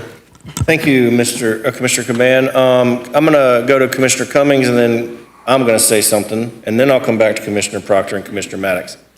Commissioner Cummings, you're the seconder of the motion. Yeah, thank you, Mr. Chair. I second the motion. I agree with the county administrator. It is a policy decision, and I think it's a good policy for us to recommend that we have good county employees day in, day out, month after month. They demonstrate the worth of their employment. But I want to ask the county administrator, does whether or not we have a balanced budget or not rest on whether or not our employees receive a 5% raise as opposed to a 0 to 5% with the average of 3%? I mean, should it rest solely on whether or not they get a raise or not? Is there any other wiggle room? Not entirely, Mr. Chairman, not entirely, Commissioner. And that's why I emphasize the fact that this is more than a budget balancing scenario. It's policy, right. This is a policy. Again, the board may say, we believe, because we've done it consistently over the past several years, we believe this across the board, 5% or whatever we can do in that year is a good policy. And like I said, we receive our marching orders and we've got no argument about it. What we're presenting here, and again, this 5% is included in your preliminarily balanced budget today, currently. We are 565 out of balance. If the board went to a 0 to 5, it would be the quickest way for you to reconcile that figure and also have some additional buffer to deal with other issues. The July 1 number, any unrealized legislative impacts, any additional true-up from fire services. So again, it gives you that additional buffer. So again, but if the board said, we want to go 5% across the board, make it balanced, we'll do that too, to be clear. Thank you, Mr. Administrator. Yeah, thank you, Mr. County Administrator, for that clarification, because in my looking at this budget, and of course talking to you during our agenda review, is my understanding that what you guys are presenting is a balanced budget based on the 5% that Commissioner Proctor recommended, I think, at our last meeting. So you clarify that what we have is the balanced budget. But what has happened recently, last night, yesterday, is we realized what a $500,000 deficit. And once we get the final numbers from the property appraiser's office, it might be some other realizations, might be positive, might be negative, right? But that's the same scenario if we approve options 2 and 3. Am I correct? Approving option 3, again, would 3 and 4. Mathematically would give you the dollars to deal with the current out of balance due to legislative impact at 565. That would give you the dollars to deal with that issue and kind of be done. So again, I just underscore, this is a policy decision of the board. I wouldn't, and certainly the board is free to think about it solely in balancing. I think it's a bigger issue than that. And I think it's one that the board determines whether performance and pay for performance is something we should do at Leon County, or should it be across the board raises. I would suggest to you as the manager that I would always recommend to you that pay for performance is a very important management tool. It's one of the aspects which guarantees you a high performing workforce. It's not everything, but it's one of them. And so that's why I would recommend that to you. Thank you, Mr. County Administrator. Just one last point, and I appreciate that explanation. But I think considering what we believe might be very bleak next year, depending on what the legislature does, we might not even be in a position to recommend 3% or 5% to our employees. I think right now, what Rashonda and County Administrator and Ken have presented is a balanced budget, including that 5% across the board for our employees. I think while we're in a position to provide that to the employees, I think we should do it, because the next couple of years, we might not be able to. We have some county employees that don't make a whole hell of a lot. 5% increase would be very, very valuable, to them. We have employees, I guess, on the high end of the totem pole. We have some on the low end of the totem pole. And I guess I'm thinking more about those on the low end and the impact that a 5% increase in their salary, would make. Those at the top, perhaps not very much, but I think we have to be holistic, and we have to think about all of our employees in various positions that they hold, various categories that they hold. And if we're in a position to have a balanced budget this year and provide that across the board, I might not vote for it next year or the next year, just depending on the dire financial situation the county might find itself in.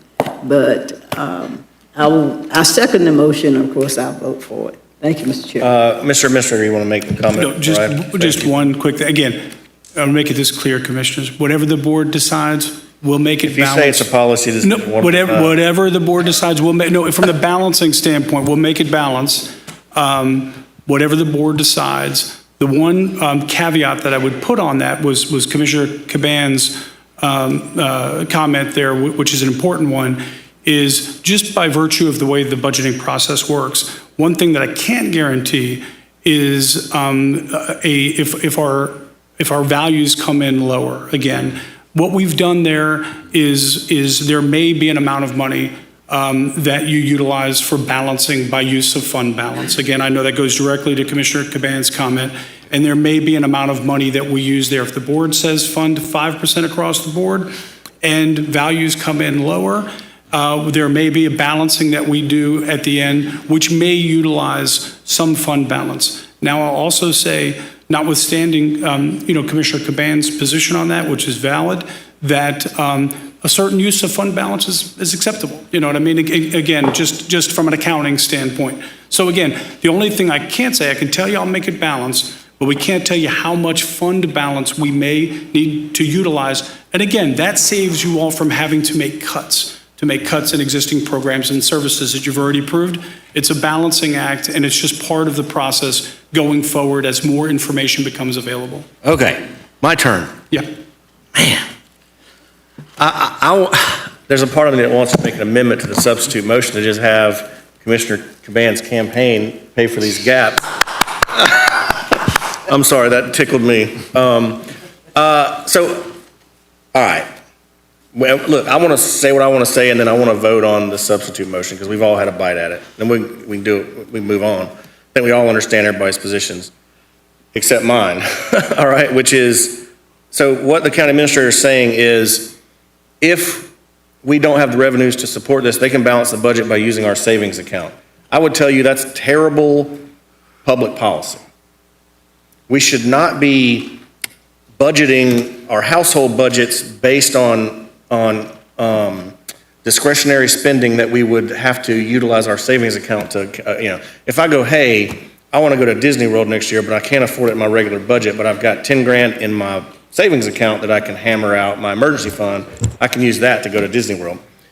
Number one, so that's what you're saying.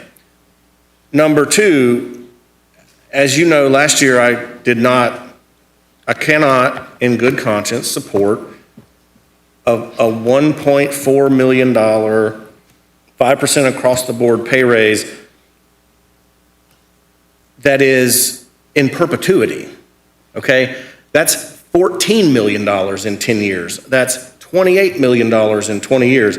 We've done 5% across the board pay raises for 3 straight years, 2 of which I supported because I thought we were coming out of COVID and people needed it. Last year, could not support it for this very same reason, which is it's bad public policy in my opinion. So if we're talking about it from a non-emotional policy standpoint, we are spending money in perpetuity, to the tune of $1.4 million. If that is the same roughly the last 3 years, that means over the last 3 years, by effectively changing our policy to this 5% across the board, we are now spending approximately $4 million more per year on payroll every year, just because of the choices we made from a policy perspective over the last 3 years.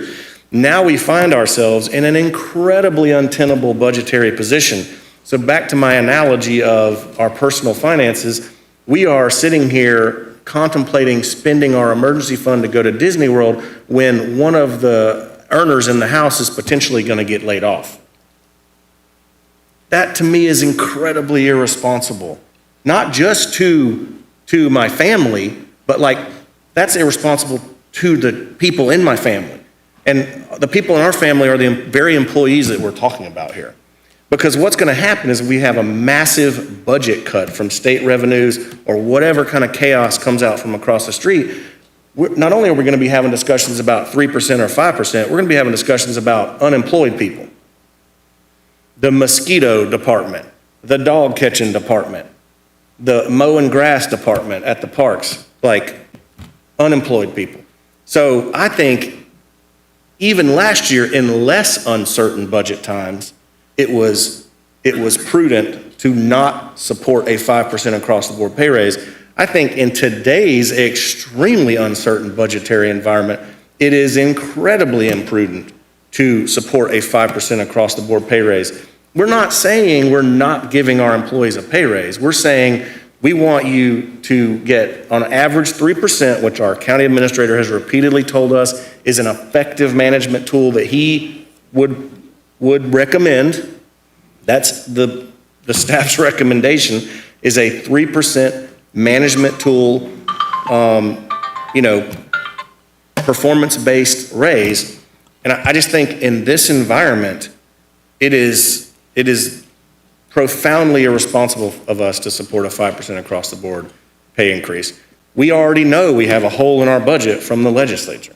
We are sitting here on the dais knowing we have a hole in our budget. We are anticipating it is very likely that we're going to have a bigger hole in our budget when it comes to fire service fee negotiations or even potential constitutional amendments that affect homestead exemptions that are going to be coming out in, probably before the end of the year. So for us to say $1.4 million in perpetuity forever, we're going to spend that right now just based on a policy decision, I think is incredibly irresponsible. So with that being said, I will not be able to support the substitute amendment.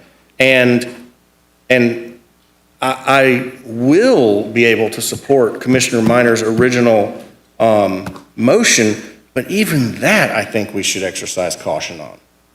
Because we are spending money that we potentially won't have next year. And we're deciding to spend it in perpetuity. All right, as a school teacher, many years I went without a raise. Many years. 5-8 years in a row, I didn't get a raise as a school teacher. We'd get a one-time $1,000 bonus or something, right? Which avoids the perpetuity problem, okay? But I think that when we as a board decide policy, I appreciate Commissioner Proctor's passion for our employees. And I don't think that a 3% average is not giving our employees the benefit of the doubt. The county administrator is saying the employees are not going to hate us for the 3% performance pay. So I think for us, it is prudent as a policy decision to say we are creating perpetual expenses that have ripple effects in and of themselves. Because as we give employees raises, does our state retirement program matching funds, does that potentially go up when we talk about FRS and retirement contributions? So we are literally in a posture where we're discussing potential catastrophic revenue cuts to local governments. Catastrophic Can't understate it. This is like dire straits. The people across the street are giving us a lot of runway and saying, look, this is coming your way, guys. You better prepare. And here we are contemplating a $1.4 million purely discretionary, policy-based, perpetual allocation of money. And so, well, if I allow you to speak, Commissioner Maddox, then there's 4 other people in the queue, and I'd like to dispose of, or let's just vote this thing up or down. We have a motion, we've all spoken on it. I mean, look, obviously, I respect every single one of you. I'll vote no, you can vote yes. Y'all can, yeah, it can go the way it goes, it's totally fine. And I think that sometimes we prolong our discussions because we're concerned about that. It's okay, let it ride. So it's really the board's will. If you guys want to carry on another round of discussions about it, we can. I just want to speak. Okay, go ahead. Commissioner Proctor, I'm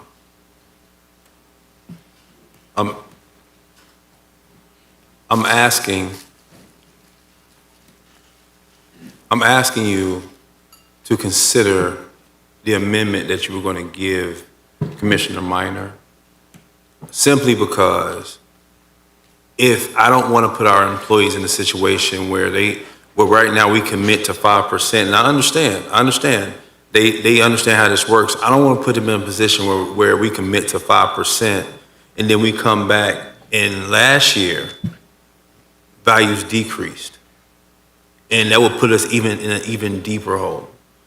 What I'm saying to you now is, if we can go with 2 and 3, have the county administrator, as you asked, bring back what 5 would look like in comparison with what happens with values. If we get that increase that we think we're going to get, let's say we get $500,000, well then there's the $500,000 right there. We go to 5 and we're boom, bang, done. But if we don't, let's say we get a decrease, then it allows us to stay where we are, and our employees understand the thought processes that we have. I'm asking you to consider going back with your original ask to Commissioner Minor, giving us the ability to see what those values look like. And if they come in higher, let's say in the tune of $500,000, then we can go with that 5%. That's all I wanted to say. To me, that just makes more sense, because then we can go with the 5% and still would have monies to do other things. I'm asking that, but it's your discretion. It's your motion. Sure. Commissioner Minor's in the queue. Did you want to jump in before Commissioner Proctor? Okay, Commissioner Proctor. What I hear Commissioner Maddox saying is that we wouldn't nullify or negate option 1. We simply would contingent it upon Akiemi's report. I believe that's correct. Okay. And as I'm not good at math, but I think Commissioner Cummings and Caban is with me on option 1. But I think that's only 3. So I can do that. Commissioner Maddox. So you would need to withdraw your substitute motion and go back to the I'll withdraw my original. substitute, the understanding that 3 of us, I think and Commissioner understand Minor that one of the key things cool with that that, too. Commissioner Cummings has called out is that next year Armageddon really comes down. Ken, what is the property measure that's going to be put on the ballot by the governor to decrease property? Is that still up? We don't know yet for 26. That's what the select committee is meeting on, and they're going to make a recommendation at the end of this calendar year. And giving Floridians a chance to lower their property taxes, who's going to, I intend to lower mine. You're going to vote too. We're going to be, that's when Armageddon. So as Commissioner Cummings said, to do all that we can do before Armageddon truly comes down on that referendum next November, we need to do it now. And I'm not that good at numbers and stuff, but this 5% is important, Nick, because I was down on Orange Avenue and Orange and Pasco, between Pasco and Saxon Street. And I tried to find a $7 watermelon. And I said to the watermelon man, I want a $7 watermelon. And Elon Musk had sent me to get it from him. And he said he didn't have a $7 watermelon. There was a $12. So that 5% from $7 to 8, 9, 10, 11, 12, that's a 5% increase on watermelon, you know? And that's the kind of thing that all of us is facing. And then he promised me, the watermelon man, he said, you think the watermelon is high? Wait on the tomatoes this year, this summer, if you see any. Meaning Sheriff Caveman might have rounded them up and may not be nobody. So we're eating watermelon for $12, Southside. We may not see tomatoes nowhere.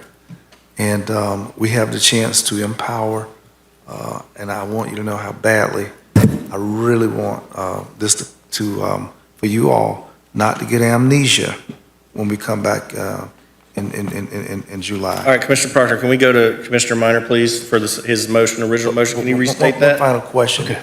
This Please, budget, hurry up. Mr. Long, is balanced that you've given us today? Is that accurate? I'm sorry, Commissioner Proctor, what was that? Is this a balanced budget? We already have? It was before last night. And again, the last night figure that took us out of balance was 565 that the legislature reduced in our receipt of sales tax. So that 565, we can bring that 1.4 down from Commissioner Caban's campaign to offset that 565 from his campaign. Sounds good. Thank you. All right, thank you. Commissioner Minor, can you restate your motion? Yes. And then Commissioner Cummings is in the queue, and I think we can probably vote. So just to clarify, so Commissioner Proctor's withdrawing his substitute motion. Yep, so you're back My to motion 2 and on the- 3 with your caveats. Options 2 and 3, accommodating redlined employees so long as the county-wide average still remains at 3%, and making sure that the calculations are done for 5% in the next agenda materials we get in July. So the budget is with the 3% average, but the numbers that, given the new lay of the land that we have in July with the new information, presents the numbers for our consideration. That's the current option, right. With the 5% across the board. Is that acceptable, Mr. Proctor? I think that Yeah. captures what you want, Commissioner Proctor. Ms. Otero, you understood what he said? Well, you got to break this down. She got it. All right. Okay, so we've got a motion. Who was the seconder? O'Keefe, Commissioner O'Keefe seconds it. Commissioner Cummings, you are our last one in the queue, and we can take a vote. Okay, Mr. Chair, with that, I'm good, I'm fine. Okay.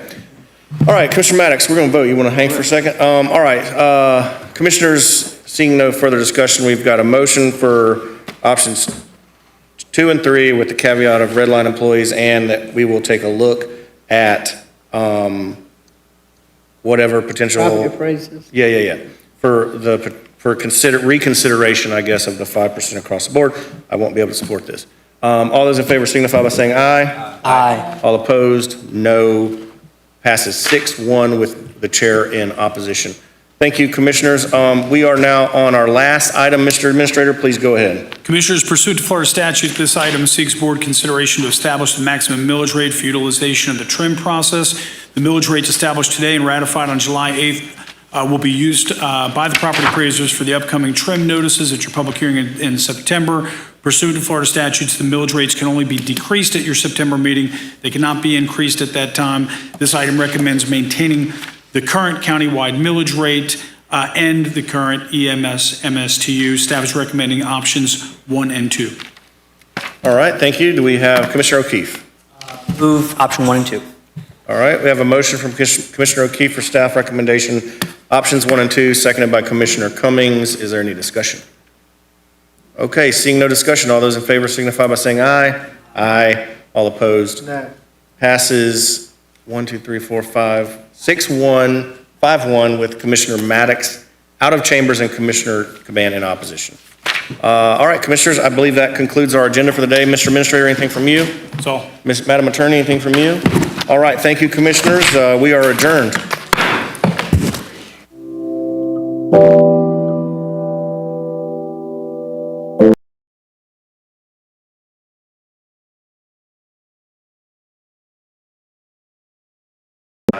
could probably sit there for 8, 12 hours before anyone said anything to me. And if they said anything to me, they would be very solicitous, right?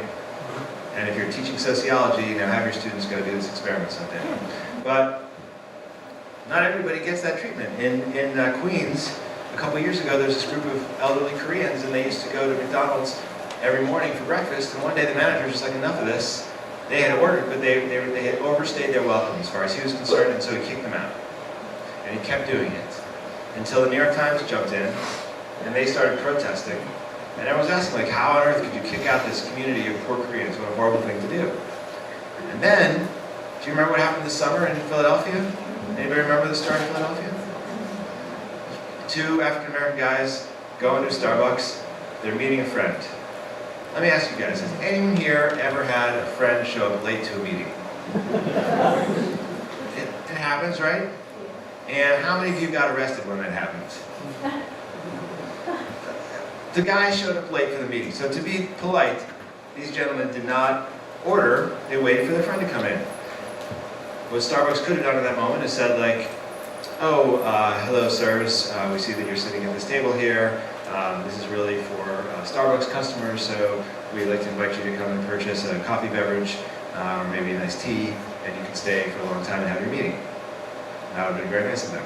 Or they could have said, like more rudely, they could have said, listen, sirs, this is really a place for Starbucks customers, and you've been here for a while and you haven't ordered anything, so I'm going to have to ask you to leave if you're not planning on getting something. Slightly more aggressive. Starbucks didn't do any of those things. Do you remember what Starbucks did? They called the police and had them arrested for trespassing. Now, if that's happening in the place that we've all celebrated as like the new third space, like go to the coffee shop and communities happen there, it tells us that there are limits to what the market is going to give us as a third place. At a minimum, you got to be able to spend money. But also, like some people are being very clearly told,